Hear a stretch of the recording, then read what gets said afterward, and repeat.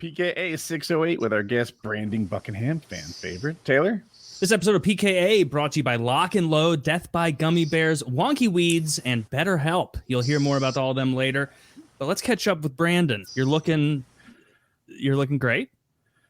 I love that he froze right there. That Can you hear Brandon, us? You're in a hostel in Denver? Sorry, my connection's going crazy. Can you guys hear me? Yes. Yes, Just I'm roar in at the a. start. This is great. Yeah, that was not a good start. But yeah, I'm in a not a brothel. I'm in a, what the fuck are they called? Hostel in Denver right now. I like that brothel's top of mind, but hostel can't come up with it. Well, they Yeah. sound alike. So what are you doing in a hostel in I Denver? haven't stayed in a hostel before. So what level of privacy do you have? And like Taylor said, what brings you there? There's like 8 people in this room with me right now. It's like the least ideal recording situation. But I'm here because this rap group called Spider Gang is flying me out to do an episode on one of their concerts. It's like Lil Darky, Christ Dillinger. I don't know if you guys heard that song, Fuck Fantana with Sam Hyde and No, I haven't Christ yet. Dillinger. But yeah, Christ Dillinger's in Spider Gang, so that's why I'm out. That's why I'm out here. You're Can you documenting get it? random hostel people on the show? I could try to. Not I could yet, try not to. yet. Let's tap this out first, and then before we bring on whatever one of fucking them up. lunatics are in the room. I'm a little excited about the lunatics that you don't know that might enter the show. Wait, I'm interested. What is everybody else doing there? In the hostel, Yeah, Yeah. they're not tracking Spider Gang. they're just laying in their bunks, I guess. I'm sure they're going to be irritated by the end of this, but It's Yeah. only 4 hours. Can you see each other when you look behind? yeah, if I look down, I think there's someone on that bottom bunk that I don't know. And then that's all I can see, really. Is it a just- boy or a girl? I don't fucking know. Don't assume. I think it's a guy. Dude. Yeah, Is I he think it's a cute? guy. Okay. I tricked him into assuming a gender. Yeah, he's Probably. very handsome. I'm super attracted to him. Nice. So, how long have you been in So- the hostel so far? We got here at like 10 a.m. and then sat in the lobby until 3 a.m. editing a video. I'm working on this documentary about O-Block right now that should be out in the next few days. So What is pretty much O-Block? up off an all-nighter. O Block, is that where you stayed, Kyle? that was C block. Oh, okay. My bad. That was C block. Different thing. It's a different thing. But yeah, O-Block is like one of the most dangerous neighborhoods in Chicago. It's like where Chief Keef is from, King Von, the murderous area. And you just So I like went in there and I went in and did like street interviews and did like a video about like what it's like to live there. did you get a good response? Yeah, I think so. We got shot at when we were leaving, which was pretty crazy. Damn, were they good it's like the shots? Dude, No, I don't know if they were aiming at us, but it was close enough to freak me out. It was like the scariest I've ever been while filming. But yeah, like 20 Goddamn. bullets rang out when we were leaving O-Block. Indirect What led gunfire? to it? Have you filed for your AutoZone discount? I feel like you're a veteran at this point. yeah, number 5, brother. Yeah. That's what I do to guy. I say, carry on. At ease. Yeah, I say at ease to the mentally handicapped grocers at the at ease, gentlemen. It's not going to hurt those peas. I'll pick it up. Yeah, it was So, terrifying. What O-Block. have you guys been up to though? It's been like 4 months since I've talked to y'all. Woody's How have you been? become a superhero. He's pogo stick man. See, he intentionally broke one of his legs. So through isolation training, essentially hopping, he has created a mega leg. And now we're thinking we're about 3 weeks away from mega leg being powerful enough for Woody, aka pogo stick man, to take to the streets and fight a little crime, hopping his way to justice. As they say. This powerful bouncing. It's a His Yeah. cap looks so fucking. Dude, my remaining I don't want to leg say is getting weird because buffed. that's like a bad word. It's blocky. It's a cinder block calf. You could use it in masonry. That's how solid Wait, so- these calves are. He actually broke his leg though? Yeah, I did, yeah. How? he's a. Have you ever seen when Evel Knievel jumped over that what's the water fountain? And, Pit? like had that Oh. terrible crash. Woody No. did like 1/10 of that and and broke his leg. Jesus. For the viewers who didn't see the other episode, I was on this bike trip, Raleigh to Colorado and Wyoming with the off-road portions, and then back. Towards the start of the first off-road portion, I took a jump, my like umpteenth jump of the day, and it went poorly, and the bike landed on my leg, and the foot kind of pointed backwards, and I broke my fibula. Holy shit.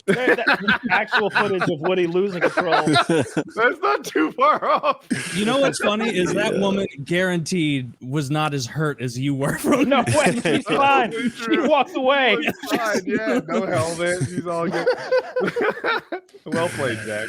But so yeah, I thought I was getting my cast off today. The doctor insinuated 2 weeks ago that I would get the cast off.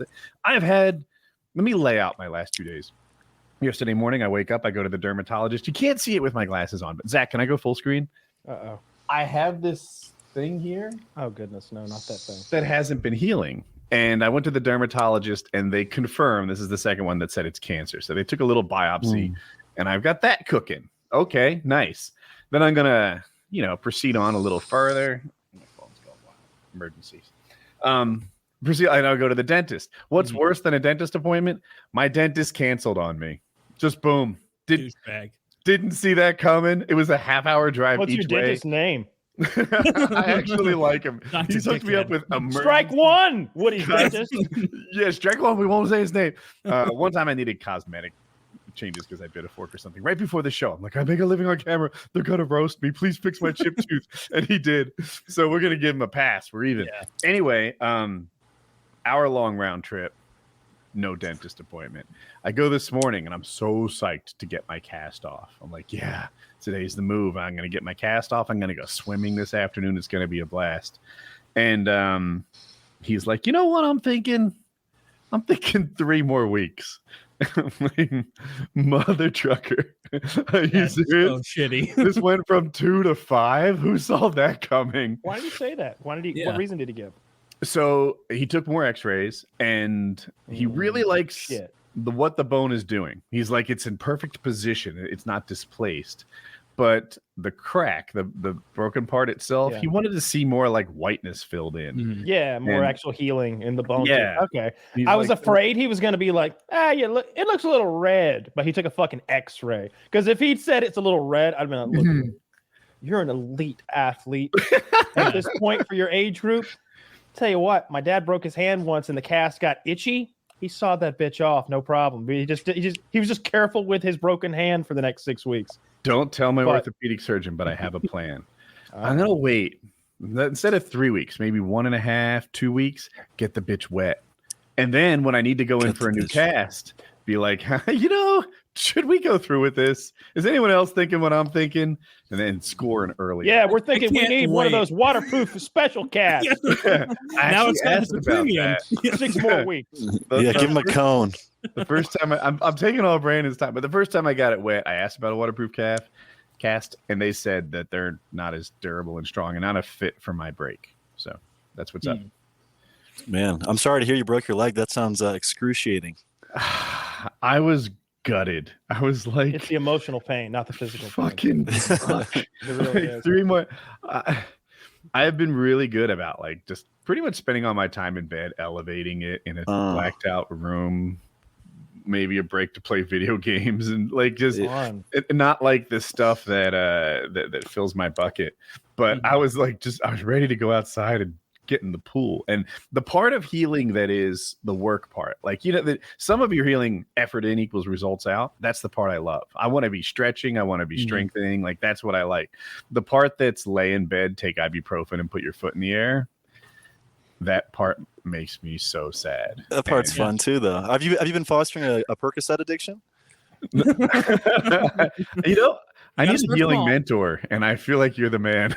Yeah. So, just dabble, give yourself room to grow into it. I would start off with like 3 Oxy 30s every day, snorting them, and work up to you're able to do like 150 mgs a day. You want to speed run, obviously, yeah. That's my advice. Yeah, for a lot of people, they'd be like, oh, I'm laying up in bed, I'm doing nothing, and I got an excuse to do nothing. Being like, for Woody is the most go-go person imaginable, and so I can't imagine. He's a working dog. Yeah, you're a working dog. You're like a sheep dog where it's like, look, we're gonna let him hang down for a bit, and like you got to move, you got to go. And so for you, this is grueling because I'm trying. In my head, I was like, he could just play video games. Like, what are Woody's biggest hobbies? Oh, that's outside. That's outside. That's in the sky. That's definitely outside. What do you do inside? Other like you play video games until you're like, this isn't even fun. I've upgraded my Minecraft house from dirt. All right, how about this? All right. So that's silly. I was thinking about you earlier today, Woody, and how you were. I was thinking about you earlier today, and I had an idea that maybe we could play some games together, and maybe not Tarkov if you don't want to play that, and especially if you've got more weeks of like recovery. I was watching someone play DayZ earlier today, and that game's actually gotten good. Like it reminded me so much of Tarkov. Watching the guy like the gunplay and the gameplay. And don't get me wrong, it's not nearly as good as Tarkov as far as the gunplay, but I don't know, just the running around and looting and scrambling for stuff. It looked fun. That sounds cool. We could hold some people up for a ransom and make them dance or whatever you do in that game. Make them drink bleach. It might have been the last time I played that game. That guy had me at gunpoint. Yep. It made me get down on my knees and told me to squeal. And you did it too, didn't you? It was well.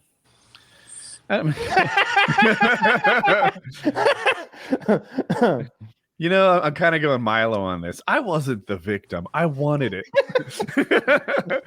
Take control of my assault. You were okay with being the bottom in that relationship. That was just the relationship the two of you had struck in DayZ. I remember once, like a guy had killed one of us, and two of us found that guy on respawn and like tricked him into being our friend and led him into an ambush. That was funny. Oh yeah, I remember that. Yeah, there's a lot of sneaky stuff in that game, but it's been so long since I played. The game we played is, I don't know, it's a completely different game now. Yeah, you know, one thing I wish that the game was better about allowing you to spawn together. Sometimes you can spend a good 90 minutes looking for each other. Oh, they've got that worked out. Yeah. Oh, that's huge. I was watching. All right, so I don't know a ton about it. So I'm talking out of my ass a bit, but in the video that I watched, for example, they were doing a duos tournament. So it was like bunches of content creators were going in pairs and then just scattering out across the map, just like on like wipe day of Rust. And there's like 15 minutes before you can fight, and so they're just scattering out looking for loot, and then last man standing kind of thing. So that looked tremendously fun. It does sound like fun. Yeah. I wanted to ask Brandon. So, are you still continuing to train with Sam at all, or is that taking a break from that?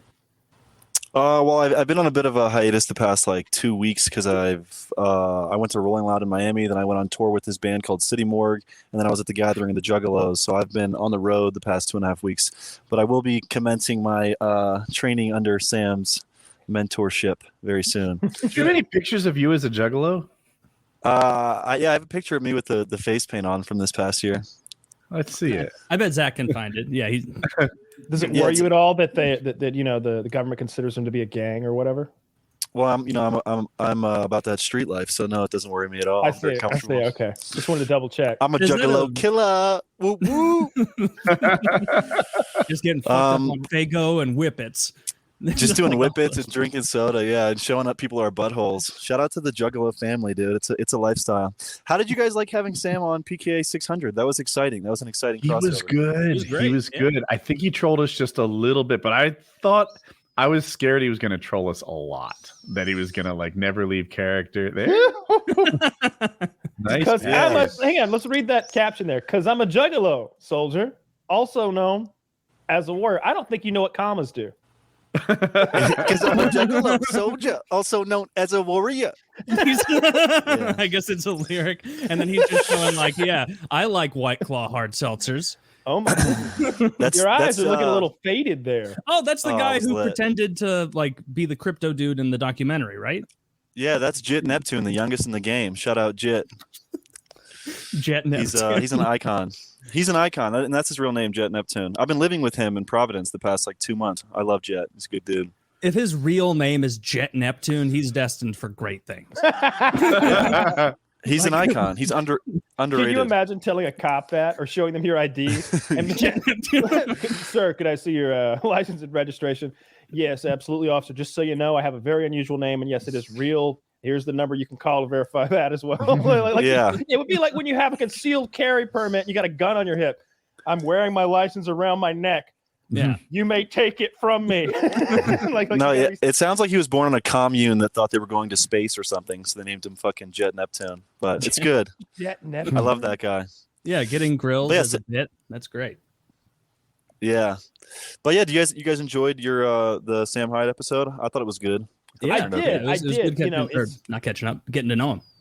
It's always a little surreal when you've watched someone on TV or something or been a bit of a fan of theirs, and then you get the privilege to kind of have a genuine conversation with them and ask them whatever you want, or potentially like make an asshole of yourself, and like the person that you really like or admire or whatever, like that that they left that night being like, well, he was a piece of shit. So you're trying to avoid that as well. So yeah, it was really neat to talk to him because I haven't been a fan of him as long as Taylor has, but Taylor showed me his stuff maybe a couple years ago, maybe.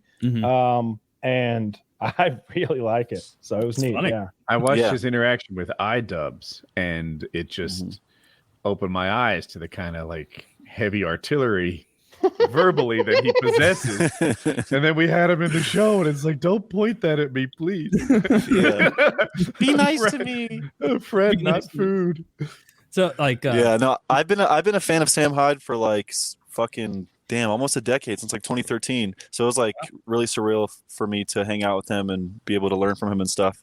It's been really enjoyable. He was the first person I ever hit up when I started YouTube. Like I emailed him being like, how much would I have to pay you to do a video?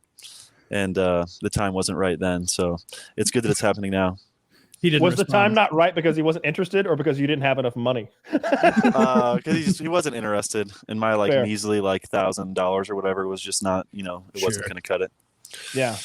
I had to prove my worth. Did any of you guys ever do that? Message someone that you were like a fan of on YouTube or whatever, like cold call them essentially when you were starting out? Like, hey, I'd like to be your friend. Do that.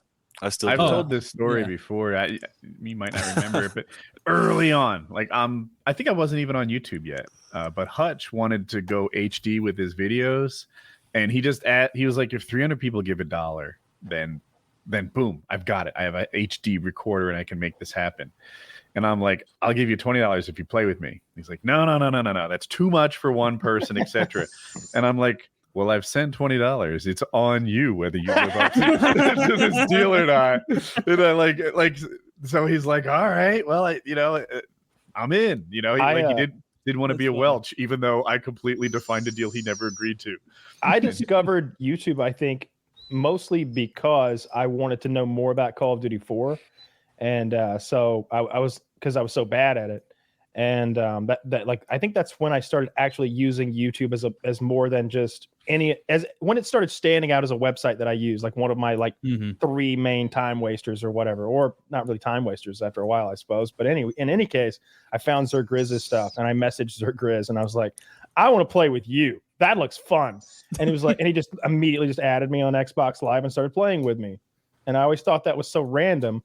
And I never asked him why. He just immediately accepted the friend request and started playing with me because he didn't know who I was. I didn't know how to make videos, And then I ended up having dinner with him that night in LA, like years and years later. And he got so drunk he got lost outside and wandered off. So those are my never got to tell him the whole story. So drunk you meet your heroes, yeah. I did the same thing for. It wasn't like just a cold call, but I remember like when I was starting my YouTube, Woody was, I think you had like 20,000 subs or something like that. Like at the time, big deal. And Woody was like, anybody who gives $50 to March of Dimes, I'll do a dual comm with. And I was like, this is beyond like obviously the move. If I can, I remember being so nervous leading up to the video I did with you. I'm like, oh, this is your chance. If you don't knock this out of the park, everybody's going to say that you suck and you'll have to quit. And so then like I did it. And I remember being so anxious, like, okay. Like then you uploaded it and like checking the comments and like them being positive and like that was like what kicked me off, like getting like 1,000 subs from that video we did together that I had a viewership. So I guess it was great. So I didn't know that. I didn't know that you had done a dual commentary with Woody. Mm-hmm. How was it that you never did one with Wings? Because everybody did. I did do one with Wings. You did? Yeah, back in the day. Your gameplay or his? I don't remember, but I remember probably yours. The only thing, it was probably mine. The only thing I remember is like right before we started recording, I was there with my shitty little desk mic, and I was like, oh, "This guy's a real deal commentator. Like he's a pro." And like we're right about to start, and he's like, "All right, I got to go TT, and then we'll kick this off." I remember. And I was like, "Okay, sometimes you got to go TT, man." Like, Is that poop? no, like pee. I had that. Well, then I had a more extreme experience, because when I needed to do my my first dual commentary with Wings ever, and I'm in the same position, right? Like, I've got my video lined up, and the gameplay I thought was great in terms of like being able to give tips. And I have timestamps, right? Like, hey, if there's a conversation lull at 38 seconds, bring it to here. If there's a conversation lull at 1 minute, 14 seconds, bring it to here. I've got paperwork in front of me to make this thing the best that it can be. And I'm all ready, and I'm like prepared. Wings is super late. Right? To him, this is a non-event. He's not excited about doing a dual com with me. It's only in reverse. And long story short, he's constipated. He asked me some advice on that. I'm like, I don't know. Frosted mini wheats is kind of magic for me. Oh my god! and we have to push it to another day because of his digestive issues. God, that's so. What a shame. So Wings though, to be late because of something like constipation. I cannot remember the. All right, maybe I've been fortunate. I also have never had like a kidney stone. But I've never been constipated and it's been an issue in my entire life. I've never been like, I want to shit, but I can't. That's never been a thing. Same. Like I sit down and I shit. I don't have to sit down and go through some fucking 10-minute, 15-minute process to get the shit out of me. Like when I remember there's the scene where the guy, I heard Elvis died on the toilet, and I assume that's because he's straining like really hard and he like has an aneurysm. And I know, there's a scene in The Sopranos where the same thing happens to that guy. And to me, that's always been like, I don't quite, how children have these funny ways of like thinking about things. Like even now I'm like, do Italians have big turds or something? Is there a joke there I don't understand? Like, cause I've never had this issue. I think barbiturates make you constipated, and that was probably Elvis's issue. I know opioids do. Opioids can like literally clog your bowels. The opioids. Limbo, he never Elvis shit. was on? Yeah. R.I.P. Rush I used to be Limbaugh? constipated a lot when I was a little kid. I just didn't have a good bathroom schedule. I was stupid. Yeah. I see a bathroom schedule is a thing that didn't occur to me until I was like, I don't know, 12 or something. But I would get to work or school and I'd have to take like an emergency shit. And my dad was like, I don't understand this problem you got. You notice that nobody else ever has to run away from work to take a shit but you? He's like, I'm like, I gotta go. That's what they say. He's like, every morning I take a shit every morning at the same time. And I'm like, well, I don't have to go. He's like, just go. And like, oh yeah, this isn't just, we don't wait until we have to go. We empty out in the morning before we go about our day. Okay, this makes sense. And as a 12-year-old, I figured that out. And since then, not only have I not been constipated, but I've really minimized the amount of public shits I've had to take in my life.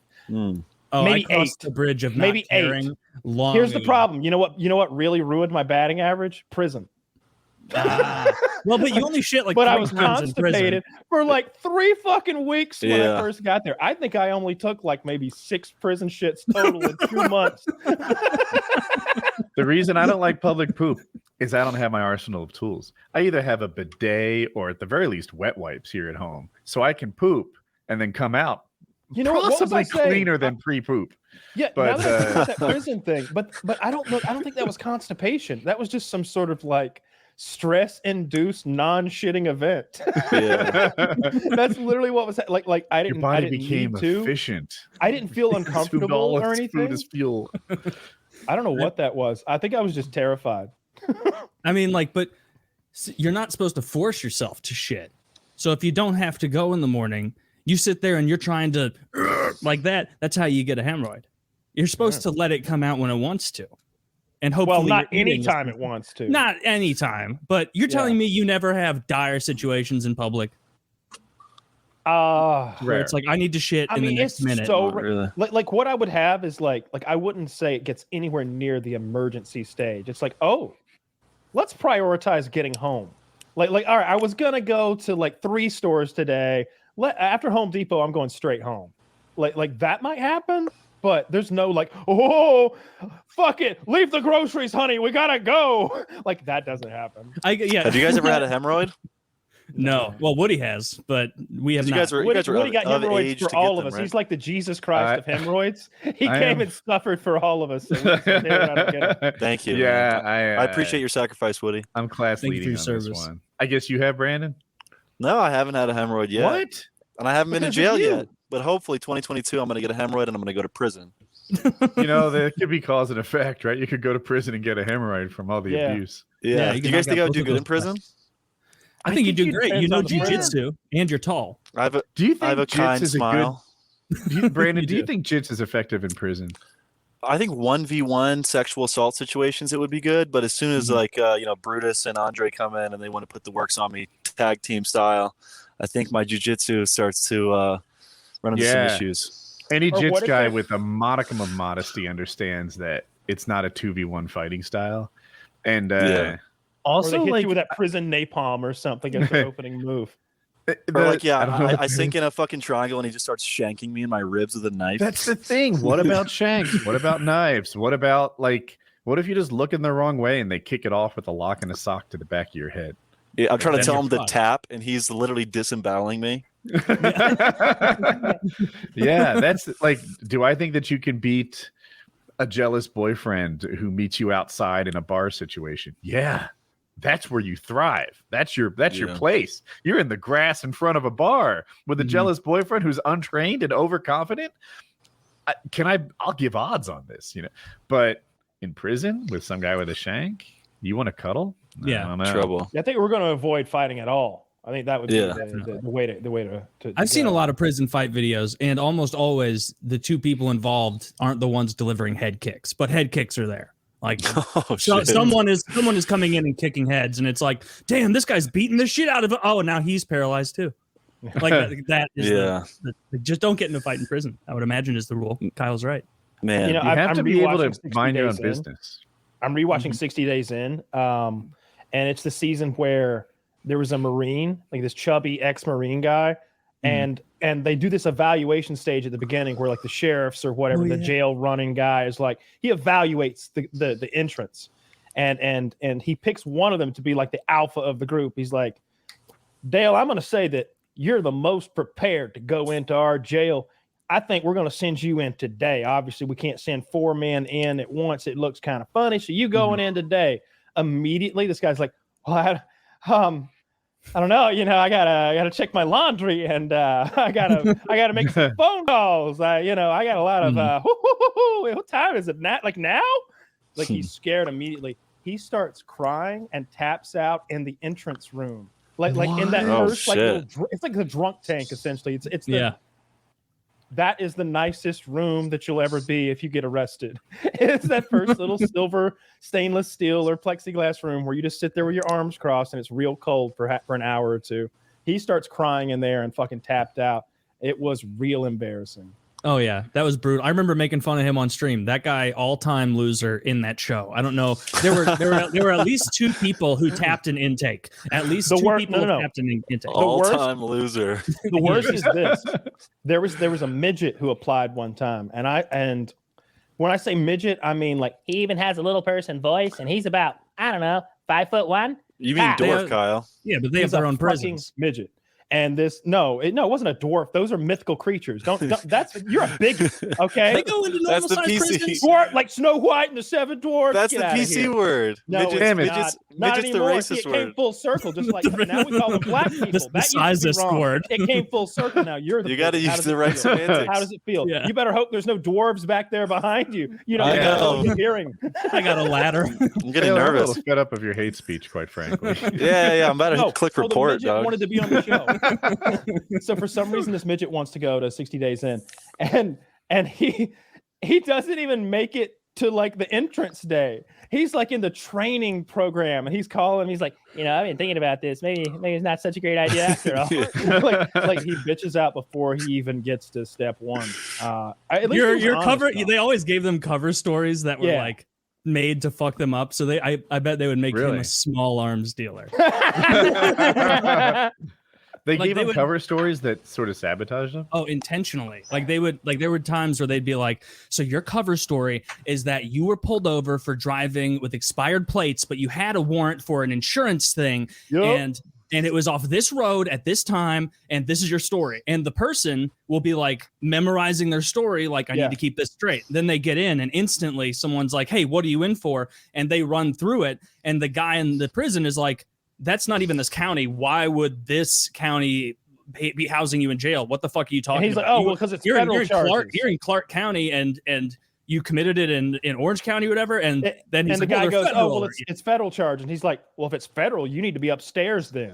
Like, this guy's such a fucking criminal that he knows where you go when you get federal or state charges. And they all know it, too. Like, you would and think, so he walks away, and he's like, you better get your story straight. And it's like, oh, my God, does this guy just know? That was and another the worst part is the guy whose cover is blown.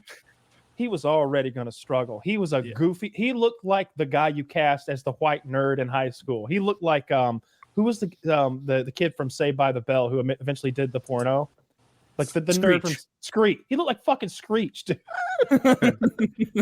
And they gave him a fake cover story. It was scary. That show is so good. Like, the people who do well often surprise you. We've had 2 members of the show on here, and the guy who did the Bible story, you know, they made him look silly on the show. But then when he came on here, he's like, yeah, in honesty, like, that's where I made the most friends. People did come to the Bible study, and we all did talk and chat. And like, religion seems like such an important inroad. I noticed that there was this one woman who was an absolute kook, a loon. Like, no, not even the prisoners wanted to hang out with her, but because she went so far with the religious shit, like, she wasn't like, we're going to have Bible study. She's like, the Lord is returning, and here you sit complaining of the meals set before you. Oh, like shit. Things like that. And so all the real criminal ladies are like, I'm not fucking with that bitch. Like near the end of the show, she started like out and out in the common area talking about how ghosts were visiting her every night, and like murderers were keeping distance. So smart strategy. Oh yeah, I remember there was a black girl. She was like, a ghost tried to rape me last night. Yeah. and persistent the girl, too. It was a couple nights and her cellmate's like, oh yeah. Fuck! I don't wake up one night, think I'm one of the ghost rapists and shank me or something. Like, it was scary. The greatest contestant of all time is Tony, though. Tony is this big black dude who goes in, and he's such a hard ass. I think he'd worked as a prison guard before. So he goes in, and I don't know what transaction he had done with a fellow inmate, maybe some potato chips or something like that. Yeah, but this guy owed Tony now, and he couldn't pay Tony back. And Tony's like, give me your fucking pants then. Oh, shit. And the guy's like, what? Take off your pants. And so the man takes off his pants, and Tony fucking takes them from him. And that man is so afraid of Tony. Tony takes everything from him, by the way. It's not just pants. But that was the most embarrassing thing. Like, it's bad enough he cleans your pockets out and robs you. But if the man says, take off your goddamn pants too, I own those pants now. Yeah, now they're my fucking pants. See you later, son. Wranglers, huh? You better lose this video. And so this man, and a real deal criminal, goes to the staff, the prison staff or jail staff, and is like, that Tony guy is going to fuck me up. You got to get me in protective custody. He's afraid of the contestant and has to go into protective custody. And Tony's like, yeah, that's what it is. It's what it is. Yeah, Tony's great. Yeah, he was the best character. I called them characters because it's so not real, a lot of it. Silly. But like, high T Tony, that guy. The prison conformed to whatever he wanted it to be. A lot of them did that bullshit where they're like, yeah, I've been here for a week and I feel like I'm one of the top guys. And then they go talk to Nazi McGillicuddy and they're like, you know, what do you think about Steve? And they're like, he ain't a Nazi. We see through it. Like level like that. Level of shit. This guy, Tony, he's a wannabe. Respected by everyone. Like he all-time top ranking guy, I think. I mean, but the best ones are the people who suck. The people who go in there, so much false confidence, so much nonsense. The balls to walk into a prison situation and be like, yeah, I'm a 3rd grade teacher and I'm ultimately confident in this because I deal with adverse situations all the time. And it's like, you can just send them away to another adult who doles out punishment. Like what? Like, this is not like prison at all. The worst part is like, I did that. You know, I went to prison for 60 days, so I feel like I've done what they're doing. So I feel like I feel like I can talk as much shit on them as I want. Yeah, because I didn't cry once. All right, I cried at home a few times after I got arrested. And then never again for all of that nonsense. And I certainly wasn't gonna fucking cry in jail in front of the fucking cops. Yeah, definitely. Fuck that. Let them know I'm upset. Fuck in front of you. snow. I'm not showing any goddamn emotion. Like let's go. Let's go. Fucking, do I turn left now? What do you want?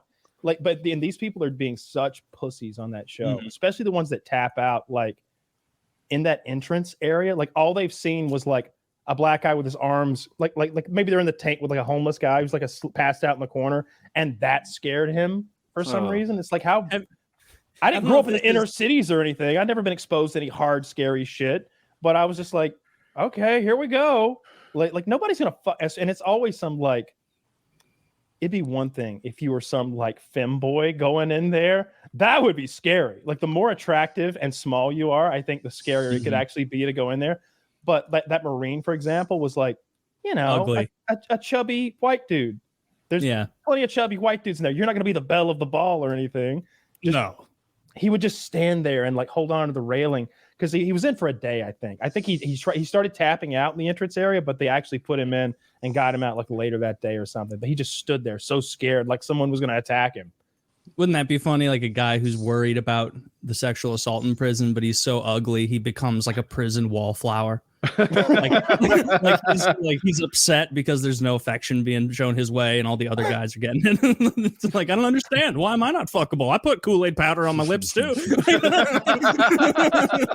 like, he's the only contestant we've ever seen turn himself out. He prolapsed his own anus. Yeah. Like unless somebody is like threatening you, actually, like there's no reason to be scared. And I just felt like so many of these people are bitches. I don't understand all the crying either. Whenever I don't understand the crying.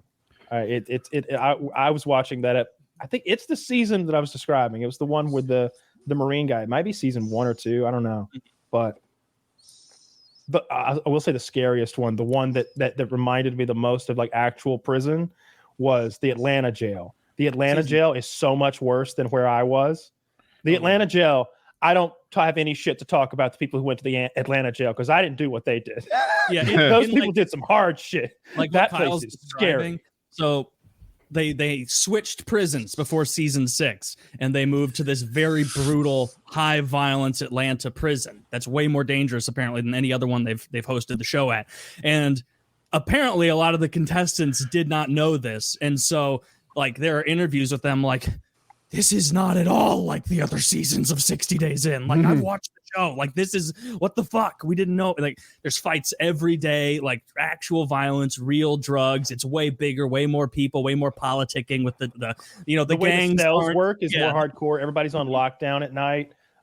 It's a real deal. It's where I wanted to go before I knew what it was.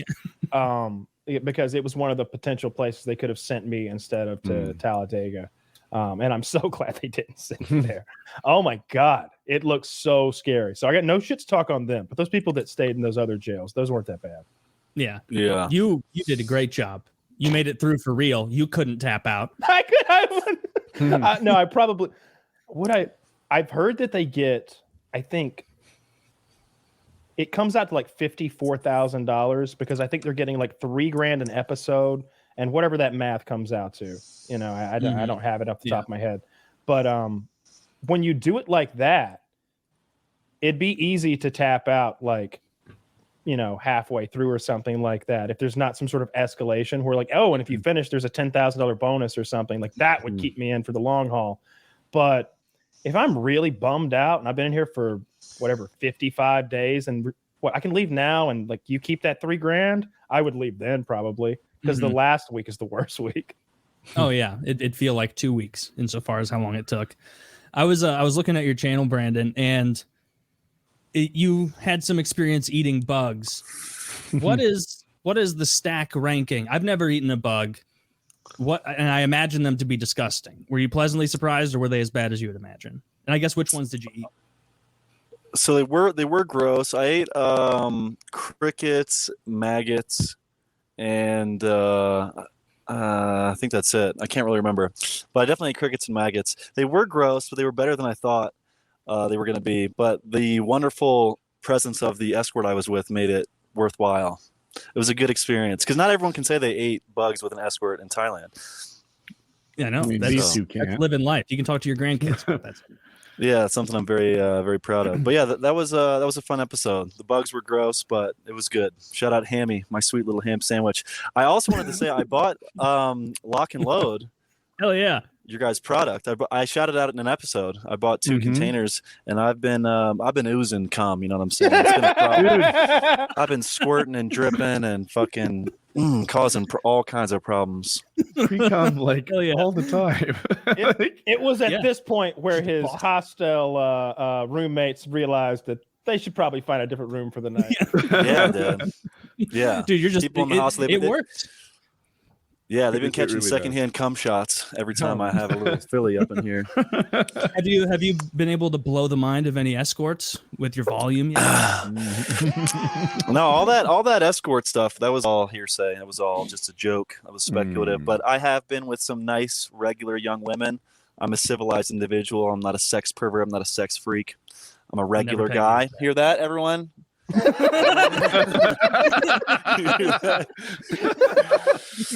but it is funny because you say stuff on the internet and you try to be funny and you make jokes, and then people they jump to some pretty crazy conclusions. So I have a whole gang of people that think I'm a sex freak. Also, people think I'm homophobic and transphobic and racist and shit. That's insane. You're wearing a Pan-African headband right now. Yeah, exactly. I'm an avid supporter.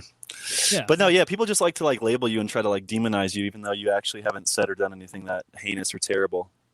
I can imagine with your content in particular, a lot of people read too far into it. Like, he's trying to make a social commentary about that, and it's like, no, it's a bit. It's trying to get a laugh and do jokes. Yeah, like my last video, sus rapping in O Block. I wanted to go to a really dangerous place and that is known for rapping and do a gay rapping routine, and people took that as me being homophobic. It's like, literally, the joke is that I'm in the ghetto and I'm gay, and gay stuff is not typically talked about in rap. So it's just going against the grain. It's not like I'm making some grandstand against homosexuals. It's the joke is so literally insane. You're taking two things that are not traditionally congruous and juxtaposing them. That's explaining jokes makes it not funny, but it's if you can't understand that and you think that's some social take about he's singing about being gay because he doesn't like gay people. It's calm down. Or people say I'm a culture vulture. I'm using black people for my own agenda and shit. It's dude, I literally went up into their hood and made a joke of myself. I'm gonna steal that term, culture vulture. I like that, but I want to make make it positive. Make it positive. Yeah, people who steal things, but they make it better. Like Pepsi, Diet Pepsi. They stole that from Diet Coke, but Diet Pepsi is better than Diet Coke. Coke Zero is better. That's a culture vulture. Well, facts. Pepsi Max is better than Coke Zero. I don't need all that caffeine. No. Let's talk about boxing, though, you guys, because I'm nervous. I have a big boxing fight coming up in October. I can't say who it's against, which is silly at this point, but how do you match up against this guy physically? Same height, same weight, same build? Yeah. Huh. Is he anyone that you called out on this show before? No. If you're talking about Danny. Danny wasn't interested in doing the fight, so but it's all good. Yeah. But it is a white guy. He was a big streamer on Twitch back in the day. Damn. So are you confident? It should be exciting. How tall are you? I'm 6'3", 175. I'll tell you my confidence. I don't know, man. I'm not a boxer. If it was wrestling or jiu-jitsu, I'd be very confident. I know I'm a very adequate grappler, but boxing is hard, and I'm not talented or experienced in boxing. But I have been training really hard, and Sam's been doing his best to get me in shape. But what's the most difficult part of learning to box? For me, it's just so awkward to be not in my wrestling stance, keeping my hands up. My shoulders are burnt out. I don't like getting hit in my face, punches coming at me. It's just completely different. It's like I'm a fish out of water. Nothing that helps me in wrestling it does good for me in boxing. I guess some footwork stuff and stance stuff and a little clinch work. But I was going to say when Conor McGregor fought Floyd Mayweather, he really bent the rules as much as he could in the clinch. Yeah. He really bullied the guy that because he's definitely He stronger. always than took his Floyd. back. Which He doesn't. did whatever he could to He was like doing duck unders and shit. He wanted to reset as much as he could because Conor Yeah. wants to fucking go boom and knock him the fuck out. So anytime he can clinch, he wants to clinch. Not only is he going to make Floyd tired, but now we reset. Now I get to reset the trap again instead of going into some I don't know, bunch of. I remember him. Hopefully I'll be able to utilize clinching in my fight because we have a similar reach, so it's going to be interesting. But my goal with this whole thing is to just put on a really exciting performance, have a lot of heart, win or lose, and try my best. And I know if I do as good as I can, I'm sure it's going to be tough to beat me. But you can't control whether you lose. All you can do is control how hard you try. What aspects of your boxing are the hardest to get right? Head movement is really fucking difficult. Like, like understanding the pockets and slipping your head off the center line. And, in wrestling and jiu-jitsu, I know the counters to so many offensive attacks, right? Like if I go for a shrug and you start to circle out, I know I can do a knee pick run through, for instance. With boxing, I don't know like the counters. I have a very basic like skill set that I can apply, and I just feel very limited. You know what I mean? It's difficult. Do you keep your eyes open well? Yeah, like I when I first started, I'm so gun shy. Like I'm blinking every time I'm getting punched at. Yeah. You have to like keep your eyes open and stay focused. And my dumbass would close my eyes when I threw a punch half the time. Yeah, I would like to get on here and tell you how much of a badass I am, and I'm gonna fucking knock this guy out. But in reality, it's like a real test, and I'm like really trying my hardest, and I'm excited to see what happens because it's like it's badass. What's the format like? Like how many rounds and I think I want to say it is 5 3-minute rounds, 10-ounce gloves. That's a real fight. Yeah, it's in Keemstar's Happy Punch organization. Shout out Happy Punch. Shout out Keemstar. But yeah, it's like I could go out there and get fucking knocked out, and you guys could all watch it. That's a real fight. I hope you don't. I hope you win. I expect you to say like 3 2-minute rounds or something like that. That a lot of times that's what they do for someone's first match. 15 minutes of fighting is a tremendous amount. I'm scared. Yeah, it's a scary thing, but it's something that I've always wanted to do. I've always shied away from striking because I knew I wasn't skilled. So when it's all said and done, at least I can say like I really challenged myself and tried my best. Do you think cardio will be an issue, or do you think that cardio is going to be a major issue because I'm a cigarette addict and I smoke cigarettes every waking second.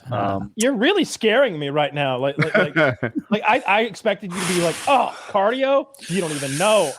That is the one place where I got this guy 100% because you really like have a background of cardio. Well, I hope he's a smoker. I talked to a doctor. He convinced me to do this carcinogen aerobic training. I did it for about 2 months, scarred my lungs, got some serious tar buildup. And cardio is going to be a major issue for me. Yeah, man. Damn. Yeah, and skills. And skills are going to be an issue. Heart is going to be a problem. Determination. Willpower. They're paying you pretty well, I hope. I elected to do it for free. I'm just kidding. No, but it's really exciting. I wish I could tell you who it was. I know. So does the guy you're fighting? Write it down? Is he of similar skill set to you, or is he above you in boxing skill? So he first started training in 2017, but he hasn't like competed or anything. I would expect he has a slight advantage in experience and everything, but I have an advantage in like I have almost 1,000 wrestling matches, one-on-one competition in front of an audience. So I should have an advantage in that department. I feel like mindset competition department. Well, good luck to you because that would be a terrifying prospect. When is the fight? October 14th in Miami, Florida.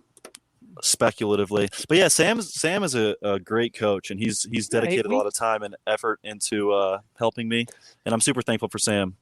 And it was really really cool to meet him. And you think he's going to be some fucking crazy super genius weirdo, and he's just like a nice regular dude who's super funny and talented. So tell me this, like because I'm fixated on this cardio thing because that's the scariest part of fighting.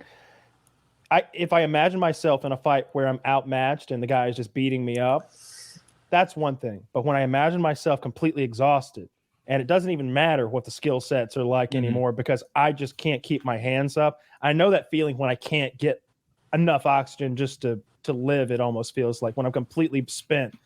Yeah. To have someone attacking you and feel like that is actually scary. It is scary. I've had that in sparring. Can I even cover up anymore? Like, am I that worn out? In sparring, when you're getting punched at and you can barely keep your guard up and you can barely fire in return, you're trying to clinch and they're like fucking not letting you clinch. Yeah, it's not a good feeling. But no, I'm working my cardio as hard as I can. We're doing 2-a-days with Jason Estrada, who's a former Olympian boxer. So yeah, Sam's getting me right. He's doing everything. So what kind of training specifically for the cardio are you doing? Is it running, jogging, elliptical? Is it hitting the heavy bag? So yeah, primarily we'll do like heavy bag drills. We'll hit pads. We do like sometimes we'll do like tire flips or they switch it up a lot. And I have this guy named Ben Shapiro doing my my strength and conditioning. So yeah, sometimes we go on long bike rides, heavy bag work, sparring, hitting pads. That's pretty much it for cardio. Man, that's the scariest part to me though about getting into something like that. An organized fight would be round 4. Are you serious? I thought this was this is 5. You're looking back at my coach or whoever the fuck volunteered to get in my corner. One of the cool things that's drawing me to it is like, you know, social media is such a finicky like bullshit game where people like blow up off like nothing, and it's like it's not very concrete. This is like a cool concrete thing I get to go do, where I get to go like, you know, test myself versus another person, and there's no like bullshit or trickery. I'm either good enough or I'm not. I either worked hard enough or I didn't. 10-ounce gloves is really legit as well. Like everything about this format is made to not get somebody knocked the fuck out. Is that normal sized boxing gloves, 10-ounce? When I don't even around, I use 16-ounce gloves. You know why? Because they make me slow and they don't hurt the guy I'm hitting nearly as much. No, they hurt. You get knocked the fuck out with some 16-ounce gloves. But 10-ounce gloves move fast. And not only that, they don't have as much to cover up with. Those big shields that, don't get me wrong, you cover up, somebody hits you in the hands. Now you're just getting hit in the face by your own hands. You can break somebody's hands like that if they're not. But it's the boxing gloves. It's not the kind that have your like poke like the fingers out. Right. Yeah, it's boxing gloves. But you'd know if you put. Can we see 16 next to 10, Zach, potentially? Because there's a visual difference. Yeah, 16s are so when you're much wearing bigger. them, you feel that difference. It's Definitely. like, oh, fast now. So like Mayweather, like the ones I see him wearing, those are 16. No, those are probably 8, right? I'm sure he's depending on the bout. He's like real specific about. Remember the horsehair Mexican-made gloves he wanted? Yeah, he really defined the gloves. What do you guys think about Sam's fight versus I'm Thompson? Because that's coming up, and I'm going to be there in London, August 27th, 16 days. I'm Thompson? Yeah, Sam's fighting some like Instagram guy. I don't even know what I'm Thompson looks We looked at him on the show. He was pretty buff. Oh, yeah. We did look at this guy. He's pretty big. But we also saw that photo of Sam. Sam is very large also. Strong, too. Sam's big body. So what are you thinking about that fight? Sam's been drinking the blood of cavalry or just horses for a while. I'm not even kidding. For the hemoglobin and the toxins. I'm serious. Blood play. He does a lot of blood. He's been drinking horse blood? Yeah, I don't know. He tried to get me to do it. I wasn't really interested in it. But yeah, blood play. You know his whole like Gormedios bit where he's like a vampire? He like takes it really seriously. Oh, wow. Like, actually fucking weird. Didn't know that was part of where his does training. he get his horse blood? Does he have a guy? He gets it in like liter bags in the internet. I don't know. But he's really into blood, and he's adamant that blood helps recovery. I don't believe that. I mean, are you sure it's blood? I think he's got. All right, either you're your recovery, right? And that's because funny, it's just blood, or it's just not real blood. There's no way he's actually drinking. I believe that if you tell me you saw him drink a bag of blood, I believe you. I just don't believe that there was blood in that bag. I believe that he was like, "Give me the fake bag of blood." Yeah. Hey, Brandon, come here. Look at this. This is stallion blood. This makes me strong. Yeah, I feel like he's trolling you. But don't someone's got to ask blood Sam. Would have some good stuff in it. That's what he What says. does your body need more than other people's bodies? Hey, the results speak for themselves. Man's machine. I mean, but okay, let's pretend it's human blood, right? Let's go presidential on this. Or a mule. Children's human blood. That's how you get your diseases. It seems like if I'm going to eat chicken and lemonade and turn that sugar-free, of course, and turn that into blood, that is an inefficient way to do it. I need to consume actual blood. What does my body need more? Why is the than production of blood an important thing for you? Blood play. You're like, wait, I'm turning food into blood when I could just be turning blood into blood. That's way more efficient. Right, I'm on a right, blood right. diet. Cut out the middleman. But your Blood has to body's have made of more than exactly blood. Okay. I'm sure you're right. Like if you want to make muscle, you eat some. Look, I like if you needed some blood, you know, if you were low, if you were anemic, I'd say maybe have a little blood pudding there. You could use a little blood. You'd let me drink you? you? More blood. You're okay. Here, You're I've brimming. I've got the nutritional info for a cup of animal blood. So this is probably cow, not horse. But 1 cup of animal blood is 206 calories. Basically no fat at all. 20 milligrams of cholesterol. A good bit of sodium, a little bit of potassium, 52 grams of protein in 206 calories, 52 grams of protein in a cup of blood. So it will. That's a great ratio. 200 calories and 50 grams of protein? It says here, 1 cup of animal blood, 206 calories, 52 grams of protein. Okay, and when he's on to when you something. look at Sam, corrected. Blood is the way to go. I'm eating this fucking chicken and broccoli horse shit. And when you look at Sam, we're going full blood diet. He's so ox-like. I want a bag. But he is ox-like. More plates, more dates led you wrong with this vertical. He's like diet steel. nonsense. He's keeping all the blood for himself. That Jack, son of a bitch! How many virgins has he bled dry? He's gonna be furious that you gave up his secret. Derek, you better make a video using this as a highlight. We need you to fucking explain to us why you didn't put us onto this blood shit. Nutritionix.com. Nutrition's in the name. No, the thing is, Derek doesn't want you to really get pussy. Performance enhancing. I'm into anything performance enhancing. Like I kind of want some EPO. Like if I were gonna do, I'll say this: if I were you, Brandon, I would be on EPO. Like I would get right on that right fucking now. It would be very easy for you to find a guy who could help you with that, so that you could get on EPO. Like immediately, I would be blood doping somehow or another. If I was in any, I'm not talking about competitively. If like me and my boys like to ride like mountain bikes, I'd be like, yeah, hook me up there. I'm not blood dope. Let's design his cocktail, right? Obviously, he needs testosterone and chambers EPO. and shit. That would be cool. I didn't even think about doing that. It would be sick to just do a bunch of PEDs and get fucking yoked and really like athletic. But how many days do you have? I'm in twink mode. I have about 2 months. Oh, dude, that's perfect. Let's get you on some like. They don't test. They're not going to test you. Start a cycle. There's no way Keemstar's organization is testing for performance enhancing drugs. I doubt it. Yeah, they'd probably be upset if you weren't on them. Yeah, really, you're committing a bit of a faux pas by not being on we got your blood work back, Brandon. You're not on anything? You're a bitch, dude. You have a womanly testosterone levels. Get the fucking state your of you. Your opponent's on some Captain America serum and you're fucked. Watch my opponent shows up just like so athletic out of nowhere. He's on steroids big time. That would suck. I mean, if that happened, you just got to take him to the ground. And then just say fucking like, ankle you know what? pick. You cheat, I cheat, and choke him out. He shows up looking like Boagrius. Boagrius. No, my thought is even if my opponent comes in great shape, as long as I like show my heart and determination, it's not going to be like an L. You know, as long as you put on a good fight and you're not a bitch. Mm-hmm. So it should be good. Definitely. That's true. But that's why if I was going to use a performance enhancer for boxing, it would be for the cardio. Because while I guess that is an edge, it's going to allow me to beat somebody up more effectively. It's more about allowing me to just stay in the fight. I just want more fuel to like stay here and keep fighting the training. In that situation, then like the blood. I don't have a lifetime to learn how to do it. So you might be able to train. I'm making up numbers like 6 hours a day, where a natural guy can do 2. Yeah, I don't know what EPO feels like. I would legitimately be interested in doing if I were doing any kind of like endurance training whatsoever, though, because TJ Dillashaw looks like he looks like he's a god or something, like a little short one. Like he'd be like a messenger god, like Hermes or something, but a god nonetheless. Yeah, and he got busted for EPO. Yeah, he's a fucking freak. And he's gonna come right back and just destroy. He still looks tremendous. Yeah. Speaking of UFC, how about Piotr Yan losing to Aljamain Sterling? Are you guys in that deep to where you care about that or no? Yeah, shocking. So for people who don't watch, here's the scoop: these guys were fighting each other. Piotr, is that how you pronounce his name? Piotr, yeah. He was favored to win, and in the first match, he nearly did. He beat the dickens out of Sterling for maybe 4.5 rounds, something close to that.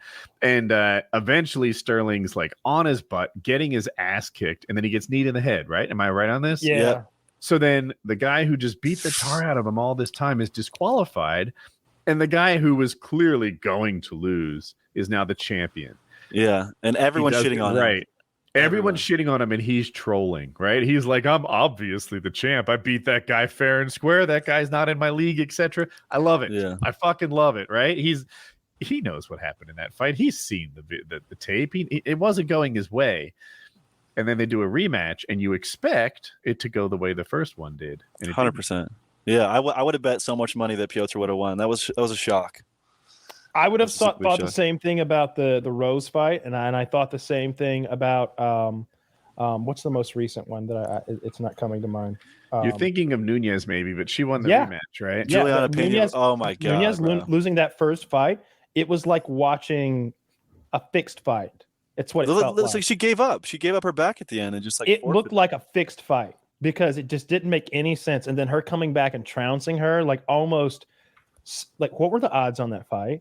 Okay, can we look that up? Was it like 1,200? Probably insane. Was that a fixed fucking fight? Biggest like upset in championship history ever. It's got to be one of the biggest ones. Like Sarah versus GSP, the odds probably weren't that lopsided. Like this is absurd. It's like the greatest of all time lost to this week's girl who's going to take a beating, and that's what Pena was supposed to do. Yeah. And if anything, we were worried about Pena's wrestling and sort of a lay and pray kind of strategy. We definitely didn't think she was going to be in there working the jab effectively for until she just made her quit almost. It was incredible. Here's what I like. So when Pena got the belt, right, everyone is like, oh, what are you going to do? They're expecting her to dodge fights, whatever. She's like, no, just pay me. I'll fight. Get Fedor out of retirement. I'll fight Fedor, the greatest heavyweight guy of all time. And maybe the greatest. And she's down. She just wants to be paid. And she's looking at the calendar saying, I'm 32 years old, maybe. If that's not right, it's really close. And I don't have a long championship reign. This is my time to make money now. Pay me and I'll fight anyone. Definitely. So they set her up with a rematch with Nunes and she loses, which sounds terrible, right? Like, oh my gosh, I hope she made her money on that fight. She's due for a trilogy. She's beaten her. They've beaten. There's a trilogy thing here. I hope they do. Yeah.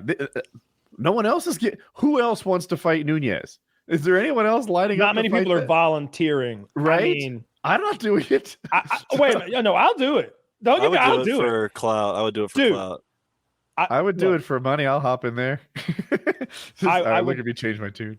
I would absolutely fight Amanda Nunes. I didn't say I'm going to win or anything, but I'll what a training style. Has that man been focused on his left leg for all 12 weeks of camp? He can jump 12 feet in the air. You start off just boing, boing, boing, boing. Look at the pogo go. He's checked Amanda's leg exploded when Woody checked that kick. I've never seen anything like it, Don. Her leg wrapped around his twice, and then he just tore it off her body. Jumping axe kicks. Yeah, if she gets the trilogy fight, she might. That's the payday we've been looking for. I hope she gets it.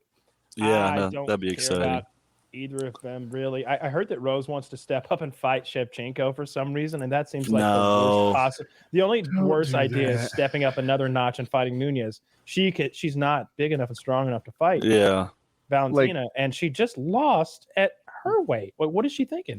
Exactly. I wish Valentina would be my wife, bro. She's like so ideal. Yeah, right. She's like she's like a if you're gonna have a contest, like say the world was gonna end and we need like 16 women and 16 men to go in the space capsule or whatever, she's gonna be in that group of women, right? Yeah, she has to be. She's like the Optimus Prime. Like multiple languages, weapons training, like the combat training. I think she has a pretty extensive education. It's really impressive. No, she's so hot. Dancing too. I don't know if you count that, but it's cool. Just throwing it out there. I have wet dreams where she breaks my clavicle in an omoplata. Sorry, Woody. If you were to stock a space capsule, right, and try to like start a new human population, would your male-female ratio be 50-50? Or do you not just need like 8 guys and 24 women? There is an ideal ratio, and there's some show where this was like talked about, where I can't remember what it was. It was Cumbusters. Like not like a legitimate show where they were talking about this. Oh, it was a Star Trek episode where they're a legitimate show where they dove into this. It wasn't National Geographic. I'm not talking about nonfiction. I'm talking about like someone thought it out and like figured out what the most ideal genetic ratio would be if you're trying to like start a civilization over. But there was a Star Trek episode and they were like, you guys may have to kind of change your mind about how many wives a husband can have. And the guy's like, oh really? And like 2 women are like, yeah, really. And it's like, I think We could work on that. Yeah, okay. It's great. But you definitely need more women than men. I could go both ways on that, right? And it depends, I guess, what the problem statement is where you land. Yeah, all right, I see what I did. It's gay. So on one hand, like at first I thought of reproducing, right? I want like 30 women and 2 guys, right? Whatever. Okay. That's a big ratio, but work with me. But now you only have 2 men. Like men are good for things other than sex. They're also really good at like building structures, and they're good at like chopping down trees and fishing and who knows what. So keeping in mind that there's like more to a society than just reproducing, what's the ratio? Do you even want? Okay. Well, in that scenario, you might want. I think you want an even ratio of couples who are like engineers and scientists, right? And you want them like looking over some sort of embryo storage situation, because starting with 16 people is not a good idea to begin with if we're really trying to start a new human race. We're going to need a whole bunch of like embryos in bags, like 10,000 of them that we're just hatching out and raising with AI and stuff and populating this new planet. We're not going to do this the old-fashioned way. Jesus. Yeah, I feel like you kind of broke. If we're traveling to a new star, we're not fucking our way. This is more of an Alone, the TV show scenario where we're we're gonna start. We're gonna restart the human race. How? Bend over. No.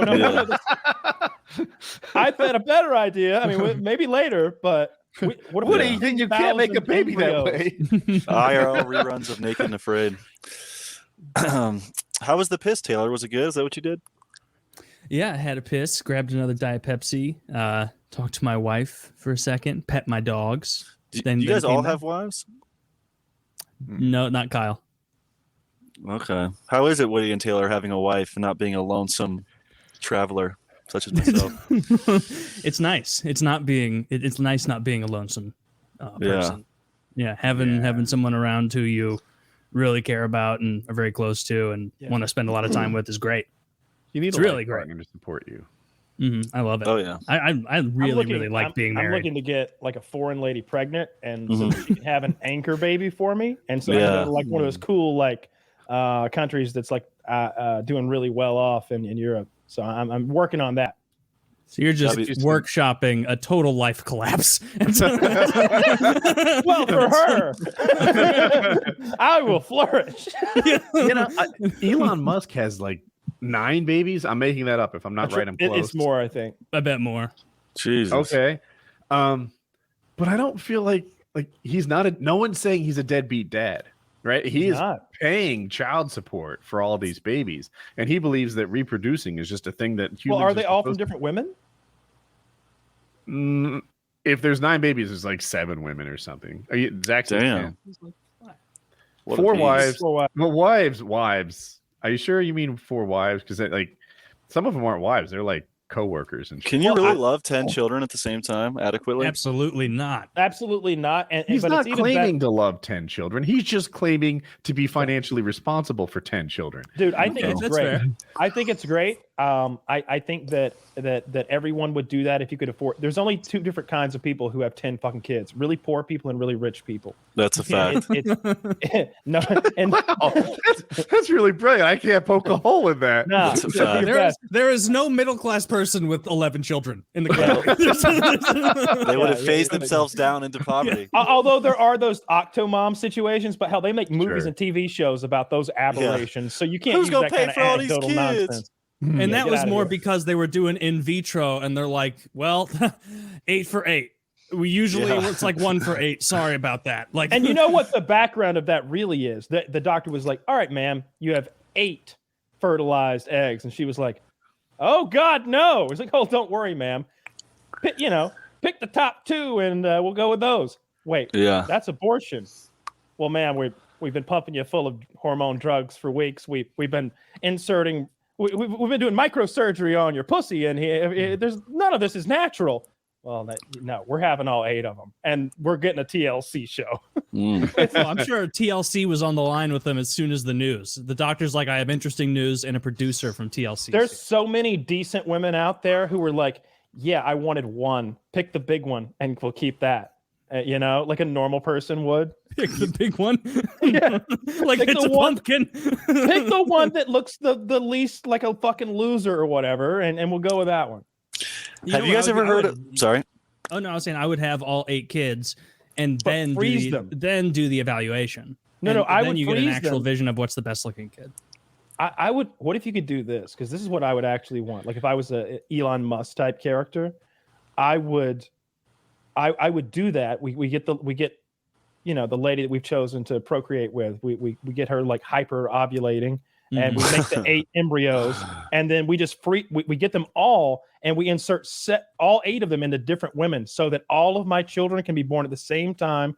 Because no woman's going to take 8 at once, and it'd be cooler to like have the 8 births at different times. You don't want to do a mega birthday, even if you are a billionaire, right? And then I can have like 8 little workers, and they're all going to fucking school together, tutoring each other. Like we have a classroom where they're learning to be like the leaders of my companies in the future. And the birthing pod situation is inside an Amazon distribution center. And so they don't know a world exists outside of the Amazon distribution center. So I don't know why we're doing that.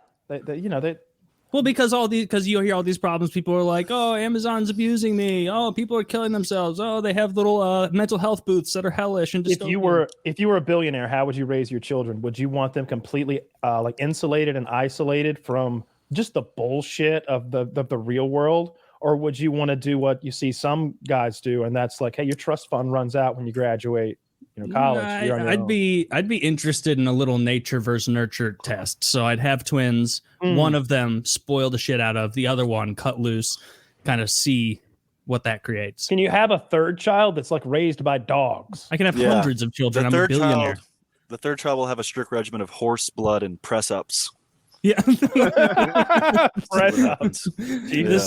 One of my children lives in a white windowless room his entire life with nothing but a functional trainer and protein powder and blood. Yeah. And we just see what we can do. Create an absolute Billy Banks monster. CDs. Yeah. That's awesome. Now, I wanted to ask you guys, I wanted to bring this up on this podcast because it's like a weird niche group. It's called the TLC Tuggers Convention. It's held in Atlanta every year.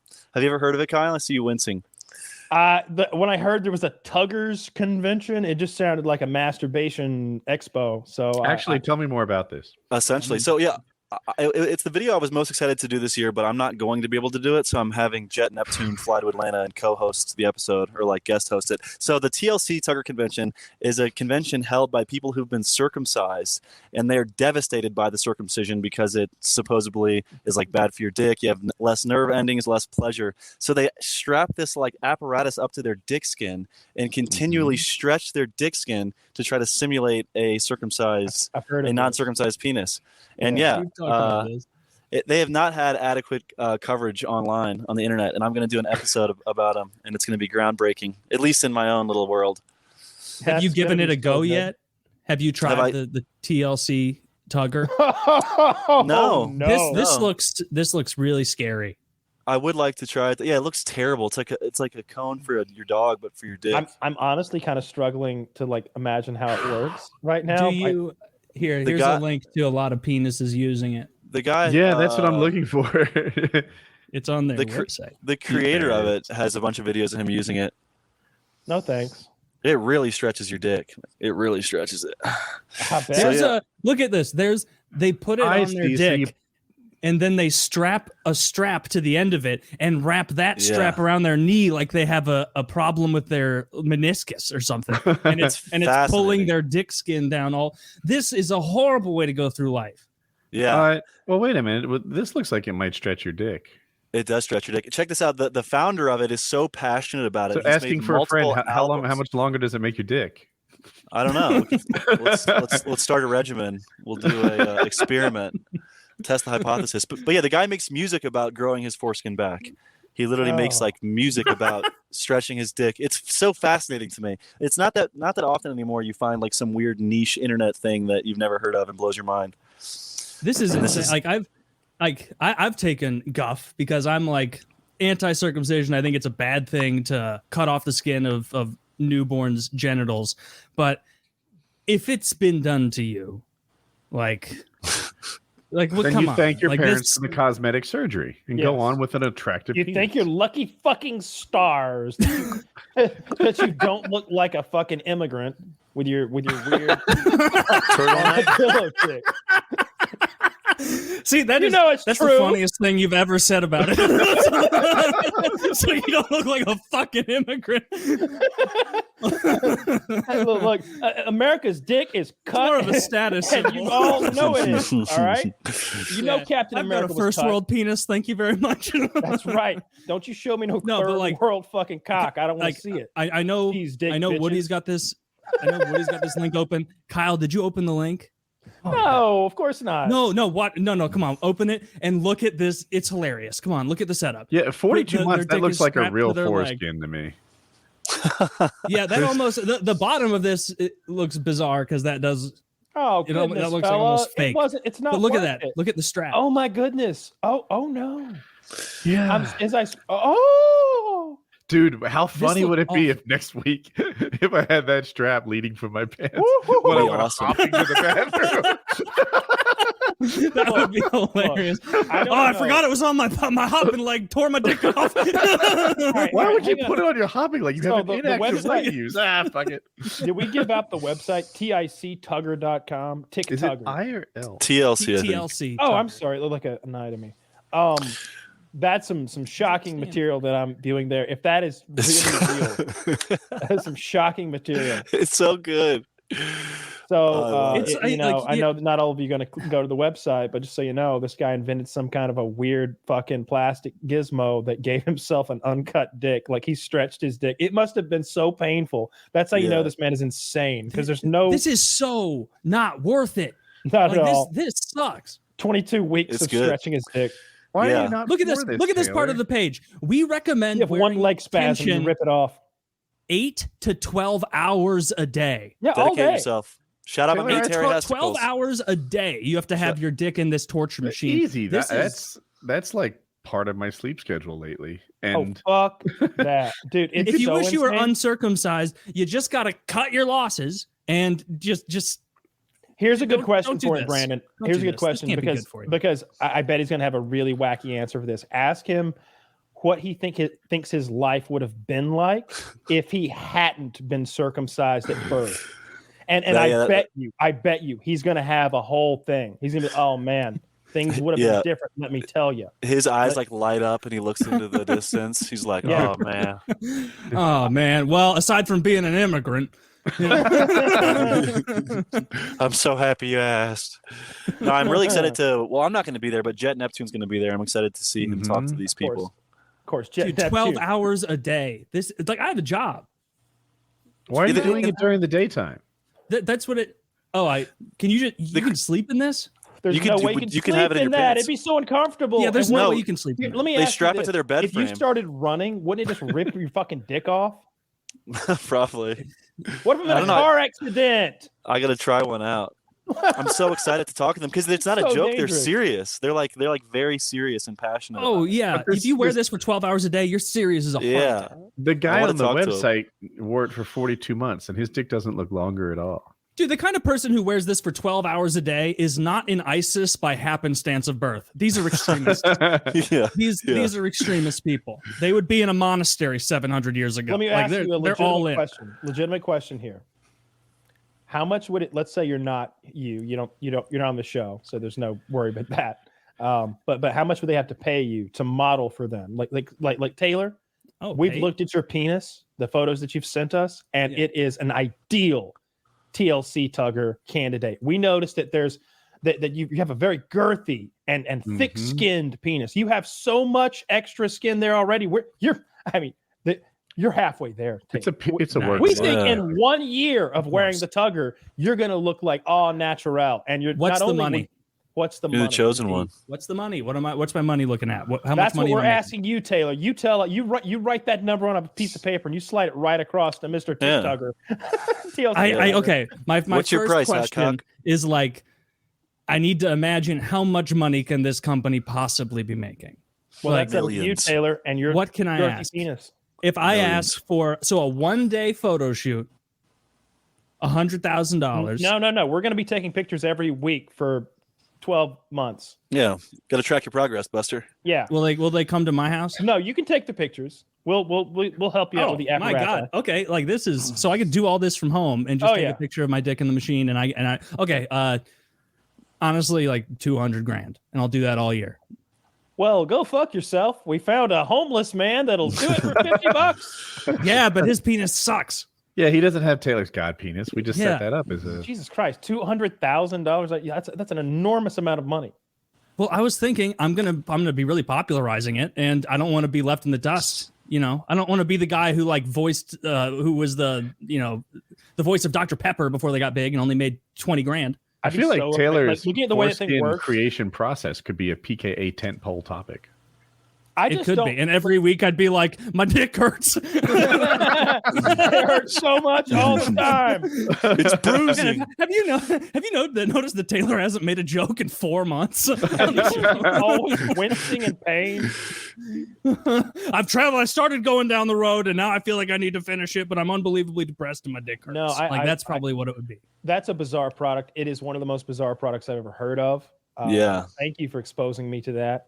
Hell yeah. And they got a nice website for what they're doing. No, I'm excited for that.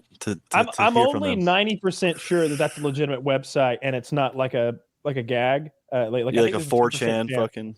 Yeah, there's a 10% chance that someone made that website and that product, and it's all just a big gag or something. Like the. I always go back to the miniature giraffes that those designer mini giraffes that you're going to be able to buy. What does TLC mean? Tender loving care, I guess. None of this looked like that. Yeah. No. It should be called the brutal tugger. Imagine, stretching your dick like that. I would just feel guilty, like some amount of shame doing that to my penis. Yeah, you'd be like sitting there and be like, oh, I got to sit down for 8 more hours for my dick regimen. And like life would be passing you by. Maybe I'm crazy, but like my biggest concern about that thing is if I needed to, like, let's say I spill coffee on my lap or something, I need to jump up suddenly or whatever. I don't know. I get someone jumps around the corner and spooks me. If I move my leg in an athletic kind of way, let's just say, like what he just did, do I rip my dick off? Yeah, you de-sheath your dick. Yeah. Fuck that shit, dude. Done. If you deglove your dick, you got bigger fucking problems than uncut or cut, dude. Yeah. I guess that's the ultimate circumcision, right? Uh-huh. The fact that it has to be stretched the whole time, like constant under tension. Think about like that's 24 African tribesman. And here's my bet. I bet that if I like touch that thing, if I flick it, it like goes back to normal. I bet that it's like hold. Like I bet they put fucking glue under there to make that skin sit there like that. There's no fucking way he stretched it and now it just goes like it. That's how I would with that belief. I'd tie my dog's leash to it at the park. Have that motherfucker pull. That's a good idea. Kite. A fucking kite. You're just really like, good idea. Get back here, Fozzie! You're just walking with your hands behind your head. Oh, that'd be fun. Jesus Christ. Now I want to ask them if they regret it. I want to ask them if it's been worth it. I just want to pick their brain because it's so fascinating.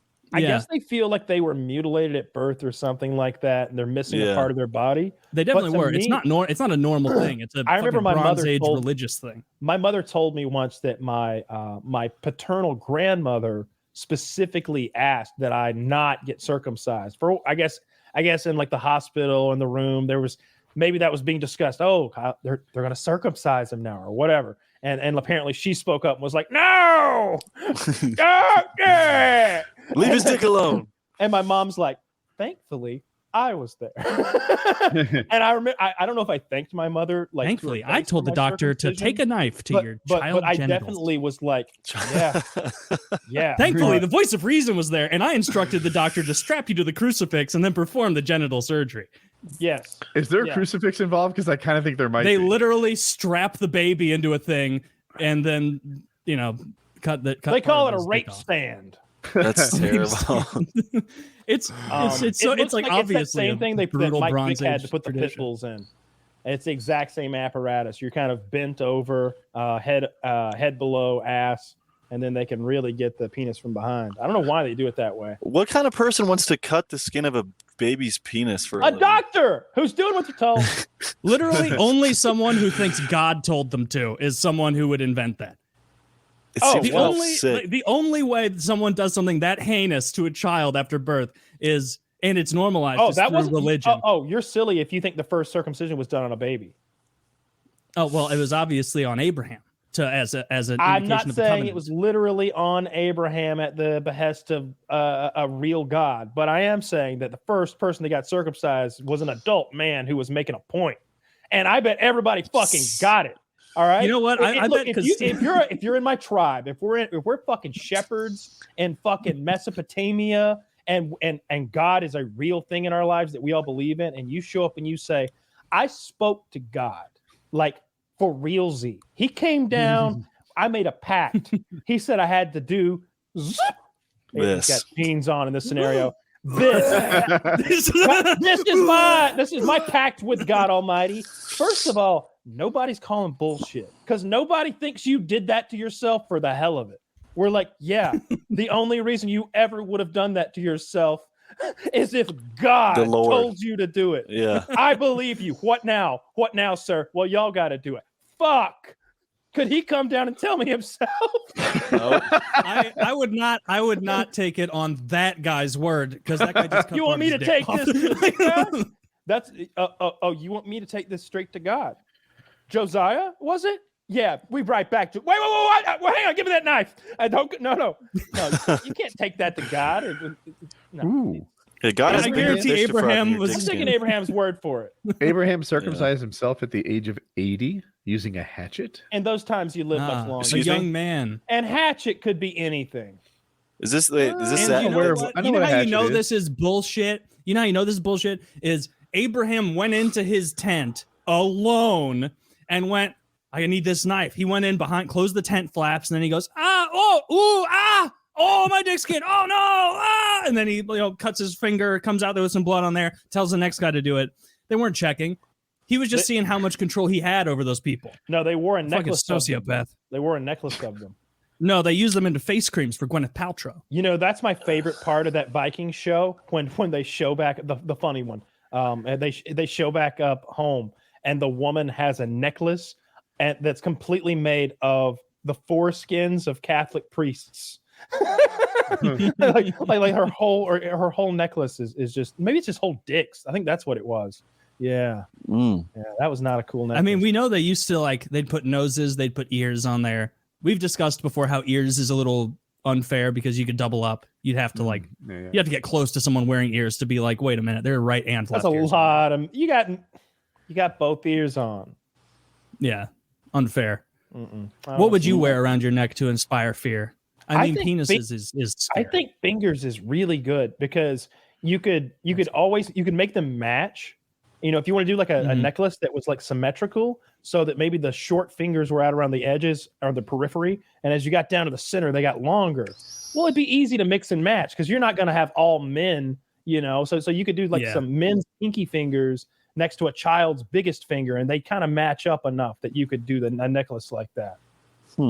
That would inspire terror. And you can paint the nails. I bet they preserve really well too. You dry a finger out, keep it in salt. Yeah, probably better than the rest.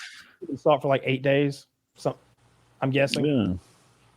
Never thought about that. War was horrible back before. Well, I guess it's horrible with guns, but before guns, good God, it seems horrible. Like eye to eye with someone, you got a knife and you got to hope that you don't get caught by a stray bolt or something.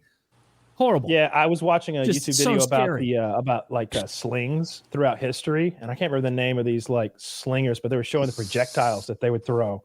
They kind of look like flying saucers in a way, like that shape of a piece of lead or stone, and they go so goddamn fast.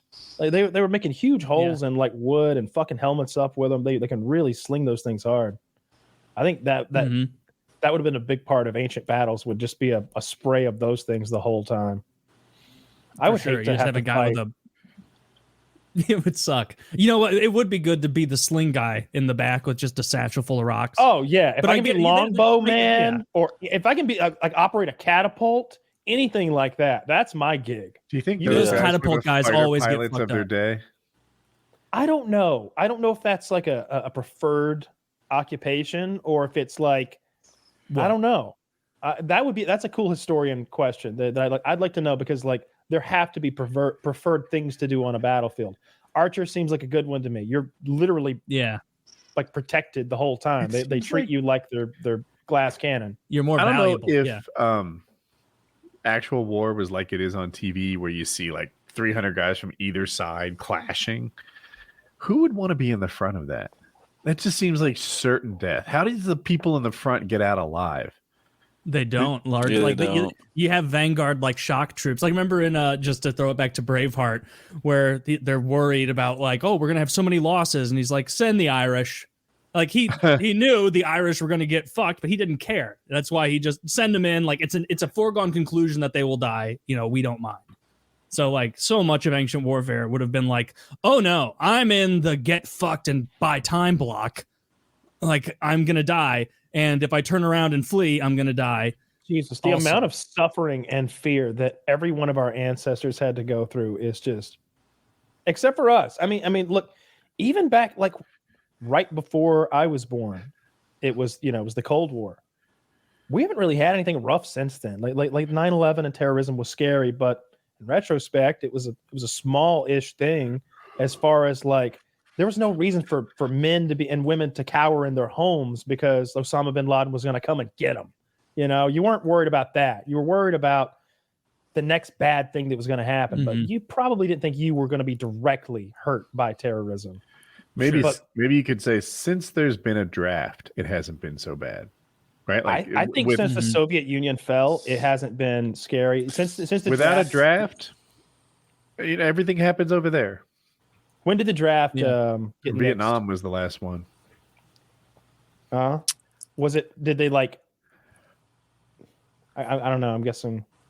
I'm just wondering how they like said no more selective service. Was there? I don't think is it it's still allowed. They can just decide to like turn it back on again. They could turn it back on, yes. But is that a presidential thing or a congressional thing? I don't know. I'd like to know, wouldn't you? It's important. Yeah, because I trust Congress with that.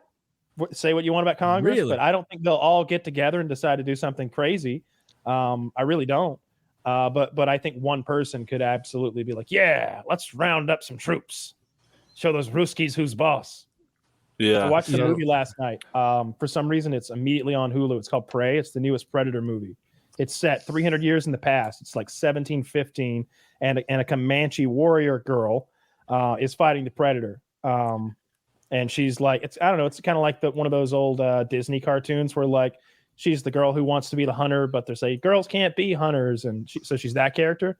If you don't mind that she's a little bit overpowered for a small Comanche warrior girl, then it'll be a really fun movie for you. I thought it was great because it's 300 years in the past. Even the Predator's technology is a little bit behind what we'd normally see. Don't get me wrong. He's still fucking invisible and has laser targeting, but now instead of an energy cannon, he's got lasers. Like a this thing that shoots these little projectiles, like through like gravity projection or something. They like, I don't know. It's like his version of that. They have bows and arrows. It's the Predator version of like a bow and arrow. I would say that. It gets right to the fucking point. There's no fat on this movie at all. Where it's like, hi, I'm Warrior Girl. Hi, I'm Predator. Hi, I'm Warrior Girl's brother. And we're the tribes people. And we are the French trappers. All right, go. Kill each other now. Yeah, now you kill her. And it's just death and mayhem for maybe 90 minutes. It was I watched it last night and dug it. I liked it a lot. I think it's the best Predator movie in a really long time. I liked Predators with Adrian Brody, but Adrian Brody's not an action. It's more believable that little girl can beat up a predator than Adrian fucking Brody. I like Adrian Brody. I like it too, but he's not a tough guy. He's a fake. The one that has an alternative space travel, like where the Russians beat us to the moon. What is it called? The Fall. For All Mankind. The best show on TV currently. Yeah. I started watching it after PKN, which is just 2 days ago, and I'm like 8 episodes in, and it is living up to the hype. I'm loving the show. It's tremendous. It is so tremendous. And Gordo's wife is so fucking hot. Karen is she got super titties hot. on her? Wait, no, Gordo's has huge tits. Gordo's wife is the blonde. That's an astronaut. The right? blonde. No. Karen is the other guy's wife, the brunette. Oh, you're right. Yeah, I'm talking about the blonde. The blonde has gigantic titties. Titties are so good. They're all going to be big in the future. She looks like Lola Bunny from like the original Michael Jordan Space Jam, like the sexy one, not that new PC woke ass, flat chested, flat ass one. They made the bunny like look like a real basketball player. I don't know. They didn't make her look as hot. They didn't make if She you go back wasn't to as busty, Taylor. How did you not notice? That's pretty offensive. it offended me. Sickening. You're undermining the millions of couldn't boys finish. in the late 90s who were confused. But it was by weird that. though. They had the characters from Clockwork Orange in that movie at the same time, and they're literally like murdering rapists. Yeah. Wait, they have a throwback to Clockwork Orange? They're in the crowd Wow. watching the basketball game. Drinking milk. The one on the right looks like fucked up. Like her eyes are all swimming.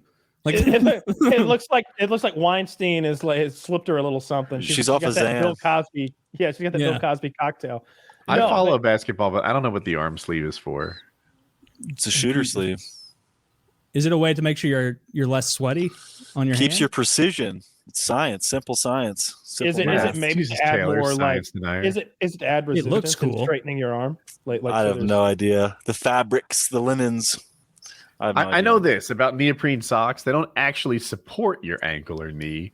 They give your body like a feedback loop that helps it understand its position. That's the idea. Zach says it's to maintain heat so you don't tear ligaments. I thought maybe it'd work like a neoprene sleeve did.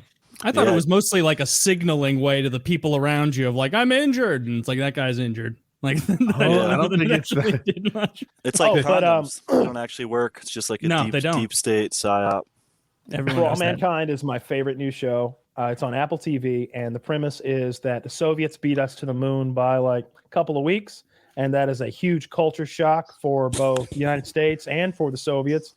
And so the space race then continues decade after decade. And because of the space race, technology advances about 10 years faster than it normally would. So you start seeing cell phones in like 91, 92. You start seeing like iPads, same time, 91 or 92. You start seeing video conferencing with Reagan. Reagan's coming to you live from a fucking tube TV that they wheel around the room, and he's having and it's deep faked Reagan like talking to the characters. They do a pretty good job of all that, like because presidents are, I wouldn't say they're characters in the show, but they're parts of the show. Like Nixon especially. He's the president at the beginning of the show, and he is Nixon. He's a piece of shit. And when he loses the space race, he's like, "What kind of chicken shit operation are y'all running over there?" Like he's trying to kick some ass and like. Do they do a good job with Nixon? Because I've noticed you don't see Nixon. Okay. No, You hear Nixon. I think you see him. I think you do, and he looks great to me. Okay. Have you guys noticed with Nixon more than other presidents, like when they're in a movie, he looks more like Nixon than Nixon did? They turn him into a caricature. Yeah, he's a total caricature. It's They do I'm gonna defraud. So the what they've American done here, people." my guess, is they've taken, there's tons of actual recordings of Nixon. So they're taking real recordings of the presidents and real clips of them, and they're talking about relative things, like the Soviet Union. There's plenty of recordings of Nixon talking about the Soviet Union and being mad that they did a thing. So Well, they just slip that in there and make it seem like he's complaining about the Soviets doing the thing that the show made up. It's not like Livia Soprano, though, right? No. Nothing like that. No. It's like I can't believe how bad that scene is on rewatch. You know what they do fuck up on, and I hate when shows do this. Whenever a character picks up a photo that's like in an office, and it's like them when they were younger or like back in uniform, and they're obviously it can't really be them because the actor's 70 and this is supposed to be him at 25 in a flight suit, and that just doesn't exist. But they make it look so bad that you're like, dude, I could have done better. It's like the George Costanza, like on the beach picture on there. Yeah, it looks so terrible that it actually takes you out of it. I highly recommend this show, though. People die in this show. It's sad sometimes. I hope. I've seen one death, and it's not a main character. Every time a rocket launch, I love it when they kill my favorite characters. It shows me a commitment to surprise. It there's. I don't want to over spoil it. How many? Apollo 15. I was hoping it would die. I was hoping it would explode like the Challenger did on the way up. Why? Because those are characters that you've spent 8 episodes building for me. How many main characters would you say there are? Main? who you would consider like your guys, like it's a little Game of Thronesy where it's hard to tell like who's the main character of Game of Thrones. There are like there's one. I only asked because I was going to say who like lowered the woman in the moon hole. That guy's maybe the mainest character, but I bet it shifts, and I like that there's a good 8-12 main people. Yeah, I would say there's about 6 or 8 like main characters that I really care about, and if they died, it's a big deal. And like half of them die. Like a lot of people die. It's rough. It's a few times. The special effects toward the ends of the seasons, I guess I would say, things get crazy because that's when they try to do the big thing they've been planning all year. But no, I really like the show. I highly recommend it. I like. I don't think I have any complaints. I really like how they handled like the special effects, like the way that they. I don't know when they're like doing a moonwalk or something, or the way the technology advances is the thing that bums me out though, because it's like, man, I want to live in their world where we kept advancing and you know, like developing all these new technologies to try to keep pace with the Russians technologically, because it's like, okay, we need a habitat on the moon. How do we do that? Well, the tech that creates that is getting used back, the fuel sources and the mining techniques, the resources that are being gathered. The space program is fueling so much consumer technology that it's like, that thing, right? Like from the Wright brothers to landing on the moon was 66 years. Yeah. And then I don't know, has it been 66 years since then? Maybe 55 years. We did what? Get iPhones and better telescopes? We turned dicks into pussies. Yeah. Touche. All right. Yeah. All right.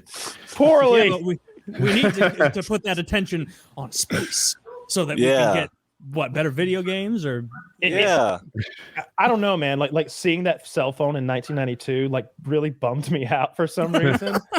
And then like I don't think this is a spoiler to say that, you know, the show jumps through the decades, and one of the time periods that they stop in is around 95, and it's like, fuck, that could have been my 95. Like, oh shit, that's so cool. Like their version of 1995 looks like better than what we have, I think, almost 2005. You know, it's cool to I don't know, it's really cool to see. I like their imagining of what the future could have been had the space race continued. And one of the interesting things, another, again, not a plot spoiler, character spoiler, the way that in this universe, the way they've managed to fund NASA is by letting them like patent the things that the technologies that they create, like being NASA, and like license that. So they're taking in $75 billion a year in profit. NASA is. They make money. They're no longer take government money. They are sort of their own oligarchy over here that like makes $75 billion a year for itself and invests it all into space. So very different from reality. Very different from reality. Okay. They got to get their merch game up. I don't think we're going to get another space race with an enemy unless like we'd have to it'd have to be like a bet kind of thing. Like if like us and Russia were like, you know, this is a space race, the winner, whoever does XYZ, can pirate all IP from the other country. You know what it has to be? So what it would require is necessity is what's required there. So you can sit here and make some sort of gentleman's agreement to race somewhere, but in the end, if it gets too uncomfortable, you're going to stop. But if there was a comet about to hit the planet and kill us in 15 years, and we needed technology to move, it would move. Or if suddenly we saw like, holy shit, is that asteroid that's about to pass by Earth in 20 years made of gold? Yes, it is. Well, who's going to be the one to get up there and fucking bring it into Earth orbit and start sending fucking gold down in a space elevator? Who's going to be the first one to grab it and claim it? That could happen too. And it doesn't have to be gold. Maybe it's some rare earth element like tritium or whatever the fuck is valuable. I don't know what what's valuable. Printer ink. If it was made of printer ink, the Soviet Union, Vladimir Putin would immediately leave Ukraine. He'd fucking sign up. He'd shake Zelensky's hand, and they would work together to get that Shit's printer like ink. $16,000 a gallon. They're like, there's $80 trillion worth of printer ink in low Earth orbit. It's the size of a school bus. It's a whole asteroid of mango jewel pots. the Zoomers are taking over the government. Goddamn. Another space race would be neat. I wanted to give a forewarning. My phone's on 10% and I can't charge it because I have to like use the charging port to plug in the headphones. No, that's what we understand. Okay. If I drop out sometime in the next 10 or 15 minutes, it's not. That's what's up. So there's no dickhead. Just one outlet per person at the hostel. No, on the phone. He can't use his headset and charge at the Yeah. same time because I have like the lightning adapter thing. Unfortunately. I mean, your fellow hostel goers have been very polite. Yeah, I haven't heard him say anything. Dude, before you go, let's get I know what's one. best for him. Yeah. I want to hear one. Kyle's going, I mean, there's definitely someone in there. Yeah, look at that. Is that it? Throw something. I don't know. I did throw a little something. thing. Did he throw something? Yeah. He throws something, and like the tallest man you've ever seen comes out of there. Yeah. Wilt Chamberlain comes out of there. Heard you were talking about boxing earlier. Yeah. What you doing, white boy? I like when people call me white boy. In Providence, in Kennedy Plaza, there's like a bunch of homeless people that are super like mean and like hostile, and they're always like saying crazy racist shit to us every day. It's funny. Like we'll literally walk by and they'll be like, "Can I have $1?" And we'll be like, "Oh no, I'm sorry." And they'll be like, "All right, you piece of shit, white boy." It's like, what the fuck? It's like every day. Now I'm not giving you $1 next time because there's this black guy named Jason in Kennedy Plaza, Providence. He's such a dick. Jason, if you're watching this, fuck you. Every day bothering me. You're his next boxing opponent, Jason. Giving me a hard time. No, what a it's dick. really funny. He wants some. Yeah.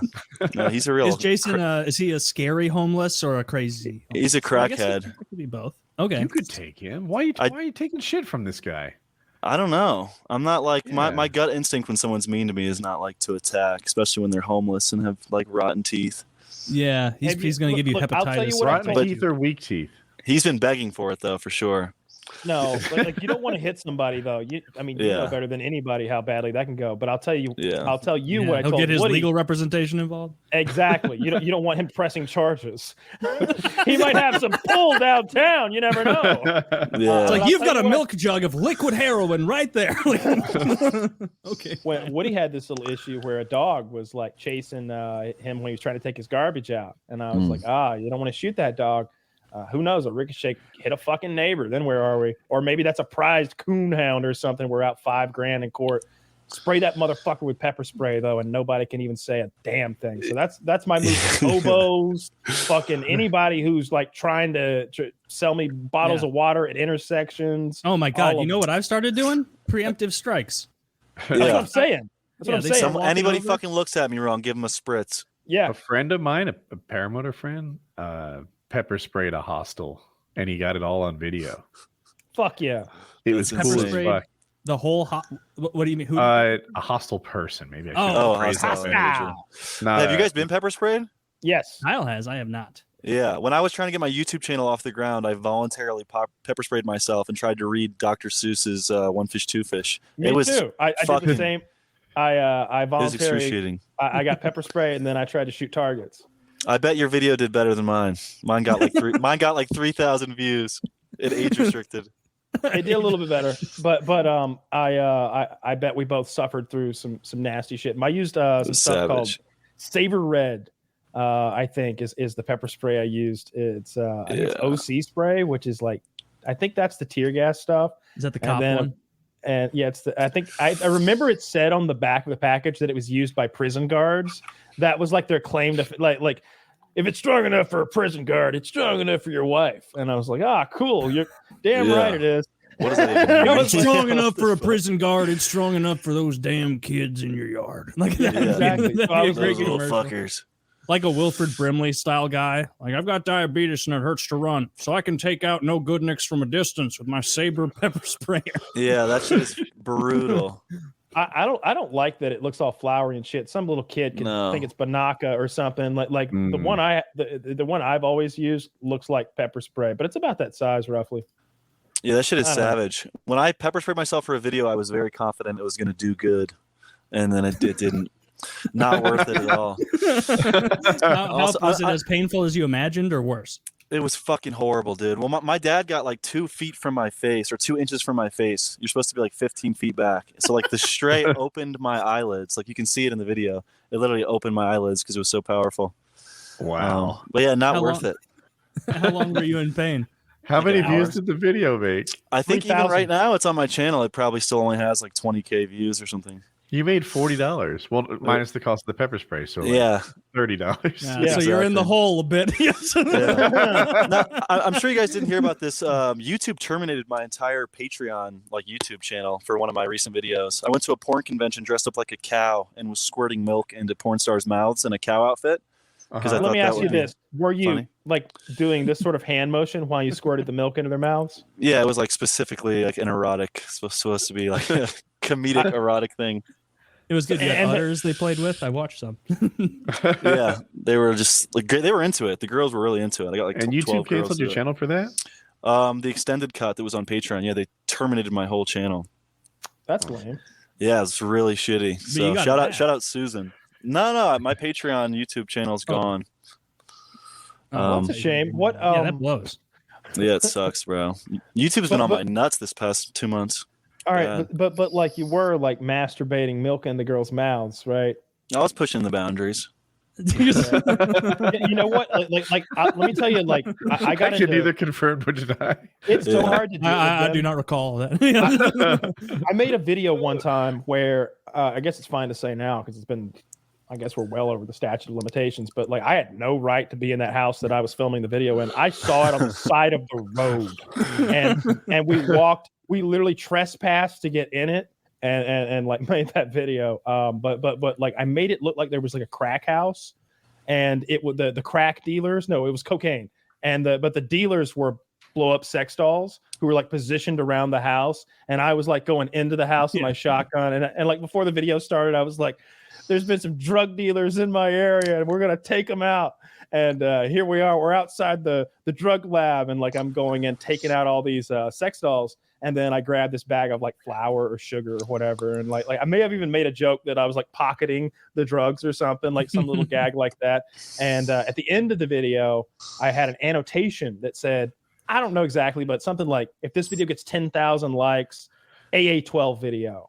Something like that, because I had that one already made. I was about to upload it anyway. I'm doing these things in a row. But YouTube said that annotation was that I was doing an AA12 giveaway. They're you're giving away AA12s over there. He's an arms dealer. And they were threatening to terminate my channel. And I'm and they kill the video, which ruins the fucking monetization. It was $20,000 about that I lost just from them killing the video, because the video is going to do. You can look at the views of those videos, and it's the one before it did 8 million, the one after it did 40 million. Safe to say this one was going to do 10 million. It's $20 fucking thousand that they cheat me out of. But that wasn't my biggest concern. It was them wanting to delete the channel because apparently I'm giving away guns. So I have to finally get someone on the phone and have Kitty explain to them with her little British accent, these shotguns cost $20,000.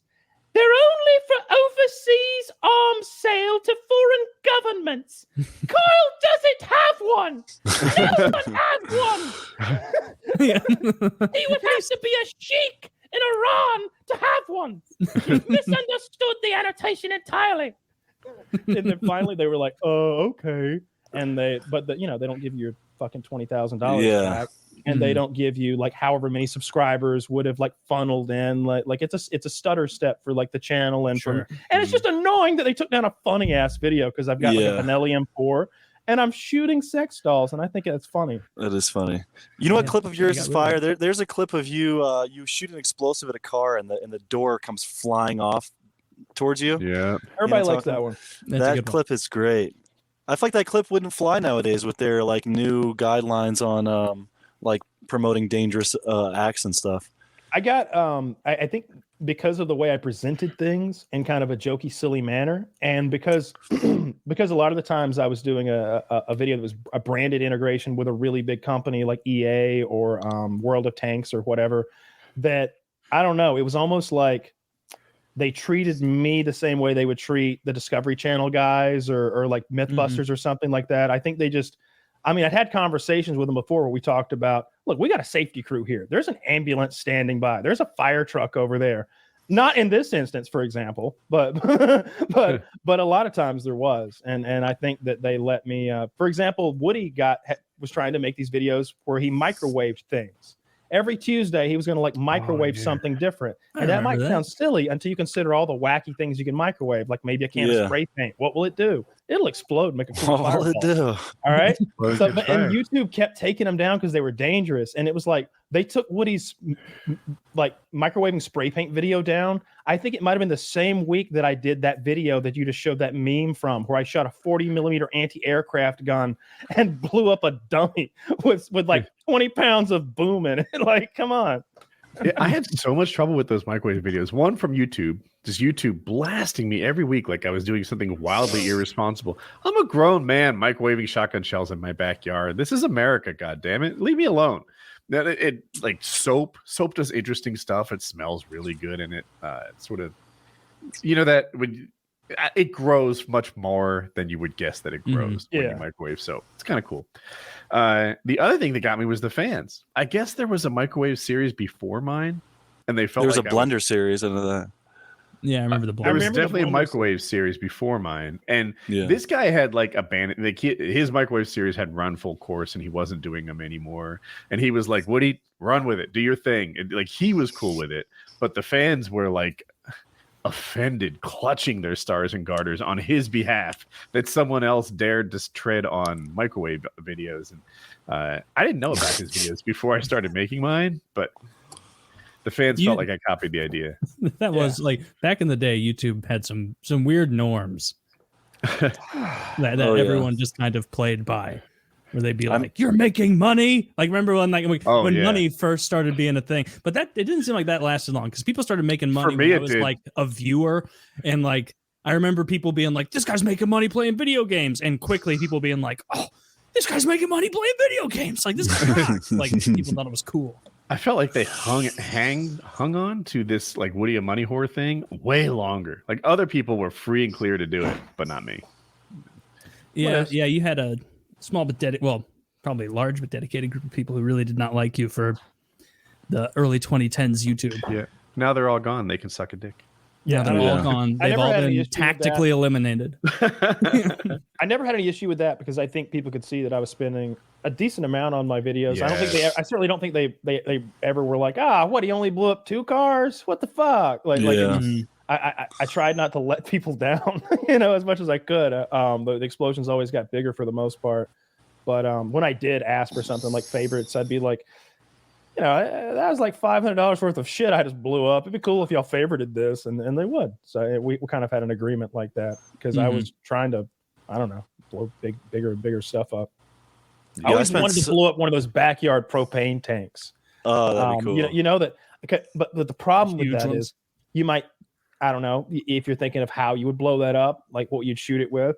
The problem is you shoot it with a small bullet, even a small explosive bullet. It just punches a hole in it. And then even if it lights the propane, it just makes this little hole that makes a flame shoot out of it.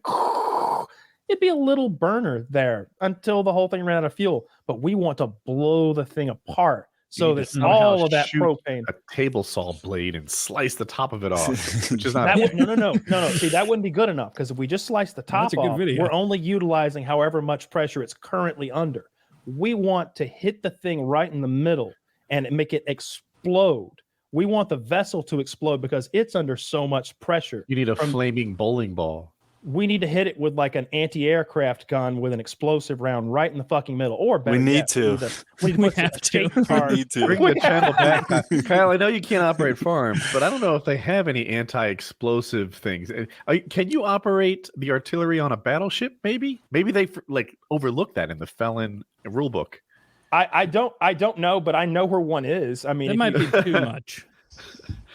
But you need to like rupture the thing so that you get all of that fuel vaporized, so you actually get the fireball. I used to shoot those little like lawn and garden propane tanks, and you can't make those pop, but you can make those little green ones that you use for stoves and stuff. You can make them absolutely explode.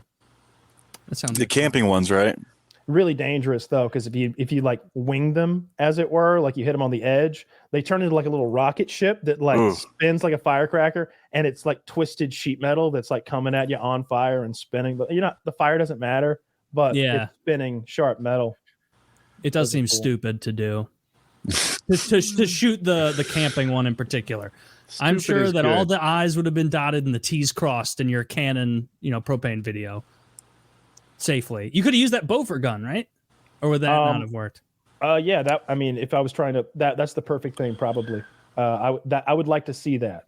That's one thing I wish I had done, because I was always wanted to blow up a big propane tank. I'll move to Georgia, and I'll be FPS Belarus, and I'll be your puppet. Yeah. I'll just That's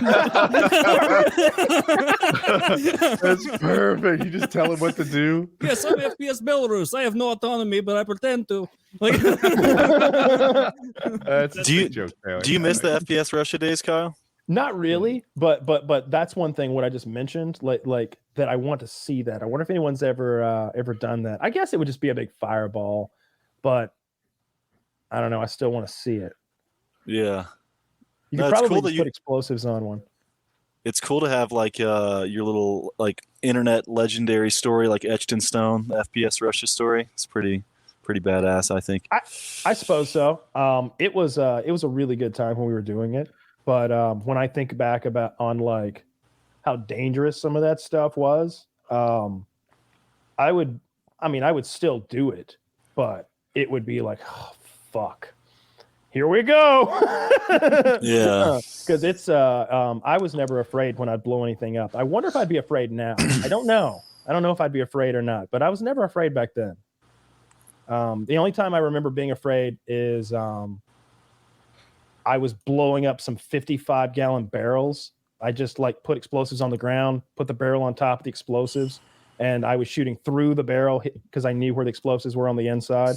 And I thought the barrels were just made out of, they're those 55-gallon metal barrels. I thought they're just metal, like a thicker Coke can. But they had some sort of like fiberglass banding, like epoxy layered onto it. And you couldn't see that until you blew it up and it started flying everywhere. And so that was scary, because after the first one went off, I saw everything fly everywhere. And there's two more, and we're rolling. And I instantly have to make that decision. Are we going to be done for the day, or are we going to have to scratch this and move on because I don't have any more barrels? So it's not like I can go, hey, let's rethink the barrels. All right, we'll do the barrels. Like, can't do that. It's either do it or don't do it. And so I just kept shooting the barrels, and the shit kept flying around us. So that was the only time I think I was ever scared, because everything else looks scarier than it probably was for the most part. I don't know. 18 inches from being a live leak video with that. Yeah. Well, that was the closest I ever came to actually dying. Yeah, for sure. Yeah, that's such a wild clip. Still, every once in a while, it's funny. Like, you see somebody post that online, they're like, "Yeah, this is the most insane thing!" Like, and it's like, "Oh, hell yeah, that's Kyle!" Like, yeah, I'm glad that exists. I don't think my dad's ever seen that. I don't think he probably wouldn't like it. No, he hasn't seen most of this, because I'll tell him stories about like some of the videos sometimes, and he'll be like, "Really? Huh? That's cool." And I'm like, "You've never seen that?" He's like, "No, I'm not watching any of that." Because he would sit on the hill, like on his Polaris buggy or whatever, his mule thing, and like watch us film. And I think that was enough to get the idea of what was going on. Because I remember one day we were down there, and like who. I think I was dragging one car behind another, and I was in the back of a truck that was towing a car, and the car was like going crazy, and I'm shooting a machine gun like out the back, and he's up the hill, and I just wave at him, and he's just like, "The fuck are y'all doing down there?" He's like, "Dad, this is my job." Dad, I learned fire safety from you. And then but my favorite was when my mom like wanted me to stop. She did not like that, like it was loud and scary and looked dangerous. And also the cops were always getting called. She didn't like that shit at all. And she's like, do something. And he's like, what do you want me to do? The boy's armed to the teeth. I saw what he did to that fridge. Mom didn't have a sense of humor about that at all. She didn't even chuckle. Yeah, my parents don't like a lot of my videos either. Do they watch any? Yeah, they do. When they express their displeasure at times. What did they not like? Which one did they watch and not care? Oh, they hate the hood ones, like going into like the dangerous areas like Jacksonville or Skid Row or O Block. They hate those. And that's then because they're so worried about you. Like, yeah, because they think the content's bad. Yeah. Yeah. But at the same time, it's like I feel like I have to do those things because I don't know how else to like one up and make interesting content. Like because it's such a saturated market and like there's no reason for anyone to give a fuck about anything I do. So I try to keep it exciting. Yeah. Do your parents object to the escort stuff? They actually are pretty chill about that. Yeah. They I feel like they know me enough to know it's not like some weird fucked up thing I'm doing. Yeah. It's a way to get content and joke around. Or my maybe grandparents do not listen to the show. My parents don't listen to the show. Like they never really. My grandma's told me like she knows about the show. My grandparents do, and I've been around. I never bring it up to them, but my brothers have been like, "Do you ever listen to Taylor's show?" And my grandma's like, "No." I don't even, I've heard things you guys say about it, and I don't want to hear my grandson say those. I don't even want to know what you all talk about. Your nasty mouth, Taylor. Yeah. My grandpa could not find it if his life depended on it, guaranteed. Like he still is not a fan of the internet. Like he got a smartphone a year ago for the first time. He only uses it for solitaire. Like only solitaire, calls, and texts. He's just getting texting down, but he's a one-word answer texter because he doesn't know that like that's rude. And so you'll be like, how about this and that? No. Okay. Or, no. Okay. Or yeah, like my grandma's like, I got him to send his first. This is a couple years ago. He's like, I got him a smartphone and I got him to send his first text. I said, do you mind? We have the Smiths over on this Saturday. We're going to cook for them, have both of them over and their kids. And he sent back, he said no. And that was his first foray into texting. He's like, yeah, it's great. I got to shoot that right down. Like in the olden days, that would have just happened. Do you mind if this happens? No. He needs to expand on that because I thought that meant he didn't mind. Yeah, he will. He's very slow at the give him a few more years, he'll get it. But yeah, it is weird when you do stuff on YouTube and like hundreds of thousands of people watch it, and like the people in your life, you're kind of like, well, I don't want you to watch it. Like I don't want you to know, or like people in real life. I know this happens to Woody and Kyle too. I'm sure to you, where like one of your friends to someone you don't know will be like, this is Taylor. He does a podcast, and it's like, God damn it, dude! Like, don't throw me into the sea with that anchor tied to me. Yeah, because now you have to have a conversation. There you go. People actually listen to it. I promise. Like, yeah, no, true. There's two aspects of it. One is, hey, this is Woody.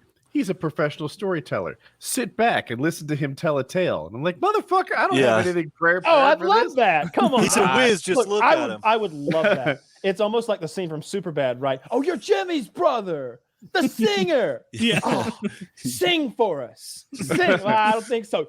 My brother came here from Scottsdale, Arizona. You're not going to sing for him? You sing, and you sing good right now. Not going to sing for him? And like Taylor, these eyes.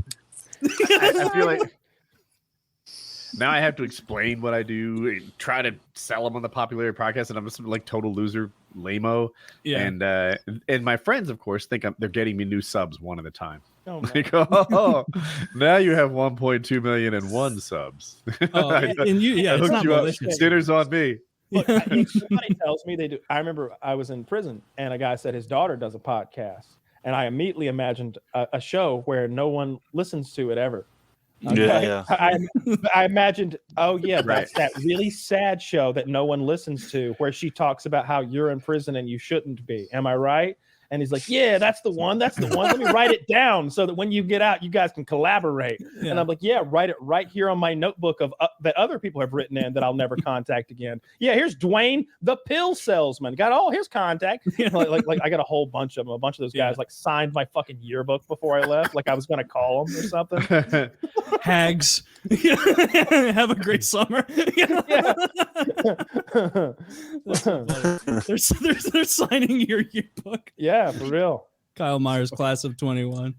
I wonder if Brandon's battery died. I'm gonna say maybe. I'm gonna take a gamble and say yeah. Well, yeah, you can just ads. Let's do ads. We'll do some ads while he's one of the best. I never know what to say when people ask me like they say. We're losing you a bit, Brandon. When someone asks me what kind of videos I make, he doesn't know what to say. So Brandon, you're coming in. We're not getting any of your audio, so I'm gonna do the ads real quick.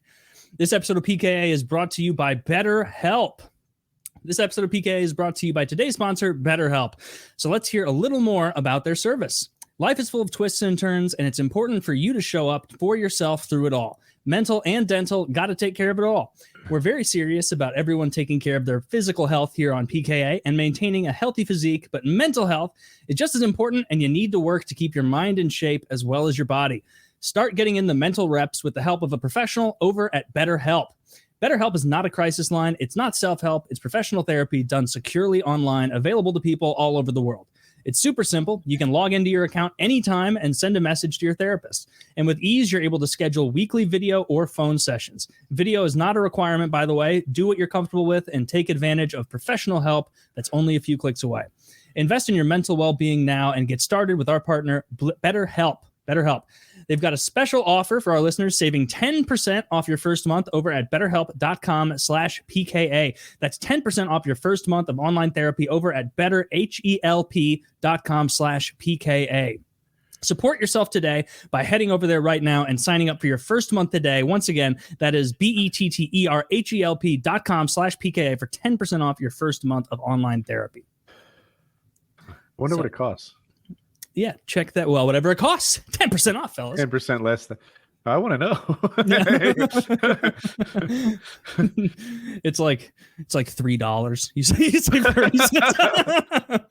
Yeah, so check out BetterHelp if you guys are interested in that.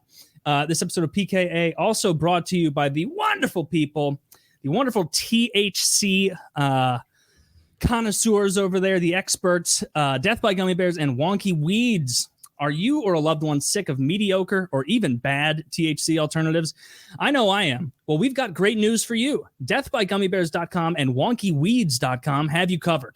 Death by Gummy Bears and Wonky Weeds were founded by a group of passionate professionals who were sick and tired of low-quality THC alternative products that are spray-coated and very often incorrectly dosed. Huge problem. That's why Death by Gummy Bears and Wonky Weeds had the boys in the lab cook up high-quality, powerful Delta-8 products, or all THC alternative products, that are accurately dosed and actually taste great. Looking for a super strong 100 milligram Delta-8 gummy that will put you on your ass? Then Death by Gummy Bears is for you. This is the lemony, lemony bar flavor. Are you looking for a more mellow, relaxing high? Then the carts, disposables, pre-rolls, and distillates, and the lower dosed gummies over at Wonky Weeds are more your speed. So whether you're trying to get absolutely shithoused or just have a nice, relaxing night at home, we've got the THC alternative product for you. With so many satisfied customers all around the USA, American-based WonkyWeeds.com and DeathByGummyBears.com serves all states where hemp-derived THC is legal. So whether you're a current THC enjoyer or just interested in trying something new, go to wonkyweeds.com or deathbygummybears.com and use code PKA20 for 20% off your order. That's a big deal, folks. PKA20 for 20% off your order at either wonkyweeds.com or deathbygummybears.com. So if you're interested, check them out. We've said it. I say it every week. If you do not have a tolerance for this stuff, don't be a hero. Don't jump in with a full one of these strong gummies. It's going to be too much. Someone in my universe did that just recently. She took a whole. So like Taylor said, there's two. There's the Wacky Weeds, which are for people who are newer to it, and this Death by Gummies stuff, which is just good gosh. Yeah. Anyway, she ate a whole gummy, which is not the move for most people, and really high. I'm telling you, I literally had a friend over 3 weeks ago. I had people over. I was smoking some meat. We were hanging out, and he is a big smoker. He's got his medical card, so he uses regular weed. And he was like, "I'm good. I got a tolerance." He popped 2 of these bad boys, and then we were sitting on the couch maybe an hour later, and he's like, "Dude, I am fucked."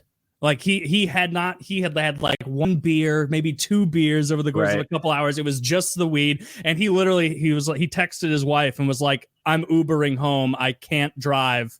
I just took 2 of these gummies. I'm out of, I can't possibly." So dude, don't be a hero. Yeah.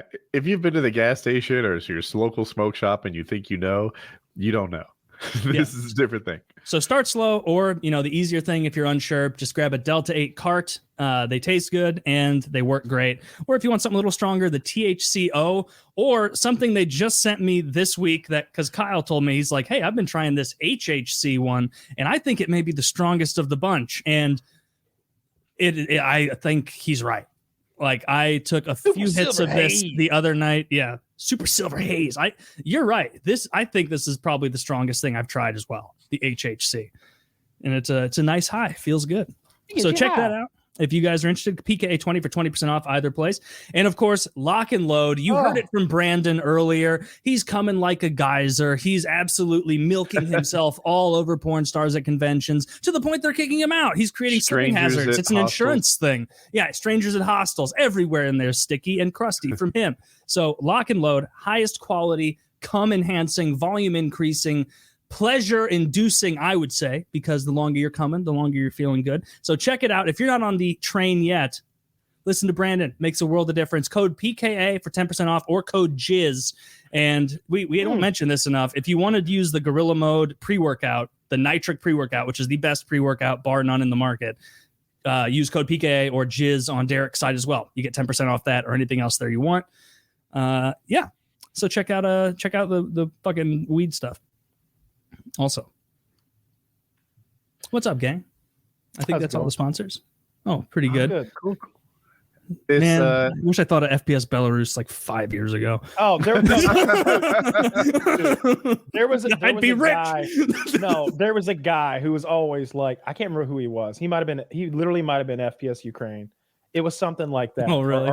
Yeah, and he was always trying to like start shit with his like 200 view videos. And it was like, he's like, "You don't understand. We could have this back and forth. It really rile people up."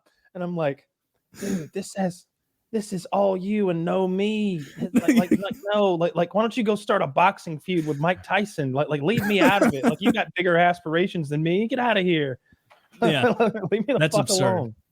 Leave me the fuck alone. Can you imagine if there was like 8-year-old footage of you all around going like, "And another thing about the cowardly Ukrainian army, these coward bitch," like you'd be like, "I was a bit from 9 years ago." Yeah, we wouldn't get it. I think that I used to go after Tejbz.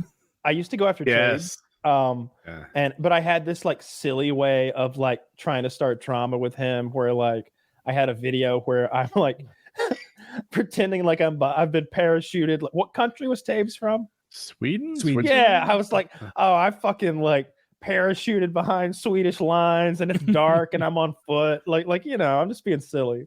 I'm never saying anything mean about Tejbz at all. Oh, yeah. Then he's like a Swedish dog or whatever. You called him a beet farmer.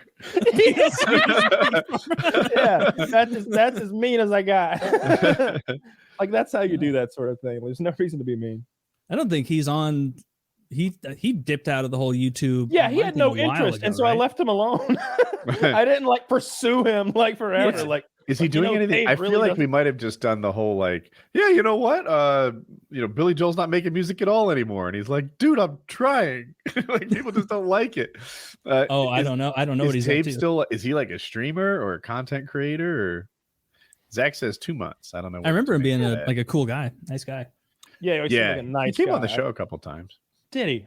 I think so. I was probably doing. He drugs. was huge. Like, he's one still of doing content. He was like one of the big titans in like 2012. Like Tejbz was so big, but because he was from a small country, I think he was like a super titan there, like a legitimate, actual famous person back in 2010 when nobody was, or whatever, 2013, something like that. Yeah, I don't know. I thought of him as I don't know, one of those really famous guys who had sort of transcended our little gaming community. Wasn't he on like MTV or something with his music video? Yeah, he had like a big music video or something like that. That was kind of like his biggest thing. Yeah. At the time, I remember watching that video.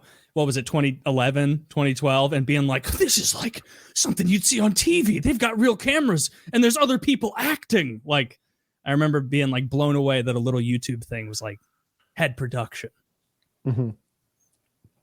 Man, what you don't realize the good times until you've left them. You'll say that about this. Yep. Oh, yeah. No. Yep. No, we'll do this until one of us dies. Oh yes. I'm so glad Woody immediately got my reference. Oh yeah, I know what you did. And yeah. So I'm not completely caught up to speed. I know I'm part of the story. Yeah, so they catch me up. They they went into Donald Trump's house in Mar-a-Lago. Is that what we're talking about? What were you talking about? When I said elephant in the room, what came to your mind? Yeah, Woody, what the hell were you thinking? I haven't seen the video, but I think Wings of Redemption wants to come on PKA. Does that have you seen the video? Yeah, I saw the video. Somebody sent it to me over here. I think what did he say? Somebody. Basically, I think he said he wanted to, or I think maybe he said that he had tried to get in contact with us. I have no idea how he made that attempt. Can you jump in on that? Yeah. He called me. He called me, and I was in the gym lifting at the time. And you have to understand, lifting right now isn't what it used to be. I enjoyed lifting, past tense. Now, my good foot is fucking exhausted. Imagine hopping around with 45-pound plates, loading them on the squat rack, one-legged. Sounds dreadful. Everything is hard. Overhead press dumbbells on one leg. You've got to sit down, goddammit. She's got to sit down. Athletes exercise standing up. No, they don't. No.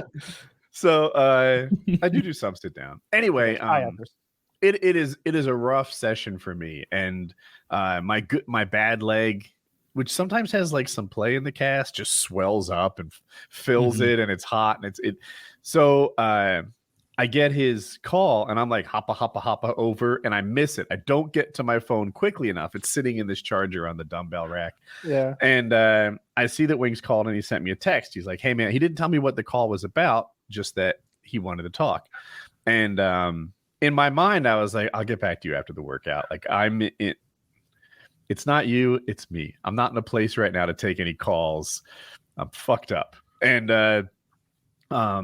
so I intended to call him back sooner. The last, like, if I'm not wrong, I'm close. Like the last 4 times Wings called me, it was about like trolls and, maybe legal type stuff having to do with all trolls and the stuff that happens with trolls. Or, like, Woody, if the FBI calls you for a background check, this is what it's in reference to. Shit like that. All the troubles Wings is having with his fan base. That's what Wings and I typically talk about. And I'm like, I have to get back to him. And it is all my fault. I feel like a dick. Suddenly, like, it's Thursday as we record this. He called me Saturday. I didn't realize that much time. I thought it was 2 days in my head. And when I heard his video that it was last week, I was like, nah. Well, pretty much Saturday to Thursday, So Wings did call me. I meant to call him back. I'm still slow on it, and that's the truth. Yeah. Okay. Yeah, I think he wants to come on the show, though. I think he wants to come talk to us about. I don't know what's happening right now. I think they're like holding his YouTube channel hostage, or I don't know, maybe maybe something like that. I honestly don't follow. I only get tidbits when people, at me with them. And his YouTube and Twitch has been banned. Zach just wrote that in the chat. Oh yeah, because that video I saw was a Twitter stream. He was streaming on Twitter. So he's suspended. Wait. Account suspension evasion on Twitch. Okay. He says how was I ban evading? It had nothing to do with my wife's channel there. It wasn't even a stream done on it. I didn't read it carefully. He has nothing to do with his wife's channel. So Twitch is acting like Wings ban evaded, but really his wife made content and he wasn't on it, I guess. Yeah, it says she hasn't even streamed on it yet. I mean, it's pretty possible that Wings' fan base has like false reported him and attacked him. Hang on, go back to the tweet about Chef Boyardee. As a kid, I love Chef Boyardee, but having a can of it lately, it kind of sucks. Anything you guys liked when you were younger and now don't understand the appeal of? Huh. That's actually a personable tweet. I like it. I like that too because I still like Chef Boyardee. I put hot sauce on it. I put Frank's hot sauce on there because it's just so bland. Yeah, you do need a little spice there. Otherwise, it's just kind of that mild tomato puree. That's barely tomatoes. You know how that is.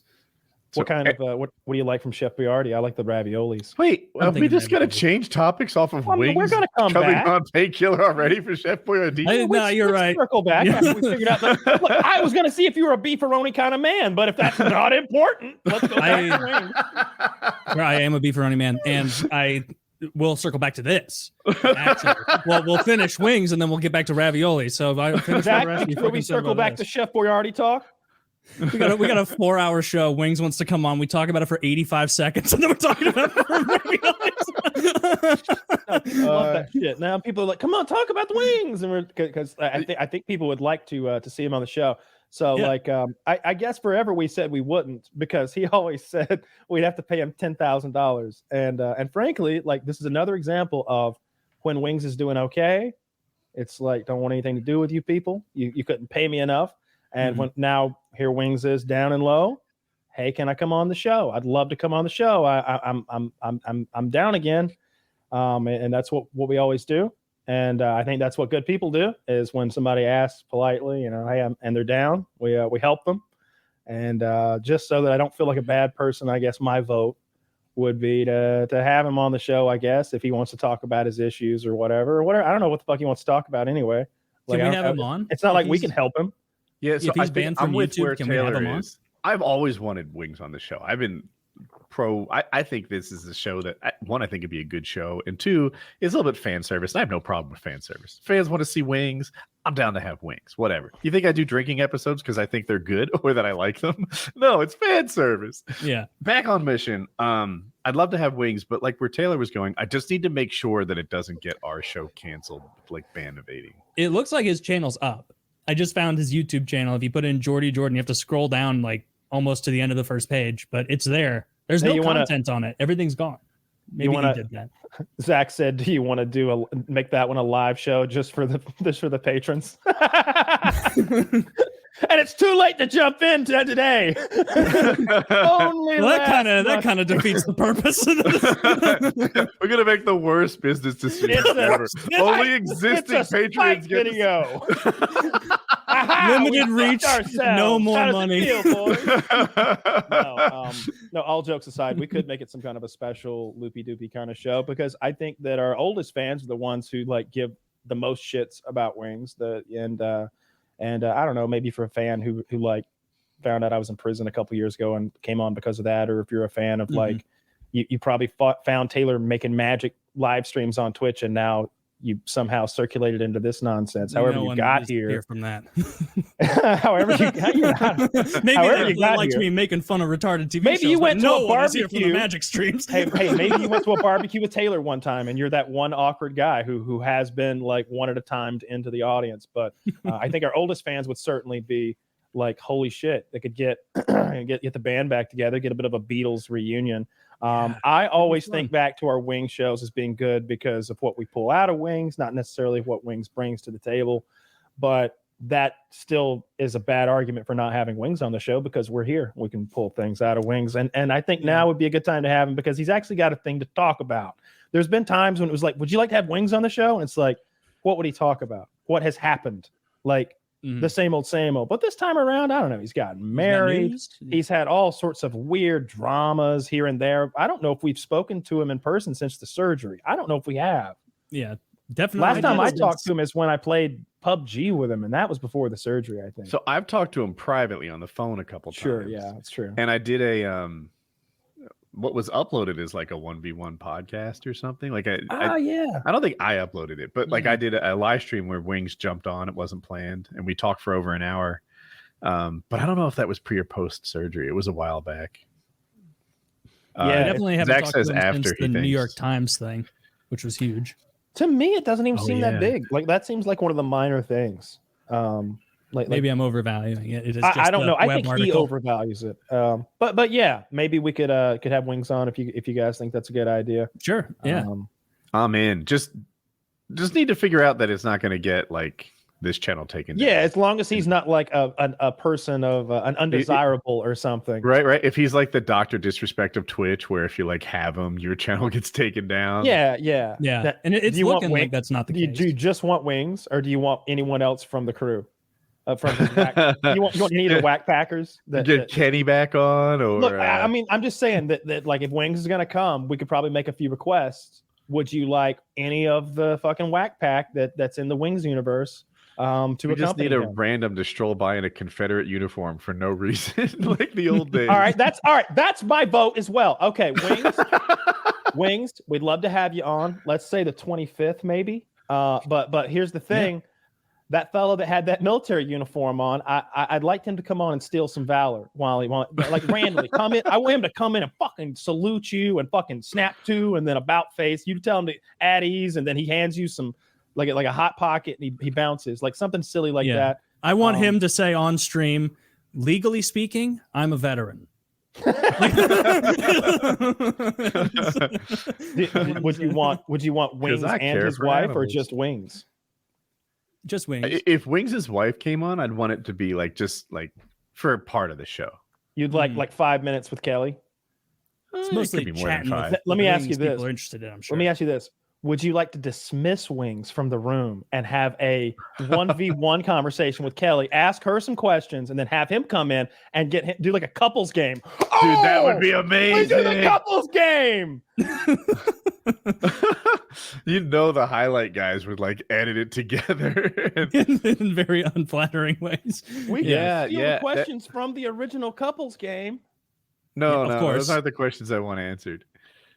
Fuck that. They're funny. They're like all suggestive double entendres and silly stuff that you have fun with. Yeah. I hear you, but I'm more into like, well, don't say it out loud. This? Keep that one up here. Okay. I love the idea of playing the couples. For those of you who don't know, that's when like you separate the two and you ask them questions. You see how their answers match up, right? And or moreover, you'd be like, what's Woody's favorite dessert? And Woody's not in the room, and Jackie has to say fucking coconut cake. And Woody comes in and he reveals his answer written on a chalkboard, and it says fucking rice pudding, and it's dun, dun, dun, dun. You didn't know your husband very well. Like you can have one of those. They're fun. That would be fun. Yeah. I like this idea. Well, hopefully Wings will be down to come on the show. Yeah, I think he said he was. Well, it seems like it is, Kyle, you watched it. You saw the video. Yeah, about it. What I watched it. I was getting ready to do this, and I saw someone had added the video to me, the Twitter thing. So I watched. Okay. I skipped around, but what I took from it was that he had tried to get in contact with us about coming on the show, and he didn't really elaborate. But I guess he said that he was unable to get in contact with us. Was sort of his. Yeah, he called and texted me. Like back to back, like when I didn't pick up, he immediately texted. Then I was like, I got to get back to him, but it was in a bad spot. And he didn't say what it was about. If I knew that he wanted to be a guest, I would have like been all over that. Mm-hmm. Yeah, sure. No, you missed a call. You don't have to feel bad. It happens. Yeah, he's a fascinating guy. I always say he should have his own show, his own TV show. 100%. Yeah, 100%. It would be so good. What you need is like a really good producer to know what strings to pull and like how to shoot that thing and how to get Wings to just be himself. And it would be one of the best trash reality shows you've ever seen. Have you ever seen An Idiot Abroad with Carl Pilkington? Of course. Love it. One of the funniest fucking shows out there. I love Carl Pilkington and The Moaning of Life. Wings is almost the real version. I'm saying you do a show where you just send Wings to the fucking Philippines and you do that sort of travel show. That'd be great content. That would be. You're absolutely right. It would be hard to get him not to quit. You make the you call it, you do like planes, trains, and automobiles with Wings of Redemption, and every week he uses one of those modes of transportation. We're gonna roll a wheel. All right, looks like you're taking a train to, and you go to the other board, and he has to throw a dart. Luhansk. Oh, Tennessee, and it's just like fuck. And like now, like Wing's gonna take a train to Tennessee to go to the fucking Air Force Museum or whatever the fuck. Or you could send him like whitewater rafting if you wanted to. I'd like to see that, but I'm a little farther, like the Siberian Railway. Or, that'll we'll have to get a passport for that. Well, we can't do that because no, we'll have all of them just around. I see what you did there. I don't think his Chicago, Illinois documentation. He was younger then. That was 13 yeah. Of years course, ago. I'm just having a bit of fun. No, I look forward to talking to him because. Zach says he's live. Do you want to try to get him now? Live on what? No, let's not try to. No, let's not do that. No. Okay, do it for right. Do it for real. Get it right. Zach's a fucking amateur. Get it right. No, we tell him he's coming this week, so they all show up next week for him. We don't just surprise them with wings, and some of them didn't show up and don't know. No, we wait till they line up. You gotta tantalize. Then you give them some wings. Maybe you don't give them. Maybe just give them a little taste of wings next week. Maybe he just. He has his little streams like, I talked to Woody and Kyle. We're going to do something top secret. I can't say. And then you're all like, what are you going to do? And then another week passes. That's how you do that shit. And then we get the wings soundboard. We're not one at a time in a hit. We're mass communicating. Get a wings soundboard and just fake that he's here from here on out. We have a guy who's a $50 patron who looks strikingly like Wings of Redemption. It's wild. And he throws on a green screen that's Wings' room. And I swear to God, everyone who jumps into the call and doesn't already know this gentleman is like, holy shit, I thought Wings was here. And the guy's German, which makes it even better because he's German Wings. It's hilarious. He has the kind of German accent that if you saw it in a movie, you'd be like, that's not realistic. It's the most like over the top German accent you've ever heard. He looks like the evil version of Wings, who is like intelligent and German. It's like I'd love to see like another version of the movie Twins, and it's just evil German genius Wings and our Wings like bumbling their way through some sort of spy shit. Oh, thank God! I hope you've got a photo of him. Yeah, it's great. If you do, he looks so much like Wings. He looks so much like it. And he embraces it. Look at that. That's just Wings. and he'll sit there with this background, and people will be like, are you Wings? And he'll say, no, I'm not. Like, it just to be 100% clear, because I know there's some people who just maybe didn't follow. This is not Wings. This is our fan in the $50 hangout who just looks tremendously like him. This is German Wings. German Wings is funny. I like German Wings. A good member of the hangout. He's got jokes. Dude, the hangouts are fun. I had a good time last time, which is 2 weeks ago. Yeah, I thought we were gonna have more nudity last time, but because the time before that she was getting naked again. But I like that. It always makes Taylor very uncomfortable. The one that had sex on stream. Yeah. She hung out naked for a long time. She hung out naked for a long time. She is comfortable naked. She is a little more than comfortable being naked. She enjoys being naked in front of a bunch of strangers, clearly. Bit of an exhibitionist. And so she comes in there and gets naked. And I'm the whole time, I think everybody's looking at her except for me. I'm looking at Taylor. Because Taylor, it looks like Michael Scott when he's trying to explain to all those black children they can't afford their college. Well, sometimes it's so out of left field. It'll be like you're like doing like a bit or joking around with someone, and then it's like, oh, we're doing this now. Yeah. and like it's like, all right, hangout time. I guess I'll get naked and organize maybe $2,000 worth of sex toys on stream. And they'll be in like the first hangout, and they're West Coast, so it's like 8:50 in the morning. Yeah, they get after it over there. She is often nude. It's a good time. Not last month though. I'm glad I didn't advertise or promise any nudity. Well, I'm sure. No, I like the hangouts too. It's a pretty diverse crew in there, which always surprises me. There's so many. I don't know. It is a very diverse crew. All sorts of people appreciate this dumbass program. Clearly, which is heartwarming. Really, we got our own little fucking UN in there. Yeah, I I think that it's interesting that we've got a lot of ladies. I think percentage wise. Yeah. Well, it's more than 0, which percentage wise is enormous. Like it's like 3 or 4. It's like 3 or 4, which seems high to me. And like a lot of trans people too. That was the one that surprised me. Like trans, I don't know what percent of our population is trans, but it must be like 0.01% or something. Yeah. We're represented for sure. But there's like a 1 out of 25 in our group. At least it might be higher than that. Pretty diverse group we got going on. Not as many colored people as I would like. I'd like some more. We down to 1? Down to 1. Jesus Christ. Well, let's not put it that way, since our good friend passed away. He's not the only one. Well, he's one of the coloreds we had, and now we don't. Jesus Christ! Stop calling them coloreds. People I gotta tell you, colors. this is making me uncomfortable. People of color. I think about Daniel all the time. I think about him too. Yesterday. He was a wonderful young man. I don't want to like go into the whole thing, but he had an incredibly promising career in one of those prestige fields, and he was young and good looking and intelligent and like had everything put together, and then he died suddenly. Smart guy. Yeah, and it was we were hanging out with that guy every month for like hours and chatting with him, and it was always a really good time. He would always dial in from like Bali or like didn't he go to the Hong Kong riots or something? Yeah, he was in the Hong Kong riots. He was in the Bali PKA with this like pot that he had found on Instagram, he was doing testosterone and getting like super jacked, and like he was just he was like hitting on all cylinders, it seemed like, and he died very suddenly. It was real sad. It was sad.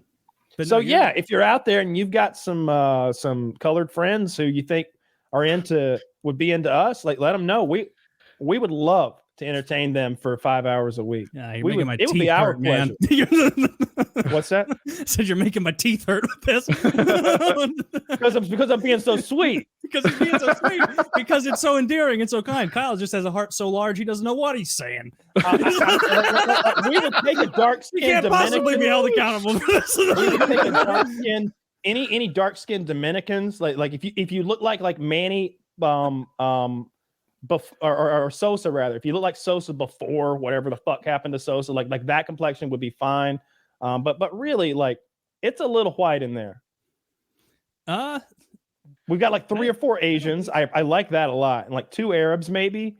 I think you're forgetting. I haven't seen the Jew in a while. The Israeli guy. Yeah, I haven't seen him. He's probably busy. Why did you flinch at Jew? He's a Jew. He is. You're right. He's like a super Jew. He's an Israeli tank commander. He has that. Do the accent, Taylor. Do this. It's cool. Oh yeah, it's almost like a French accent. It is very like back in the throat. Like when he started speaking, like the first time, I was like, I had no fucking idea that was what an Israeli accent sounded like. Like it had the throat thing of French, which I don't know why, I just didn't imagine that. Yeah, the Hebrew it's super a neato accent. It didn't sound cool it's because it's not as guttural as the Arabic accents that are like seemingly from the maybe same it's because he was speaking English, because like maybe all those like Arab and Hebrew, they have a lot of those sounds. Dude like probably got educated in France or something like that. That's why he has a French accent. Maybe we're just totally wrong. But anyway, it's a pretty diverse group in that way, and I genuinely look forward to the hangouts every month to see who's going to show up this time. Oh, it's fun. It's a good time. So join and hang out if you'd like, guys. Lots of good jokes, lots of good bits and silliness, and just careful with your audio quality, because Woody will come down like a hammer. He's not going to give you. Right. We're not memeing about that. Woody, has Taylor ever yelled at anybody in the hangout? I can't think of a single time Taylor has. I don't think so. And Kyle, you have. I have. But I mean, like, there's a Wayne Gretzky of yelling at fans in this chat, and it's not you. No, I'm like Wayne Gretzky's brother. Like the two of us combined for like all time. But I've only got like 1 or 2 in me. He's got like 55 fan attack. Yeah. Woody is a point per game player. But to be fair, when he goes off on somebody, it's like he's always got the crowd behind him, because it'll be someone who has interrupted so many times that everybody's just thinking like, hey, dude, you're taking up a lot of air. And finally, Woody will be like, hey, I'm talking here. Except he won't say something like that you could laugh off. He'll be like, do you ever shut the fuck up? Hey, actually, hang on, let me fix this. And there's server muted, and I have to be like, remember to unmute. Cumbuster 3. That's like totally true. And it'll be like PC. And like Kyle says, it's not something you could laugh off. Like, hey, I'm talking here. It's more like, hey, Cumbuster 69. Do you realize there's 25 people in this call and you're single-handedly responsible for 66% of the airtime? Do you think that the other 24 people combined want to share the third that you allow them? Shut the fuck up and let somebody talk. It's he melts like down. That. I close my eyes and I'm there. That's exactly what it's like. The fact it didn't happen last week. Tactical. No, it did. Woody got somebody last week. He told Did somebody to shut up last week because they just kept yapping. If you interrupt multiple times, I remember last week he hit him with the main character thing. He was like, "Oh look, it's the main fucking character. He's arrived. How about you shut the fuck up? Nobody cares." And to say again, it's generally not someone interrupting Woody and Woody lashing out. Usually it's because there's some people who love talking in there, and there's some people who are very they don't want to talk, and so they'll turn on their mic and be like, hey, Kyle, I had a question for you about, and then someone who has been talking for 10 minutes just over them. And then the shyer person tends to be like, okay, I'm going to sit back. I don't want to jump in. And then Woody will be like, oh, no. Joe, what the fuck? What were you saying? Like that. You have to play referee because you do have to play referee, or the same person sometimes will talk talkers the whole time. In there, which can sometimes be code for douchebag. And Woody just does not have any tolerance for that. And I love it.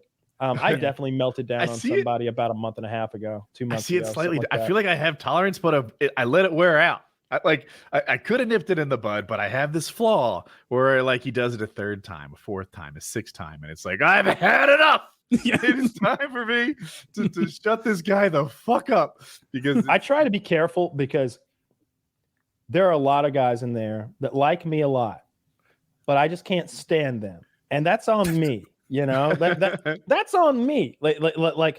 I should be more accepting of them or I should have more patience for them. That's a character flaw of mine. And so I can't be mad at them for me hating them. So I just have to pretend like I like them. Wrong other than they haven't done anything not wrong. Being your cup of tea. I just can't stand to be in their presence at all. But that's the agreement. So there's a few of them. What I do is I turn their volume down to 5% in Discord on me. Y'all get full blast, but I get 5%. That way, if they say Kyle, my brain can catch it, and I can be like, all right, he wants me. Let me give him some volume and tell him I missed that. What was that, buddy? But everything else, my brain doesn't even hear it. It's just this little droning hiss in the background, and so now I don't get nearly as frustrated hanging out in there. There's only two of them that don't have volume anymore. There's another little thing, which is I don't mean to pump our tires too much, but people are there to hang out with the hosts. And if someone's not letting the hosts talk, or if someone asks Taylor a question directly and then main character just doesn't let Taylor answer, it's like, hey, you're ruining this other customer's experience. That's usually that's when I try and butt in the Hangouts is if I see somebody trying to get in and they can't, I'll step in and be like, hey, hold that. Let's hear from this person. But you never hey, shut up. I never, I'm not comfortable screaming at them. They're paying to hang out with us. I would feel guilty. They love it. They fucking love it. First of all, when I do it, there's never any meanness in my voice. And I know. It's mostly for laughs. Although what I mean is, hey, shut up. Come on. What are you doing? You want me it could get worse if you want to keep being an asshole, but stop is what I'm saying. Woody's more like a dad though. And because he's got that in him that lays down the law. He's got that dad voice. And when he tells you something, it's like, oh shit, I'm in trouble. It is. Woody I let Woody down. Dude, Woody has the best you've let me down voice. And, and you can see that come through in the Hangout and everybody go, oh, well, I got to earn his favor back. Dude, this asshole letting Woody down.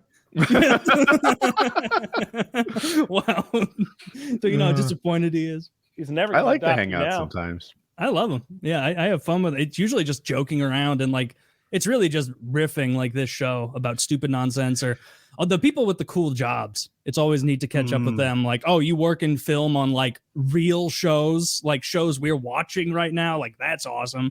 Or I want the tank commander guy to come back. I love talking to him about tanks. I like both those guys. The one that gets, I think, undervalued is the one that's like super financially successful. I think he does something on Wall Street. Oh yeah. The that one guy's who's loaded. like he's like casually like pulling into his 8-car garage and a like $120,000 car. Like he might be just not- Italian looking. Like we're talking about the same guy, right? Yeah, he looks a little ethnic. Like the little Italian. he's got looking. that. He's got that olive oil skin and that guinea charm. So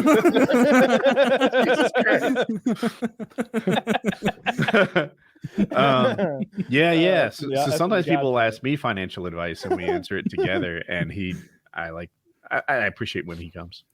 Yeah.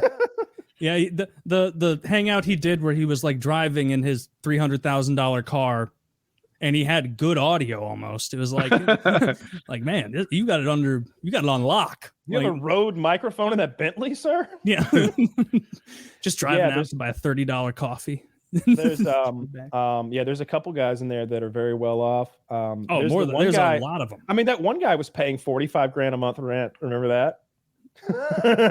There's been a few guys who are like next level wealthy. Yeah, in there. That in the early days they all kind of were, or not necessarily them. Some of them had like parents that were wealthy, and they just had like we had an oil kid, right? Like somebody who was like Arabic in Dubai a few years or ago. something, who had an enormous amount of money somehow. People that seem to have tremendous allowances, like.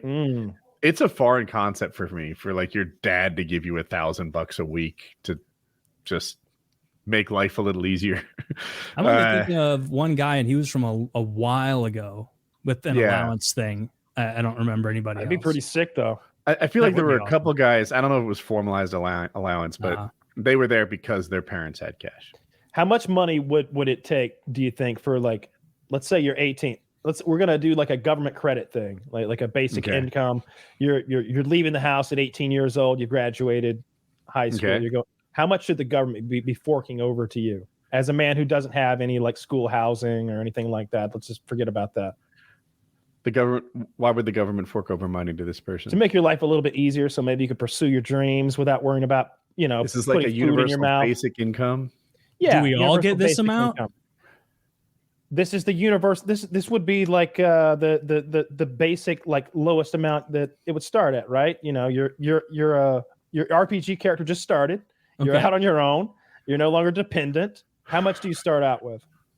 Off the top of my head, I know inflation's rushing this, but somewhere between like 24 and 29 grand a year, something like that. Yeah. Like at 24 grand a year, I feel like you can get by, not very well, and you need roommates, right? You can't rent your own place or anything. But I think if you give them $30,000 a year, right? Like, and then they go and do anything, then they can make another 30, right? Like 30 jobs that pay $30,000 a year don't seem that hard to come by. Am I wrong about that? Because that doesn't seem like a lot of money. That's $15 an hour. It's okay. You can get that. You can get that. Okay. Like do a fucking 6-week training course and you're making $15 an hour. Now you're making $60,000 a year. It seems like it'd be pretty easy to make your way through life if you had $30 free $1,000 a year, tax free as well. But if you learned like, well, yeah, 60 that's grand. 30,000 real dollars, not now. You could even lower it. Like maybe 20 or 25 is a bonus to what people have now. When you consider that's non-taxable income. Yeah, make it 20 and then add it to whatever. Like let's say you say anyone can make 15. I say anyone can make 12. But 12 grand a year is $12 an hour is 24 grand a year. Tack that 20 on there. Now we got 44 grand a year. That's your starting character. Like every waitress makes at least 15 an hour. And I think that like I'm trying to think what the equivalent of a waitress is for a man. A waiter. Like, get out of here. That's not landscaper. Actually, they don't get tipped. I think I don't know why I'm so stupid not to realize that it's waiter. Yeah. It's clearly, I don't know why I came up with landscape. There are a few. Clearly waiter. I think it's because, all right, here's why it is. It's because so many women have utilized that as a way to like have a career. Like you can have a career as a good waitress. I don't think of that so much with waiters. Like maybe like I don't know. Maybe you're like a fancy maitre d' or something. You're those like guys at like the steak restaurants who are like 61 years old who have been doing it forever. They got the gold crumb scraper. Yeah, and like they're serving people who on like bad service are probably tipping them $110. Like, I suppose that'd so. probably be a good gig. Unless Chrissy is coming through one night and he's tapped. He only has $1,200 on him. And like I read a comment online about this. This is a side thing on The Sopranos. It took me until now to realize like all the times Artie is like, they're like, I want the fucking whatever the hell, the Maniscot or whatever, and Artie's like, no, not that. I've got something perfect for you, right in the back, fresh. You're gonna love it, right from fucking whatever he says. And then he's just like taking leftovers from other plates because he doesn't want to spend the money, or like taking cheap ingredients and making a dish because he doesn't want to go to the main menu. You know what I mean? Is that what he's really doing? Yeah, because like there was that scene where like he's like, oh, this is called whatever the other burrata. This is burrata cheese. It's like mozzarella, but it's a little more mild. And then these green beans are special. And so he like gives them that. And then the one woman's like, oh, I'm not gonna get this. I'm gonna order that. And he just like avoids her, just like won't come back and take a. No, I think that's about Artie is trying to. That's Artie's idea of expanding and like coming up with a new thing, because that young hotshot waiter is taking all of his business. Even Tony has gone there, and Tony has to admit that this guy blows Artie out of the water. I can't believe this. And so that's Artie's way of, hey, I'm trying a new thing. We've got burrata. But then she eats it and she's like, it's string beans and mozzarella. Like that's all this fucking is. Meanwhile, this young guy over here is like some kind of mastermind. I don't know. They didn't really show what he was cooking, but that's what I saw from that. I love The Sopranos. I haven't rewatched it in I don't know, maybe a year. I'm gonna wait a while this time. I saw Paulie died the other day. R.I.P. in real life. R.I.P. in real life. Yeah. Well, he survived in the show. Spoiler. Paulie's the one that had the wings, hair, and he had good biceps too. He did. One of my favorite Paulie scenes, there's a lot of them, but it's when Tony sort of corners him on the boat in the final season. And he's like, you're the one that let that out about the Johnny Sack joke, right? Nah, Tony, no. Nah, come on. It's not even a big deal anymore. You could tell me. You're the one that did it, right? No, Tone. Frankly, I'm offended that you'd even say something like that. Come on. I know it was you, Paulie. Just admit it. Come on. And meanwhile, Tony is going to kill him if he admits it. That's the beauty of that scene. Because even when he frankly, Tone, I'm offended you'd even say something like that, and like ends the conversation, Tone is looking at every weapon, every deadly weapon that's around him on that boat. There's there's this big knife they're cutting bait up with. There's this I don't know, bat over here they're like killing fish with. And he's thinking about killing Paulie right then and there, because Paulie's got a big fucking mouth. He's seeing it right now. He just saw it yesterday, him blabber-mouthing to some random girl, and he's almost sure that Paulie was the one who told about that joke, and that created such a clusterfuck. And he did, of course. He was, of course, the one who did it. He did, yeah. One problem that's common across mob movies is the tough guys wouldn't be tough guys. There are people who are literally like 215 pounds overweight who are tough guys. There are people like Tony who can't beat Paulie. There are like Joe Pesci, one of the toughest guys in mob movies. Joe Pesci, I want to get all. I could beat up Joe Pesci. He's like 5'5", pretty old. older. He's 80. Fuck that guy up. You know what? I'm not gonna be modest. I'd fuck up Joe Pesci. How many Joe Pescis could you take in a fight? Yeah. So, but like they take a Joe Pesci or this guy, and they just stack rank them wrong. Why can't tough guys be tough? Why can't? All right. I got a tough guy here who was actually in the mob. This guy's name is Primo Casarino. Now, one of the things he did was extort Steven Seagal out of about $400,000. Nice. So he was hired by a movie producer, if I remember the story correctly. I may be slightly off with the title. We asked the guy what movie producers do. This is what they do. This movie producer had a deal with Steven Seagal to make, one of those multi-picture deals. Steven's guru says, you really shouldn't be making these violent movies. Goes against your whole mantra, your whole code. And he's like, yes, no more killing in my films. And this guy's like, dude, you break people apart in every movie. That's your thing. You kill 30 people a movie. We make 25 million a movie. That's what we do here. Mhm. No, I'm not going to kill anymore. So this guy he calls up his mob buddy, this gentleman whatever his name is, and says, put the screws to Steven Seagal. He doesn't want to play ball. Well, What's he his not name? only puts the screw, his Primo. name is, I got him like Estel- Primo Casarino. Awesome. Are you man. looking at him on your computer? I pulled up his Wikipedia. Okay. He doesn't have a photo on his Wikipedia. I mean, if you like Google image search him, Yeah. But anyway, they kidnap Steven Seagal and threaten him and eventually, not only does they make Steven Seagal do the movies, but he has to give the mobsters $400,000 for their trouble, and he gave it to them. And like they caught this guy talking about it to his buddies afterwards on a wiretap. And they were laughing at what a pussy Steven Seagal was. And Primo says, I only wish I had a gun so I could have put in his face like they do in the movies. So this is like a real tough guy. He is tough looking too. Yeah. He's filling out that Nautica jacket. There it is. Yeah. That's a scary looking dude. Although I must say, the guy behind him and to the left, also a very large looking man. He's further back, but he looks bigger. Think about that. Yeah. And he also looks Italian. Maybe he's some other mobster. Does he have cuffs on? I can't I tell. don't think so. Oh, I don't know. You can't tell. Well, his hands are close together. Yeah. Who knows? In any case. So this guy extorted Steven Seagal. Yeah. I think with this mobster thing is like, they're not threatening to have a fist fight with you.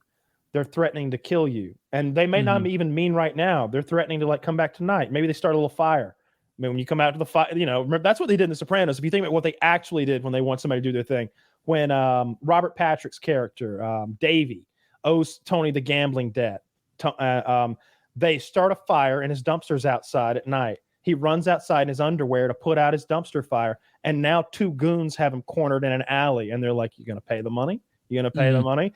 There's not fisticuffs time. There's no winning that fight. If you started beating them both up, they'd pull out a gun or a knife or a club. They're going to escalate to murder. That's where they're headed. They stop it. They don't stop it anywhere. And you, on the other hand, are like, man, I really just want y'all to leave me alone. I can't just beat you up and then you'll tell the other guys how tough I am. No, we tell them you need to die now. It's like, no, we're an organized crime and we'll send more guys. And we don't think you're going to have your head on a swivel 24/7. You know what it's like? Here's the perfect example, if this makes sense. I like drawing these like comparisons between things sometimes. It's like thinking the cops aren't scary because the cop looks like a pussy. Look at that cop. That's a good one. I could whoop his fucking ass. Why are people so afraid of the cops? I could beat the shit out of that cop. Yeah, let's see how that one goes over. You're right. I've seen that a lot. That's a good comparison. Sometimes what happens is cops think that they are badass because they beat up people who aren't fighting back. And those people who aren't fighting back, they know that there's more cops coming. That if you just beat this one cop, that's not the end of the story. And it frustrates me to see cops strut around like peacocks. It's like the Ron White joke. I don't know how many of them it would have took to whoop my ass, but I know how many they was going to use. As many as it took is the answer. That's what it's like. If you're thinking you could beat up a mobster or a cop, I think, or like, and you might say, oh, I've got a gun though. Both scenarios. Let's see. But they do too. But they have more. You're one person. They have a helicopter. And like that's the thing with the mobsters is like you're not afraid of Joe Pesci, so to speak, or like Bobby Bagliari. Like you're not afraid of him. You're afraid of his ability to use his influence to send goons at you, because that guy's got dozens of people he could call on to go send a little troop at. Like I saw the scene when I was rewatching just last night. You know how Bobby Bacala, he's the least intimidating one. He's the one, he's friendly and everything. And then he's worried about his wife dying and everything. And then Junior's like, he's getting soft. And then he just goes to that bar with the one union guy, and formerly like sweet Bobby is now sitting there like, oh, you vote for that guy, you may as well be putting a bullet in your head. here, here, and here. And you got kids. So it's always something to think about. And then he gets up and leaves, and it's like that guy's not the union guy is not scared of Bobby. He's probably like, that guy couldn't catch me. He's afraid of Bobby's influence and the fact that Bobby is part of an organized crime syndicate that has an enormous amount of reach. And like they can just come upon. They're not cops. They're plainclothes people. You're gonna avoid every dark-haired person. Like what are you gonna do? You're right. When I said that, I was thinking more like is it a Bronx Tale where they shut the door and they beat up the biker gang? You can't leave. Yeah. Really, that biker gang is the one I would have put my money on. Not the super fat guy or the old guy. It would have been better if they pulled children. If they like pulled out guns and had them at gunpoint and then just pistol whipped them, like giving them no chance at all. They could have brought in people who were actually tough guys instead of just bringing in the actors. Oh, dude, you see that fat man bear hug? Yeah, fat men aren't that strong. No, they're not. no, they're not. You see that fat guy? That guy who's never seen the inside of a gym? Bear hug? Dude, remember when I had one of my favorite things, it's like that we ever talked about on the show, and then like we got it done. Like you know, we sit here and theorize fucking bears and gorillas fighting all the time, but we had that ongoing thing with Wings about how he could like get out of a rear naked choke and everything. And then I was like, oh my God, I'm gonna have it in my house. We're gonna do it. And then when we actually got to do it and prove how silly that whole thought process was. That's one of my favorite things that we ever like. No, Wings, you can't watch. And it was like so clear that he couldn't. It was great. I wonder what Jeremy's doing right now. I still haven't seen his fake teeth. No, well, you gotta get on it. Like I saw him, but it was dark, and I was like, I don't know. It's hard to explain, but I was like sitting in a chair facing the other way, and he was like over my shoulder while we were having the conversation because there was somebody sitting in front of me, and I didn't really get a good look at those chompers. But I'm told they're just pearly white. Really? Good for him. He's got the veneers, so he's looking. No, he's got dentures. Yeah. Well, at least he didn't get like cadaver teeth put in him or something. Is that something they do? Did I dream that? I don't think they do that. And if they do, I want them. Yeah, that sounds badass. You know, black people have much higher bone density. I would like a black man's teeth. It'd be like how those military dogs get the titanium teeth to replace their old ones. If I ever have a tooth go, I would like to have the tooth of a black man. They give military dogs titanium teeth. Yeah, if their old tooth like falls preemptively. Out. Like no. They don't like install a mouthful of titanium teeth. But if they lose a tooth, teeth can break and stuff. They'll put a titanium implant in. No, you're joking. No, everyone knows a dog's teeth never stop growing. That's beavers. Oh. Guinea pigs. I couldn't even say that one with a straight face. a dog's teeth never stop. I want to confidently throw that out somewhere at a social event and get someone to co-sign. You need someone there who's like in on the gag. You know, I heard that last week. It's wild nature. New research shows. Studies show dogs' teeth grow 3 centimeters a year. It's like bamboo. It's hard to. I mean, the reason that never noticed is like a watched tooth never grows. I've heard that. Like a watched pot never boils. I've heard similar stuff. What a weird saying. A watched pot never boils. Does that mean? Saying. It means that if you stand around and like concentrate on this thing, like when's it going to happen, then time will pass more slowly. You'll perceive the time as longer than if you chopped the potatoes and the vegetables and started prepping the meat while the pot got warm and weren't even thinking about it. I know what you mean. How did that saying make it like through the cut? You know, like it's not a very good one. I think it's a great one. Really? Why don't you like it? What would be better? Oh, fuck. Yeah, well, I guess you're right. I don't have something off the top of my head that's better. So do you have a better one? No. You're the one coming in here shitting on the idiom or whatever the fuck that is.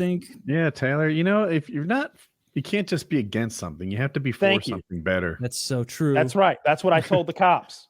You can't just be against me having weed. They said, one more time, put your hands behind your back. Counterpoint. Bang, bang, bang, bang. I'm opposed to putting my hands behind my back. Could we put them in the front like that you do rich people? I think they did. Is that how they do rich people in the front? I'm trying to remember. Like not. I was in various handcuffs, but I'm pretty sure I had hands in front. On the way to jail. Yeah, I got hands in front on the way to jail. That was pretty. Did you have regular handcuffs or the kind with the chain in the middle of the handcuffs that goes to like your waist to your feet?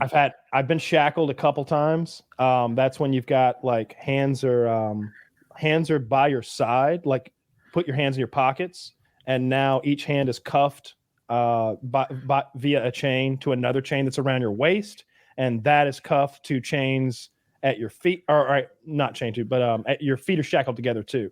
Ankle shackles fucking suck. There's no such thing as a comfortable ankle shackle. Like they're just handcuffs on your feet. Like they hurt. They kind of bite as you walk. Yeah, every step they hurt. They suck. I can imagine. Okay, but go ahead. Do you have a chain or a bar in between? I think that's what Taylor's asking. A chain, and it is not long enough for a man of my stature. It shouldn't be. You're a danger. We need to limit you to shuffling. It was like, where do y'all think I'm gonna go? God, we gave you long strides and you bought weed. Can't have that again. And that was the night they pulled me out to drug test me. They drove me to the hospital, and before we left, I was like, they told me they're gonna draw blood, and I'm like, all right, I've got to pee though, because you just woke me up out of bed. It's 2 a.m. or whatever. I'm like, I got to pee. Can I pee? And he's like, yeah, they don't want urine. And I'm like, okay, so like they let me pee like right there. I go into a bathroom or whatever. We get there and they want urine, and I'm like, I just peed. And the guy and my cop associate, my attendant handler, he's like, yeah, he just peed. Y'all said he could pee, and it's like, well, let's get some water. And I'm like, oh, fuck. Will this never end? And then because I'm like in there trying to dribble out 4 drops of piss for these psychopaths at 2 a.m. Did they watch the pee leave your penis? No. They know I don't have anything. I'm already in jail. They pull me out of jail and take me to the hospital. There's no way I've got like fake. How about the drug testing? Did they watch the pee come out of your penis? Like, because you were in probation, you did some pee tests. He's got like a mirror that kind of gives him like there's a mirror like above the toilet, like right above it. Not a good mirror though. I don't know how to explain it, but like it's not super well polished. It's a little opaque, but he could definitely tell. I think he can see that like if I'm getting out an apparatus. But that only came into play when I'd go to their offices to piss test, like to the probation offices. Now but the more usually I'm getting tested at like a third party facility. This like a LabCorp or something? Not LabCorp. It was called it was a place that did like DUI counseling and drug counseling and DUI classes, and it was like a one-stop shop for that sort of thing. So there's just a guy there, not a law enforcement officer, not an agent of any kind. And he's just like, hey, I'm Brent. I'm here to take your urine. Just go in the bathroom and fill the cup up. So with him, I could have just brought bottles of piss in. Of course, would never dare to do that. That sounds terrifying to try to beat a drug test. I think I've told you guys before that I had nightmares about that. Recurring nightmares about accidentally doing drugs. Yeah. My favorite one. Usually what would happen is like I would dream about being with somebody and then like handing me a joint and smoking it and I would get high, and then I would remember, oh no, you got to get drug tested like at any time. They could be tomorrow. What have you done? And I would wake up so stressed. Like what have you done? What have you done? You're gonna fail your oh, that's right. I took drugs in my dream. Those don't count. Those are dream drugs. Good. But then I had this one dream, and it was so vivid. I can't remember it might have been Joe Pesci, and I'm not even just saying that because it's funny. I think it was Joe Pesci and Marv from Home Alone. The other guy. Yeah. I think it was them, but I can't be sure. You know how dreams are. But anyway, like I was in this isolated area on like a dead end road, and one of them ran up and like rubbed something on my neck. And I'm like, what the fuck did you just rub on me? And he's just like, drugs. You know how absurd that dream is? Yeah. And I'm just like, but that just programmed into my mind is he rubbed psychedelic drugs on your skin. You're absorbing them into your system. That's going to show up in your drug test. Oh no.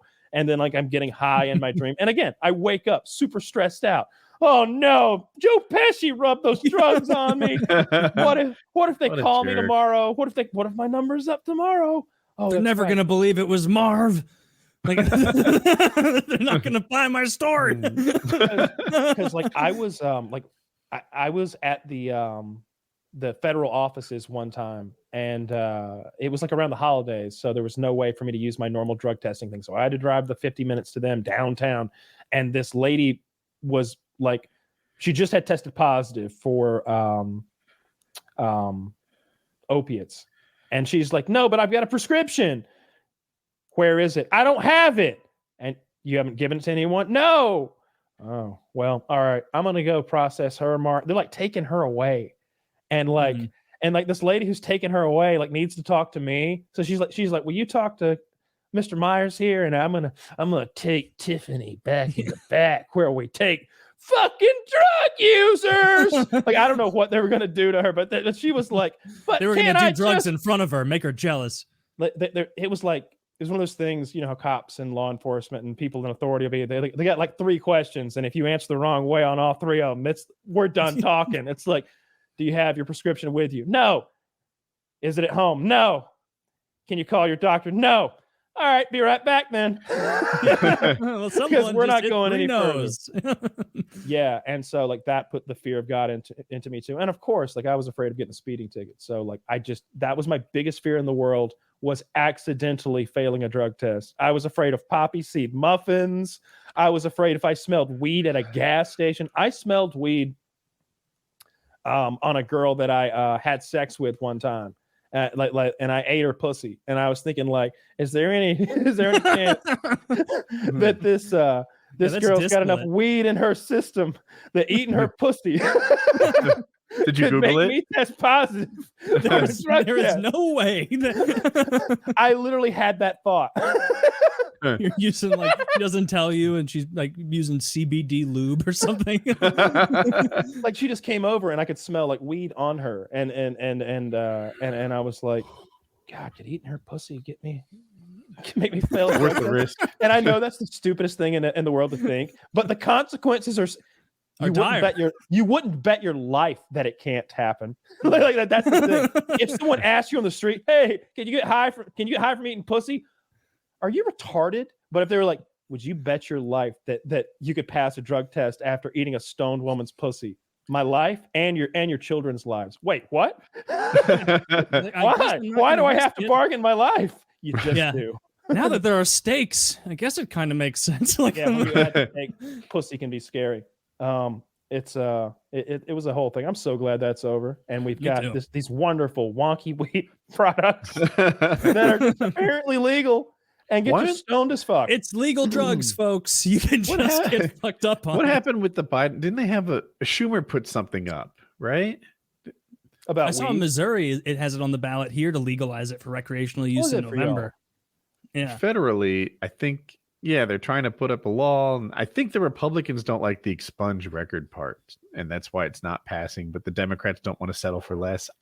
That's 80% right. I saw Adam Carolla tell a great joke. I don't know when it was from, but they were talking about if Trump was going to be president. Maybe Bill Maher was on the show, or maybe it was his show. But they were like, "Is Biden going to run?" And Adam Carolla goes, "Run? He can barely walk." He can ride a bike. Sometimes. Is Biden going to run in 2 years? And it's like, I don't know if he'll be able to walk in 2 years, because he's just falling apart. I look forward to that thing. I hope that Trump doesn't get taken down by the corrupt FBI, the Biden FBI. Not only is it a bad look, honestly, but I see this tweet from CNN that says classified documents related to nuclear weapons were among items sought in the FBI search at Trump's Mar-a-Lago residence. The Washington Post reported. I don't know what it's about. Mm-hmm. If it is about the mishandling of classified documents, I don't love this. Like if Trump did something more than that, but if he just like kept souvenirs from his time as presidency, I feel like I might have done that. And that's not the sort of thing you should go for. What if it's like pictures of him like throwing up gang signs at like the missile silo and stuff like that? That would be hilarious. That's hilarious, and I'm for it. Actually, they belong in the public record, so now I think I would love that. I would love that. Oh, you know how we did that that question where Kyle was like, Woody, what would get you to hypothetically vote for Trump? How about this one? How about this, Jack? Hunter Biden VP. Oh, that's the most entertaining ticket in history. Why Trump is the president, and then because Hunter is it's VP? about voting for Trump. Yeah, Hunter's VP. Oh, that is entertaining. See? Wait, you're saying Hunter Biden as Trump? Yes. Trump's VP. Yes, as Trump's VP. Imagine. You wouldn't think that's not good content. That's not good. He's a drug addict. Hunter Biden president, Charlie Sheen VP. Think big. Look. All jokes aside, like we can't let's not put a drug addict or a madman one heartbeat away from the presidency. You know, it needs to be someone who can do the job. Here's what works well. You don't need another. You've already got Trump. You don't need another loon. It's nice to have a straight man next to Trump to contrast. A little yin. Yeah, but Pence didn't even play the straight man game. He barely talked for 4 years. When he talks, it's good though. I want to see a little Abbott and Costello back and forth on the stage. Who would be the best straight man? Like who's? I don't think most of these guys are funny. I know. Who would be a good straight man politician? What's his name for him to play off? Who's the guy who goes and like owns the college kids? The Jewish fellow who's like always got great conservative points of view. He talks really fast. Ben Shapiro. Ben Shapiro. Yeah, that's your ticket. There you go. Trump and Ben Shapiro. Yeah. I would love I don't know if I don't think Ben Shapiro is very funny. I don't know if he would give Ben Trump Shapiro's the funny. Well, I don't know if he would. You think he would be a comedy duo with Trump? I feel like Trump would make a joke and then Ben would get all serious about it. He's your straight man. That's his job. He's too straight. I like him. I like him a lot. I've been watching this YouTube shorts and just like one after another. Not necessarily of him just owning Ben Shapiro. Yeah, and I don't care. What's he up to now? You know, it's always the same shit, more or less. College guys. And you know, some appearances on like various shows. I think maybe was it him that someone was saying that about trans people that someone was taking part in self-delusion, and then the trans person threatened to put them in the hospital. I can't remember who that was. like put their that clip sounds familiar. Yeah, I can't remember who that was. I don't know. I've been watching a bunch of the YouTube shorts, just like flicking through them like they're popcorn. And for some reason, it thinks that I care about Ben Shapiro. A lot of Jordan Peterson for some reason. A lot of that Tate guy or the Tate brothers. Bunch of UFC stuff. Like I don't know why it's. I don't know. I guess maybe that's just popular stuff, or it thinks that I like that stuff. Yeah, what's my YouTube giving me? Magic the Gathering decks.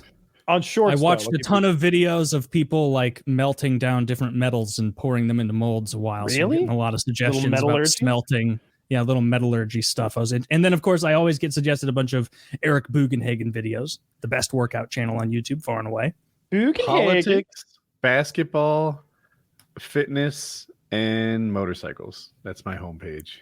Magic the Gathering, Brian Shaw, NHL, overhead press, bows and arrows, history. Are you still doing bows and arrows? I haven't done it in a bit. I have the weather's going to come around soon. Like it's been horrible out. Like it's so thick and muggy and you don't want to kill something. If I was hunting, I would, but I'm just more talking about like plinking in the backyard. Yeah, like, but shooting it. It's been so fucking hot. But would you like to eventually kill something? Yeah, of course. I mean, I've killed stuff with guns when I've hunted, but I've never gone bow hunting ever. What about the most dangerous game? Man. Yeah. Honestly, man probably isn't the most dangerous game. Probably like definitely a killer whale. It's totally the most dangerous game. What is We're going in the woods. Well, killer in the whale woods does sound dangerous, especially if you have a bow, because it only shoots like 4 feet and it doesn't hurt when it hit. Fuck that! I want one of those things they mount on the ship. One of those pneumatic harpoon cannons they were wasting sperm whales with. I think they frown on that now. Not if the killer whales. Did you see that pod of 75 orcas kill a 100-foot-long blue whale and eat it? Oh, I don't like that. I like the blue whales. Yeah. Well, so do they. What have killer whales ever done for anyone? I think they bully the fuck out of great white sharks. Like they make a point to do it. They and if the great white shark survives, they said that it won't come back to that area for like a whole year. Like it'll like go hundreds of miles away and stay away for over a year after it gets bullied by orcas. So seals seem kind of kind, but like sea lions are aggressive and mean and angry. I think I have my you're fat immobile mammals right. I like it when they fuck with sea lions. Sea lions, they seem nasty. They seem like a dog that would want to bite you. Like their head shape. I'm thinking about getting a Weimaraner. That's it. I'm looking at like 3 dogs right now. I'm looking at a Weimaraner. Yeah, I'm looking at one of those Shiba Inus, one of those like silly like meme dogs. And there's like an Australian like shepherd type dog that's got those with like floofy ears. I know someone with an Australian shepherd. They need so much activity. Well, I don't like that. Non-stop. It will be running to run and free. Like I'll it's say one the thing most I like. energy dog. I found this Weimaraner that lost part of his colon due to some sort of accident or something, and so now he has to get monthly B12 injections.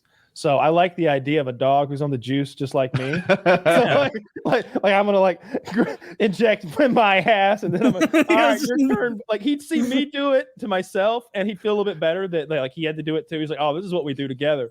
This is our bonding time. Yeah, it'd be our bonding time. You should hit him up. I wonder how a dog would respond to the tea. I'm gonna give the dog testosterone. I'm gonna give him B12. That's what he needs. No, for his Kyle, I question your generosity. It's human testosterone. What could it might? That's why I wondered how it would respond. I'm gonna Woody. Clearly, I'm gonna get dog testosterone. All right, I was being stupid. No, wolf testosterone. That's wolf. I will know. Yeah. I bet you using wolf testosterone would get you even further down the path. You should fill his water bowl with blood so he gets proper protein. Nothing but blood. He's on the blood diet. No, but I do want a dog. I keep looking at them. They've all got these pitiful fucking bios though on the dog websites. It's just like, this is Chief.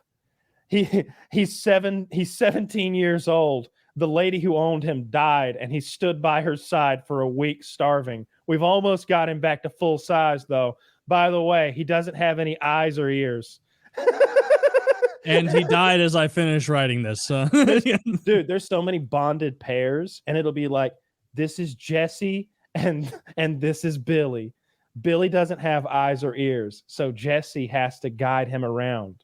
And like they'll in the pictures, like it's his like seeing eye dog friend, and they're like bonded together, and they'll only give you Jesse if you take his seeing eye dog friend with him.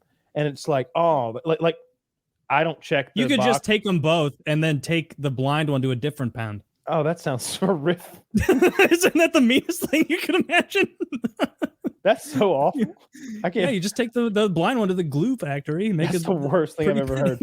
Dude, I have to make sure when I search for like pets near me or pets in Atlanta that I don't check the box that says special needs, because special needs could be that B12 injection. I'm cool with that. Fuck yeah, dude. I'll hook you up. No problem at all.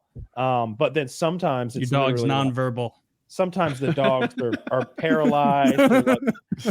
They require like so many like meds and stuff. And one of them had cancer. And it's like, Timmy's lifespan really depends on who adopts him and how much care they want to pay on for. The grace of God.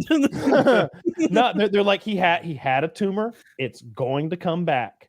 So his lifespan depends on what you want to do about that. And it's like, shit. Dude, this makes me so adopting debt. Yeah, like most of these bill. And everybody tells you to like rescue a dog, or like what they mean is, adopt one from a shelter. Because I'm not like it wasn't hanging off a cliff or anything. I didn't rescue it, but you know what I mean. And so that's what I want to do. I don't want to go to a puppy farm or anything.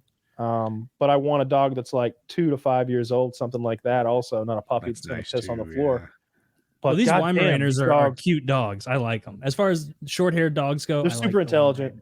Weimaraners are great. We had a dog that was a Weimaraner mix as my childhood dog, and she was fantastic. Same. Like when I was 4 or 5, we had one, Sam. Sam is the dog that killed that deer that was trying to get us that time. Sam was a good boy. Damn, they live 11 to 14 years. That's pretty big. Look at that dog. For a mid-sized dog.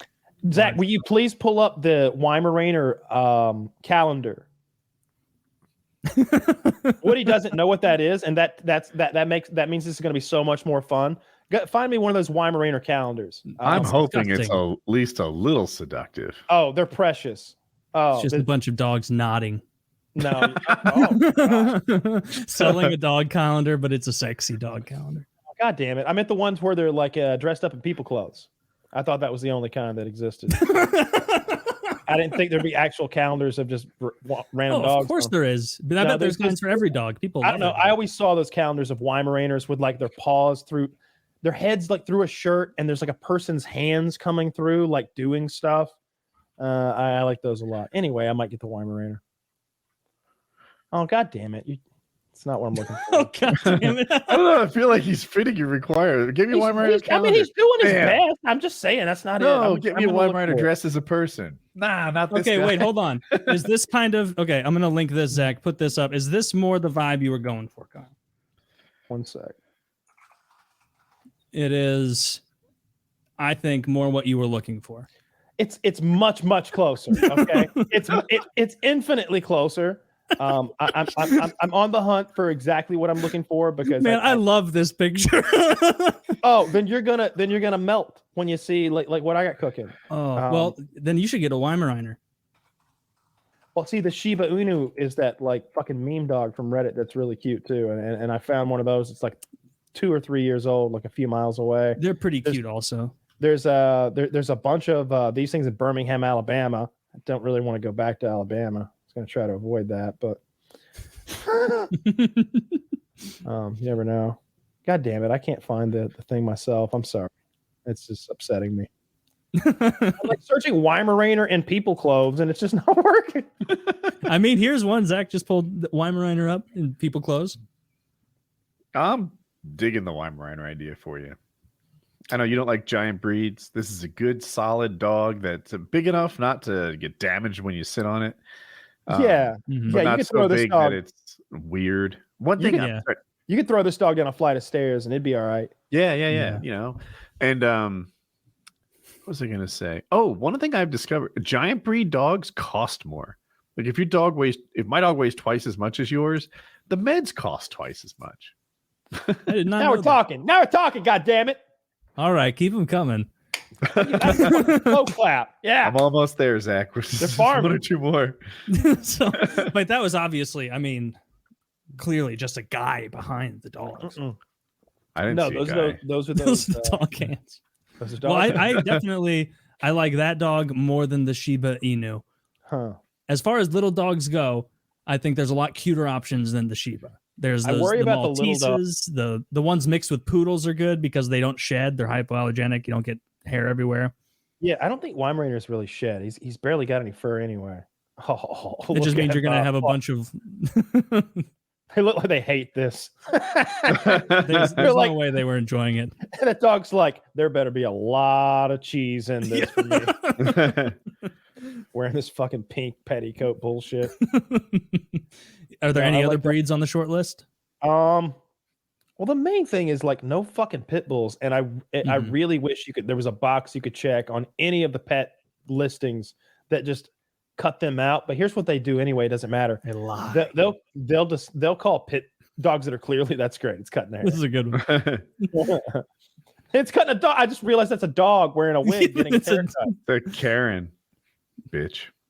They'll label pit bulls as Labradors and German Shepherds. So even if you were able to filter out the pit bulls, they like lie and say these pit bulls are labs and stuff. And so you're like, no, that dog's head's bigger than mine. That's not a fucking golden retriever. Get out of here. That's a tan pit bull. Bigger than mine. He's got those angular jaw lines. Some of these dogs are so scary. Like legitimately, like their head is like remember in The Mask? Striations. Remember in the Jim Carrey movie The Mask when the dog put the mask on and its head was way too big for its body? That's what these fucking show us that, Zach. If you pull up the dog from The Mask, that's what these fucking pit bulls in Atlanta look like. Like every other dog has a head the size of a bowling ball on top of a chassis that looks like it was not designed for that head. It's a biting machine. It's a mobile head. I hate these fucking dogs so much. Yeah. That was a terrible movie. It was bad. Oh, that's a cute little dog, though. I watched Tenet. I think, did we talk about that already? I forget. We did. Yeah, we talked I about liked it. We all thought it was good. If I recall, Kyle thought it was really, really good. And I was like, it kept my attention, but I'm deep into Alone now, watching that. That thing's pretty cool. What season? The one that's on Netflix? Yeah. It must be the most current season I'm in, but I'm like mostly finished. There's only like 4 people left in it where I'm watching now. Who's your favorite? Fat guy. Fat young guy. Fat guy. Yeah. Fat guy with the nose piercing, the septum piercing. Yeah, I think when we were texting about it, like I said, I loved that guy's attitude because he had the best attitude where like it'd be like day 31 and you'd go to the woman or the other guy and they'd be like, oh, I miss my family. I hate this. I'm so hungry. I haven't had protein in 16 days. And then you go to him and he's like singing about like how he hasn't eaten in 2 weeks, but that'll be okay. The sun is shining. And it's like this guy, he very clearly is a like total expert in everything who intentionally gained a shit ton of weight for 45 strategy. pounds. Yeah. And it clearly like paid off in dividends. Like, I don't know, in my head when I started watching it, I was like, you have a thing like, well, can't you just store fat for later use? I guess that must not be because most of these people are fit. And this guy's like, no, I'll look terrible for the beginning. Who gives a shit? I've got thousands of calories, tens of thousands of calories to burn through here. Yeah, it's literally fuel. It's the only way to play a game like that. And I've said it before, but it goes all the way back to Richard Hatch in Survivor 1. Now, I doubt he was fit and then like got chubby for the show, but it was clear that like when he got there, he was like, look at all these hard bodies. Look at my body. Who do you think is going to be better at starving for 6 weeks? Yeah. I think I'll be okay. and sure enough, if you remember early Survivor, I haven't watched it in well over a decade, but they feed you just enough rice to keep you going a little bit and water. And if you want anything more than rice and water, and not a big portion of rice, by the way, you got to win something. Like, do you remember when they made the women get fucking naked for Oreos and peanut butter? Yeah, man, it was wild. Can't do that anymore. Can't do that one anymore. They have these 3 smoking hot women like stripped naked in exchange for Oreos and peanut butter on national. Of course, they blur it, but the host is right there, and the rest of the competitors are right there, and they're all just like, "Okay." I don't remember if they gave the men the option to get naked for peanut butter. I don't think they fucking did, and that is such horseshit. That's such horseshit. If you can't hang dong for an Oreo, then get them women out of here. That's bullshit. And if I remember that scene, like you'd think all the contestants would be like, "Oh, tit," or whatever, but like they're all like, oh, "I'd do anything for an Oreo, anything." Dude, like the Oreo. If you think about how calorically dense an Oreo dipped in peanut butter is, yeah, when you're hungry, like there's something about your brain. It knows what foods are calorically dense and what vitamins and minerals are in certain foods. It's learned that, and you'll have a craving for something if your body needs it sometimes. And they just need fucking raw calories, energy, because they're so starving. And keep in mind, they've been standing on a fence post in the ocean for 3 or 4 hours.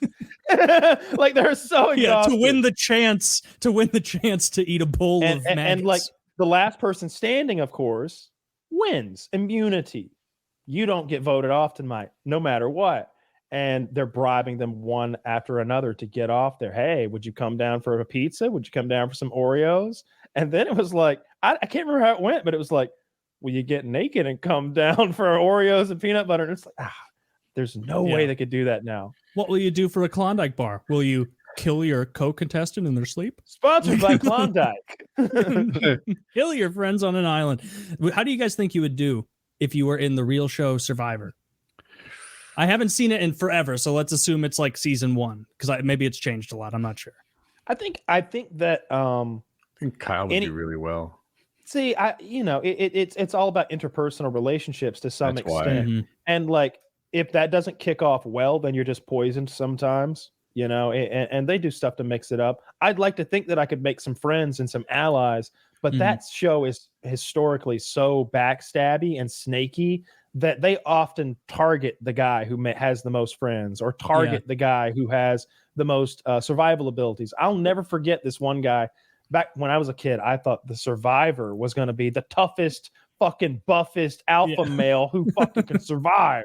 and it doesn't, and he'll just win and eat and be and win. And there was a guy who could fuck. He went and killed a goddamn pig with a spear. Nothing like that had ever happened. They always just starve and eat rice and beg for Oreos. And this motherfucker goes and kills a pig, and he's eating its eyeballs. And it's like, holy fucking shit. G.I. Joe's on the show this year. It's over. And he's like making a fire from scratch. Inhales the smoke, passes out face and hands first into the fire he's been cooking.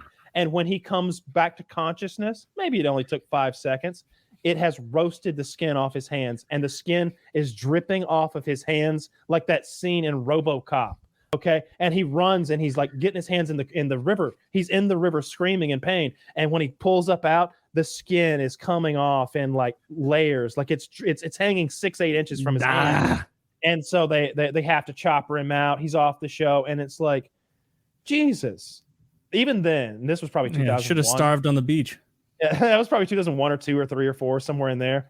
But like, that was, even then, that's the show I wanted. I want a show about a competent survivor guy, and that's what Alone is. So I haven't watched a lot of it because I've been watching so much of this space show, but I have watched some of it, and I like it a lot. I like the setup a lot.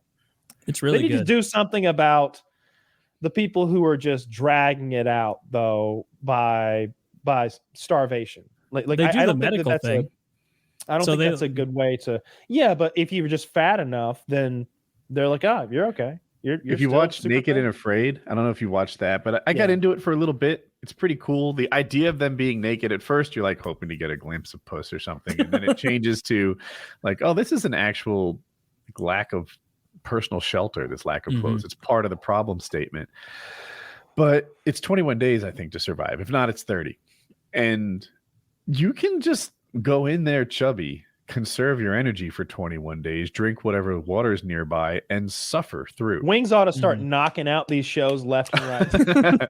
Back to back winner. He's like, reigning from Conway, South Carolina, the Alone Season 8 champion, Survivor Season 27 champion, the biggest loser Season 7 champion, the Conway Conman himself, Wings. 3 more seasons and I'm at my goal weight. I'm sure listeners don't. It's 100 days to win. It takes 100 days to win or outlast everyone else, which takes like sometimes 100, sometimes like 65. You cannot just go in there fat and lay down for 65 days. You've got to figure out food and shelter. Well, he would freeze if he didn't get the shelter sorted out and the fire. And he looks exactly like the kind of marine mammals who live in that climate. Oh, Jesus! Have you ever heard of Project Walrus Man? Project Walrus Man. Zach, would you show me an image of Project Walrus Man, please? I don't know. You guys know about this, but this is a secret government program that dates back to the Cold War. We had this problem with the Russians and the North Pole. Were they going to come across the ice cap with some sort of a hybrid super soldier? And so we had to respond in kind, and thus Project Walrus Man. There's an artist, Project Walrus, an artist rendering of a. So you're saying I'm not a failure? The government poisoned me. That was going to be the future of the Navy SEAL combat squad. He's an actual SEAL man hybrid. It's Project Walrus Man. That fish? Am I seeing a bullet hole right? He caught that with his bare flippers. Yeah, he didn't need the gun for that. No, because that's for the Ruskies. That's for those goddamn Reds. Yeah, I don't think he looks that hairy. That's enough of that. That's of course just an artist rendering. That it's not a real photo. I mean, don't be confused. That's not a. You should have said that earlier. I feel like a fool. Yeah. I mean, if we know for a fact that China is already splicing people with animals, we know it. It's a fact. Whether or not it's successful, we don't know. They could be secret or it might be failures. We need to be catching up. Oh, I don't like that. Wasn't Harley in that movie? Oh, Tusk. Yeah, that movie sucked. Not because of Harley though, but because Kevin Smith, when he strays from the Jay and Silent Bob universe, doesn't know what to do. They're making a threequel to that. The trilogy continues. Wow, no one asked for the second. Not Jay and Silent Bob though. They're making Clerks 3. Yeah, striking while the iron's hot. That's fucking mean. Well, I don't know. It'll probably be a fine movie. I don't know. Well, if you think about it, the first Clerks, and I'm making this up, was in like 97, 99, Probably. I don't know, somewhere in there. And then the second one was like 2005. I liked the first Clerks. I like the second Clerks the most. I really like the Moopy world, and they had that Lord of the Rings conversation with the guy, and he talks about like Frodo bricking in Sam's mouth and everything. And you're right. The first two were good movies. They were funny. Remember they have a donkey show. I watched that in theaters with my boys. I think it ends with. I think we were stoned. I can't remember exactly. Characters. Let me get this. It ends with the two main characters hitting it off, and she agreeing to do ass to mouth. All right. Well, that's a cool chick. Yeah, good movie. That's what I'm saying. Well, they're all having the conversation like you never go ass to mouth, and he's like, sometimes in the heat of the moment you go ass to mouth, and women are okay with that. They ask for it. They're totally down for it. Women ask you for ass to mouth, bro. Totally. And then like the Rosario Dawson's character walks in and he's like, do you ever go ass to mouth? Sometimes you never go ass to, she says you never go ass to mouth, but then in private afterwards, she's like, sometimes in the heat of the moment. Yeah. You go ass to the mouth. But they're like hitting it off. They become, I don't want to say girlfriend, boyfriend, that seems committed and 1950s, but they become well, they'd already fucked because she'd got some mayonnaise up her cooch, as she so poetically put it, when they banged before. And but even though that he's supposed to get married to that other girl, that's a great movie. I watched it in theaters, and that was a year where me and my roommates watched like maybe only 3 or 4 movies in theaters, but they were all just gems. We watched that, and that I thought that was the funniest thing I'd ever seen until Borat came out. And they had like shown me a little bit of the Ali G show that they had torrented, and I loved it. Of course, I had no way of watching it prior to that. And then we watched the Borat movie, and I don't think I'd ever laughed as hard as I did at the Borat movie when they were having the running of the Jews. That's like the opening scene. They're in Kazakhstan, and they're having the running of the Jews, and they've got the big Jew egg, and he's screaming to like break the Jew egg before it hatches, break the Jew. And I'd never seen anything so irreverent and ridiculous, like put on such a grand scale as well. Like they've got such a budget. The first Borat movie was so fucking good. So it's the second Borat movie. I know that it's political. Dreadful. It's dreadful. Really dreadful. It was not funny. Well, it's during the pandemic, so they got fucked over. I don't think you can judge them for that because the Borat character is so well known that they can't really do that bit very much at all. He was mostly other characters, and it just didn't work well. Plus, the pandemic was happening, so much of it is like I take your scripted review. A lot of people hated it because it didn't agree with their politics, and I'm like, but that's not right. You're good that way, but some people aren't. Yeah, I think they made fun of the Proud Boys at one point. Like they may have even embarrassed some Proud Boys. You know how he gets people to. They embarrassed Giuliani. Oh yeah. I didn't finish the movie. It was that bad. I got like 45 minutes, 50 minutes into it, because so much of it is scripted, and it like the girl that's in it, I found incredibly annoying. I bet I got accent. 15 minutes in before I was like, really? Nothing about this reminds me at all the first Borat movie, and like that's coming off. If you remember years ago, after Borat, he did one called Bruno, where he was this like effeminate, over the top gay character. Oh, I've seen them all. And like, I went to Bruno in theaters thinking it was going to be like Borat, and it was just kind of shit, like just not funny the way Borat was. It's exactly what the Bruno character is, though. In his like, if you watch the Ali G show, he's got Ali G, Bruno, and Borat, and there may be another one, but like they all got their own movies, But if you like Bruno as a character, you'll like it, I'm sure. But like, it just Borat is classic. If I were to rewatch Borat tonight, I'd be laughing my ass off. It's so fucking good. So I saw an interview, on Steve-O's podcast that he does. You sent it with Bam Margera on there, like via like a Skype or whatever the fuck, and he's like, dude, the reason you weren't in Jackass, like that was an intervention, that's what that is. We couldn't let you continue, and if you remember, There was that time when I was campaigning so hard to get you in and we were this close. Remember? Because I was telling you, I was writing you a script of what to tell Johnny and Jeff Tremaine and the guys, the producers of Jackass, the big ownership guys. And it was working. Everybody was on board. And then there was the morning of the big meeting. You, Johnny, Jeff Tremaine, and Spike Jones were all going to be in the meeting. Do you remember what happened, Bam? He's like, do you remember? You got fucked up and you didn't even show up. You got fucked up and you didn't show up. And the whole meeting was about, is Bam sober enough and clean enough to do this show? So that was it. So you've got no one to blame but yourself on it. And it was good. I only watched like excerpts of it. I watched maybe 10 minutes of it or something. How's Bam now? I barely recognize him. He looks more like his dad than what he used to look like. Wait, is he? Can you find a picture, Zach?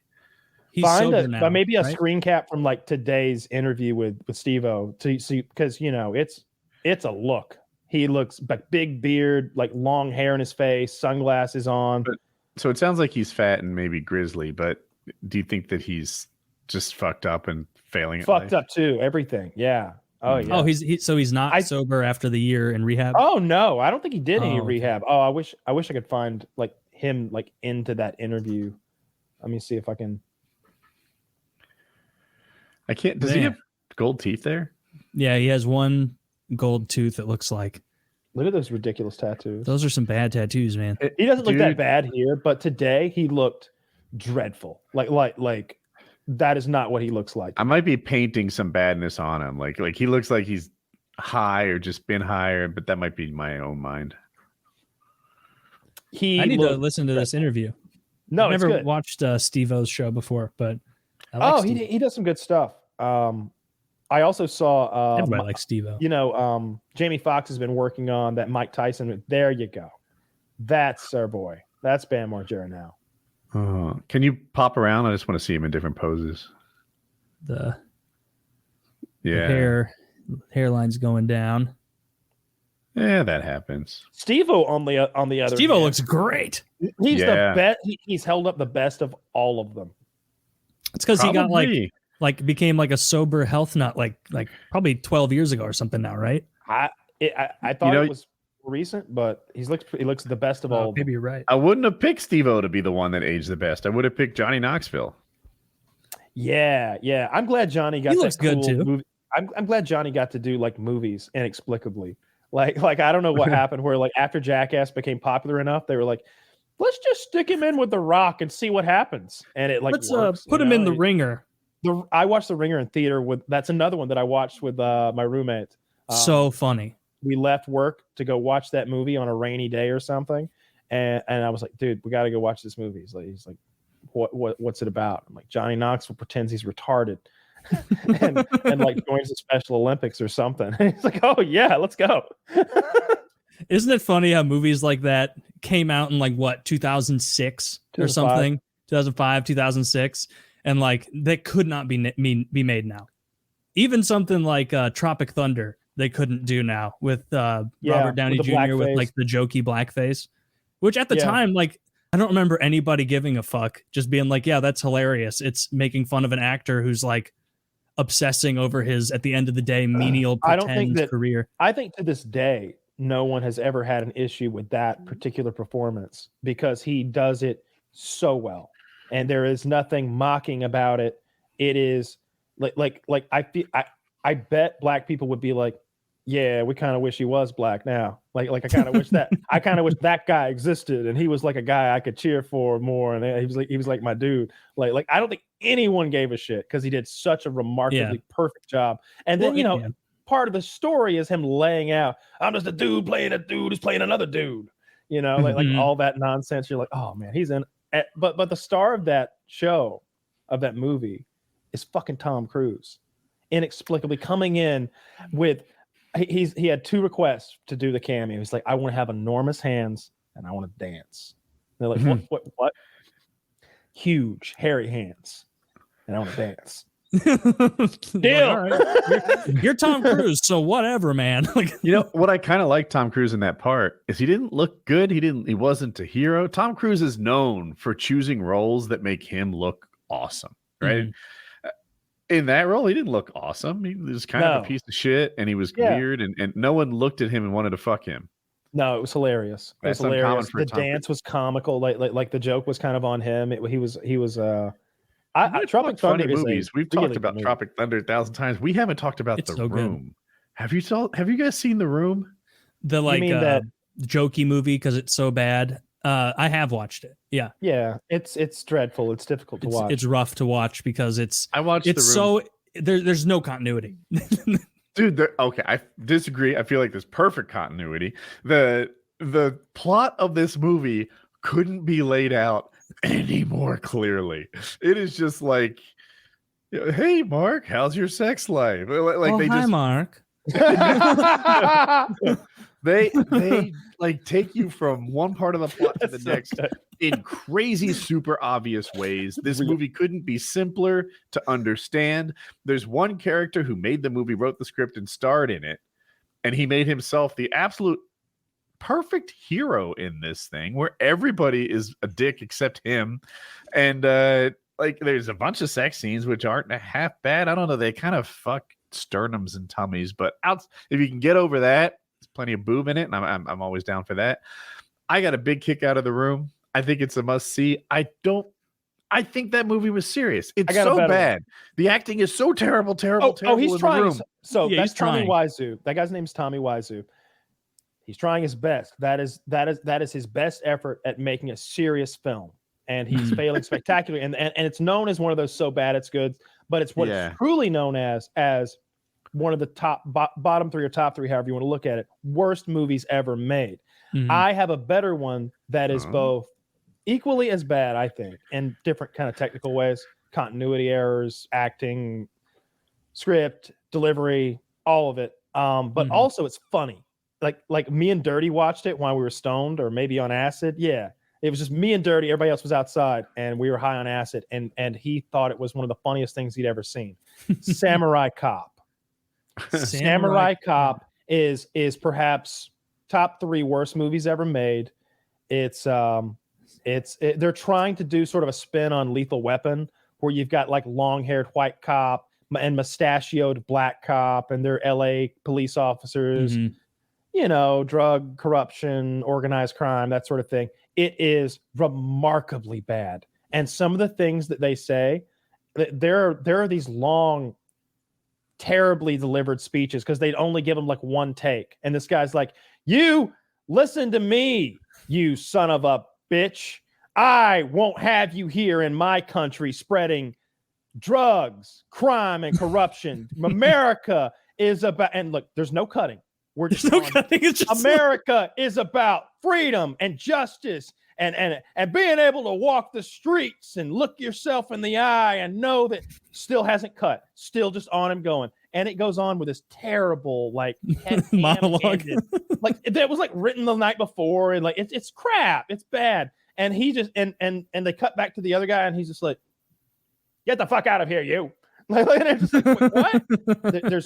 There's one part. There's an interaction between the whole movie's on YouTube for free. There's an interaction between this hot helicopter police woman and our main hero, and she's like, I can't remember the exact dialogue, but she's like, "Yeah, I got a package for you right here," and he's like, "Oh yeah, is it hot and ready?" She's like, "Oh yeah, hot and ready for you." He's like, "All right, well keep it hot so I can come take delivery in a little while." "All right, it's hot and ready whenever you're ready to take delivery." They're just like talking about her pussy with double entendres for like 3 minutes over the radio. Half the movie's in a Little Caesars. He flirts with a nurse, and she straight up says something like, "Hey, you want to fuck?" And he's just like, "I think I do." "Yeah, you got a big cock." And it's just like, and then like cuts to the black guy, and it's one of the funniest like meme reactions ever. He goes, "Ooh." He makes this little face like this lady's talking so dirty, and then it ends up with like her deciding his dick's not big enough to fuck him, and it's just them talking in a hallway randomly, like so just needless dialogue. Then you get to the sword fights, because remember, this is Samurai Cop. there's only one sword fight. It's the end of the movie, and there's no reason for him to have a sword. There's no discussion of him being a samurai or having any training in the martial arts. But at the end, he pulls out a sword and has a sword fight with an actual sword master. And they filmed it so out of order that he had gotten a fucking haircut. So as they cut back and forth, sometimes he's got a ridiculous woman's wig on, and sometimes he doesn't. And then sometimes the humidity is so much that the wig has like poofed up and like gotten short and silly. And the whole fight is like continuity errors and silliness. I'm watching the fight right now at the end. This is brutal. This is bad. I scrubbed through a little bit. The blood color is the worst I've ever seen. It's like the person in the props department had just heard about blood from someone before. Like it is as bright as a red Kool-Aid all over the floor. And if it you're is looking for a bad movie to watch, I recommend that one. If you're looking for a good show to watch, I recommend For All Mankind. And